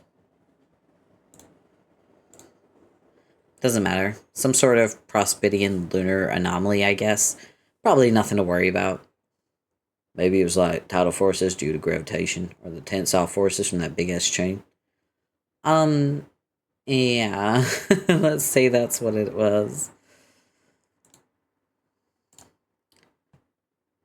You and Rox have been talking? Yeah. She pissing me or something? She won't talk to me? No, not at all. No more gives. She was wondering the same about you. What? Are you disappointed in her? Why would I be? It seemed that way to her earlier, when you chastised her for drinking again. Well, yeah, I was upset she fell off the horse. Or the wagon, horse wagon, whatever. Thing you ride around on when you ain't drinking. But, so what? There's cotton candy in her hair and she was being stupid. What do you expect? There's a moment of indiscretion. I'm mad at her. I'm not disappointed in her. It's ridiculous. Want to know what I really think of Roxy? I'm proud of her. She's the only one of us who could face her problems and then get down to business and actually solve them. No endless hand-wringing or suffering in silence or any of that bullshit. She saw she had an addiction and she decided to fucking fix it. Just like that. She's probably stronger than all three of us put together. Damn fucking right she is. Roxy, best girl. Let's fucking go. Yes. Dirk is like the #1 Roxy fan. Let's fucking go. Oh god, this bitch. Here we go. I remember way back before the start and we were talking, you and me, and I was rambling at length about leadership and I actually had a clue what I was talking about. I remember. You said I would be the leader of our team in name and spirit, although I never really felt like it. Yeah, it's kind of the point. I guess in a way, I was right, but not how I expected. See, to be perfectly honest, we're party losers. Heroes make shit happen, but that's not what we do, or what we're even supposed to do. We wait. We wait for literally everything. We wait for other people to reach out first so we can fix our relationships. We wait for these legendary heroes to arrive and bring competence and promise to a futile situation. Even now, look at us. What are we waiting for? To kill ourselves? For someone to come along and do it for us? Doesn't even matter. It's a four nobles of the void session. We do what we're created to do. Sit around on our asses waiting. Oh my god, Duck. Why? We're all designated for a session that was utterly inert. A place where the mechanisms for success never even existed to begin with. In such a place, it makes sense the formal leader would be neutralized and to made feel unempowered and static. As is particularly fitting, she would be the noble of life in a realm of the dead. A realm that foretold of life player who felt lifeless, a hope player who felt hopeless, heart player who was just a stone cold motherfucker. When we talked about leadership, and I was all on my high horse telling you how shit would go down, I also said I'd be the one pulling strings, remember? That I'd be the functional leader of our party. There might have been something to that in a different session. But what good is a man of action in a place where action itself is intrinsically fruitless? So, it's occurred to me that by some tragic flaw in design, Our session was meant to be leaderless. I feel safe to conclude that. Except for a feeling that's been gnawing at me. It's a feeling that it would make perfect sense if a session like this had a dark horse leader. A leader who was invisible to us all along. Fittingly, a Void player to lead a Void session. Should be the leader, not in name or spirit or function, whatever that means. But more of an emotional leader, who would selflessly try to hold everyone together, while the rest of us did our best to fall apart. And Roxy has been that for us every step of the way. Going unnoticed and unappreciated. Think of how much shit she's had to put up with from all of us. She never complains, never turns it around, and makes it about her problems. She just works her ass off, makes sure we all stay friends. If that isn't a leader, I don't know what is. Oh, fucking, this is, yes, I want this carved in stone, erected in a temple dedicated to our queen, fucking Roxy. Yes!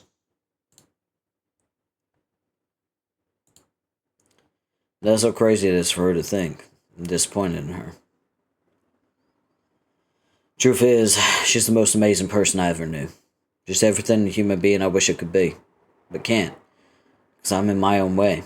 Honestly, I'm not even sure if I'm worthy of dying next to her. I think she probably felt bad for hitting on me all those years like I was getting fed up with her or something, but all it really did was make me feel guilty. That I couldn't give her what she wanted. Wow. Like, settle down, have a couple weirdo goddamn kids with her someday. I guess there were times where I thought about it, being all alone on Earth with her and stuff. I couldn't, though. Have to stay true to myself. Still, she would deserve it. Nobody deserves all the things they always wanted more than she does. And it suddenly seems kind of stupid that I think these things about her, but she doesn't even know it. I guess I should tell her this sometime.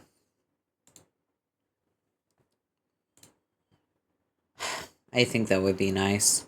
Of course, she is right there, you know. I know.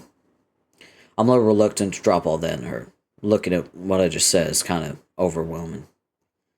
I feel like in a way you can destroy somebody with effusive praise. Or maybe I'm just projecting how I would feel about that kind of intense positivity coming to me. I know, but I still think confessions like that can change stuff between people. Like the way they act around each other. Maybe it's worth it. Maybe. Or maybe it's better just say, not so much of it. Like, all at once. Maybe it'd be better for now if you could pass a short message for me. If only to help kill this awkward silence between us. Like what? Could you just tell her I love her? No, wait, I mean, not in that way, though. More like... Dirk, I know what way you mean. Okay. Good, yeah. This really is not the vibe. Sorry, Lachela. Moonsatter isn't either, but fuck it, we ball. Alright, here we go. Bad guys are destroying shit with laser beams. No, wait, don't. That would be a weird mixed signal. I mean, it's true, but please say something else instead. Dirk, something's happening. Tell her I'm proud of her, and as a person, she's everything I wish I could be. I wish I could be as nice and loving and selfless as her, but can't because I'm too busy being me. Dirk? Oh yes, here we go. The tremors are back. Big time. That's weird, I can feel it too this time. The moons are being destroyed. Let's go.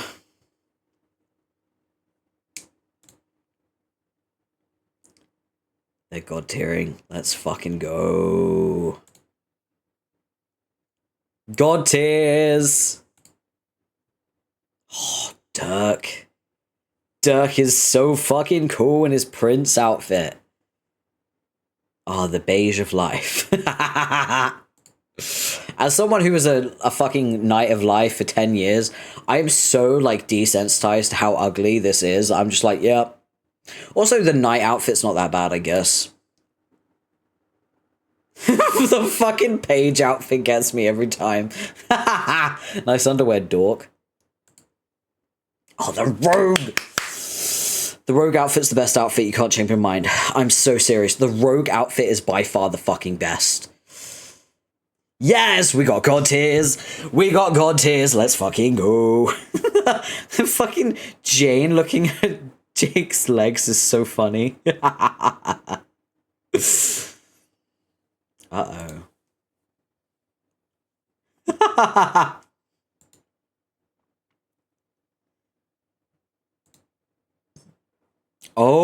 Oh, the crack. This is the fourth wall. This is where Jade and Jake are gonna come through. The ship. Oh my god, it's happening. It's happening! Finally, the journey is over. It's almost over. Oh, it's Jade! It's Jade! Let's go! Yes! Yeah! Jade's here! Let's go! Woo! Okay, right, now the fun begins, by the way. Now the battle's on. This is a boss battle, guys. This is serious. Oh, this is the good shit. Okay, right. Sorry, I had to hydrate. Oh, this is big. Oh, she's zapping him away.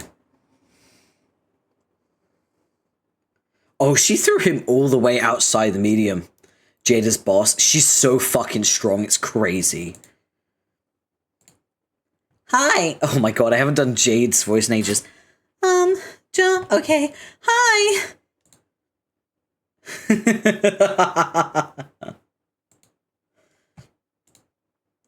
Are you Jake? Yeah. Hi, Jake. I'm Jade. It's nice to finally meet you. Wow. Yeah. And you must be Jane. Me? Mm-hmm. Oh, yeah. It's nice to meet you too, Jane.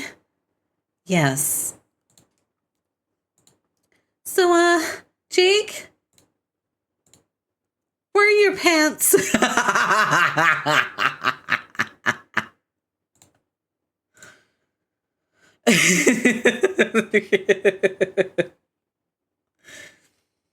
Her imperious condescension, spring trap ×2 combo. Uh-oh. That's Vriska's mind control powers and Tavros's animal control powers. That's not good. Uh-oh. One of the most powerful god tiers of all time. Oh. Yeah.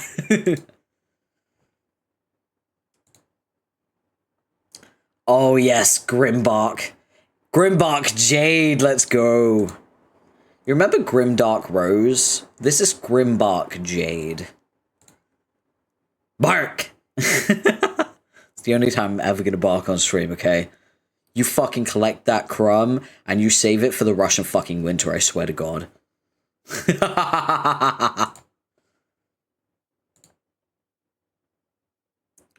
Oh shit.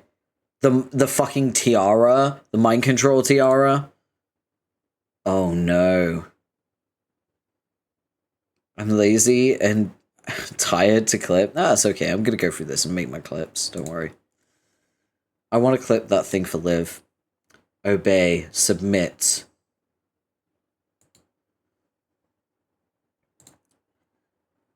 Obey.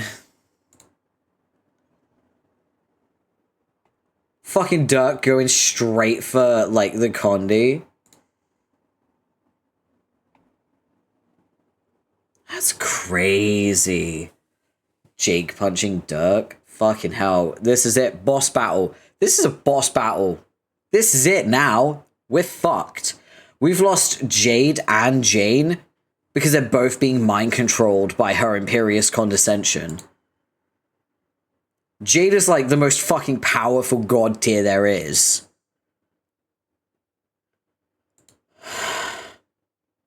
Oh, he's outside of the fucking medium now. He's like all the way out here. That's crazy.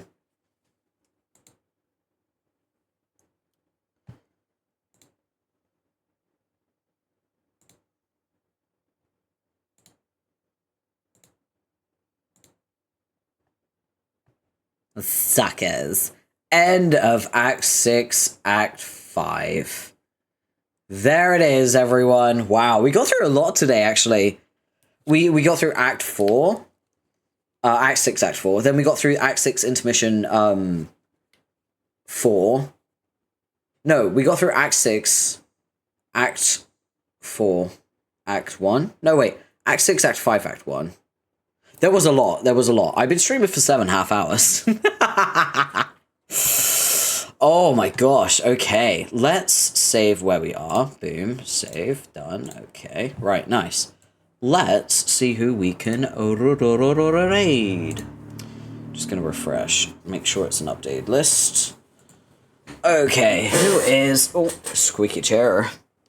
Who's live that we can raid? Christ almighty, Porf. That's fine. Oh, you know what? I'm going to real quick just go to the bathroom because I can't concentrate on anything. I just need to pee. I'll be right back.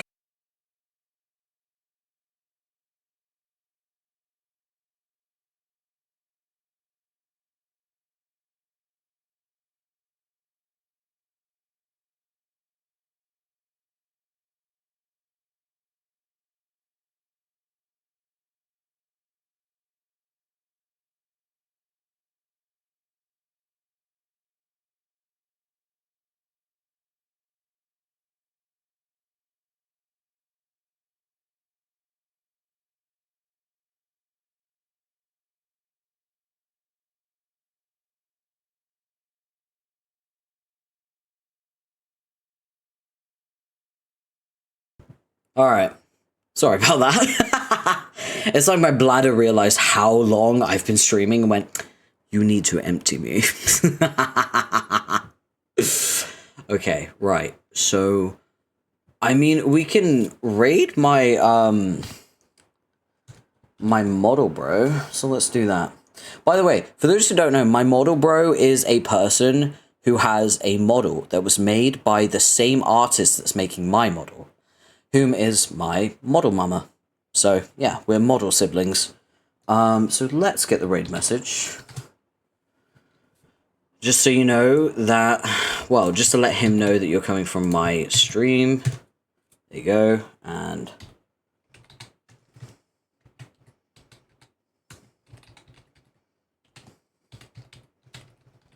let's raid him. Just make sure I'm spelling his name correctly. Yep. Alright. Remember that when we're raiding, obviously behave, be courteous, read his chat rules, and don't be a dick. And also remember to take care of yourself. It's been 7.5 hours. Some of you have been here for a long time. Make sure to hydrate, feed yourself, take a break, stretch, unshrimp, and ultimately have a good one. Thank you so much for being here. Good night.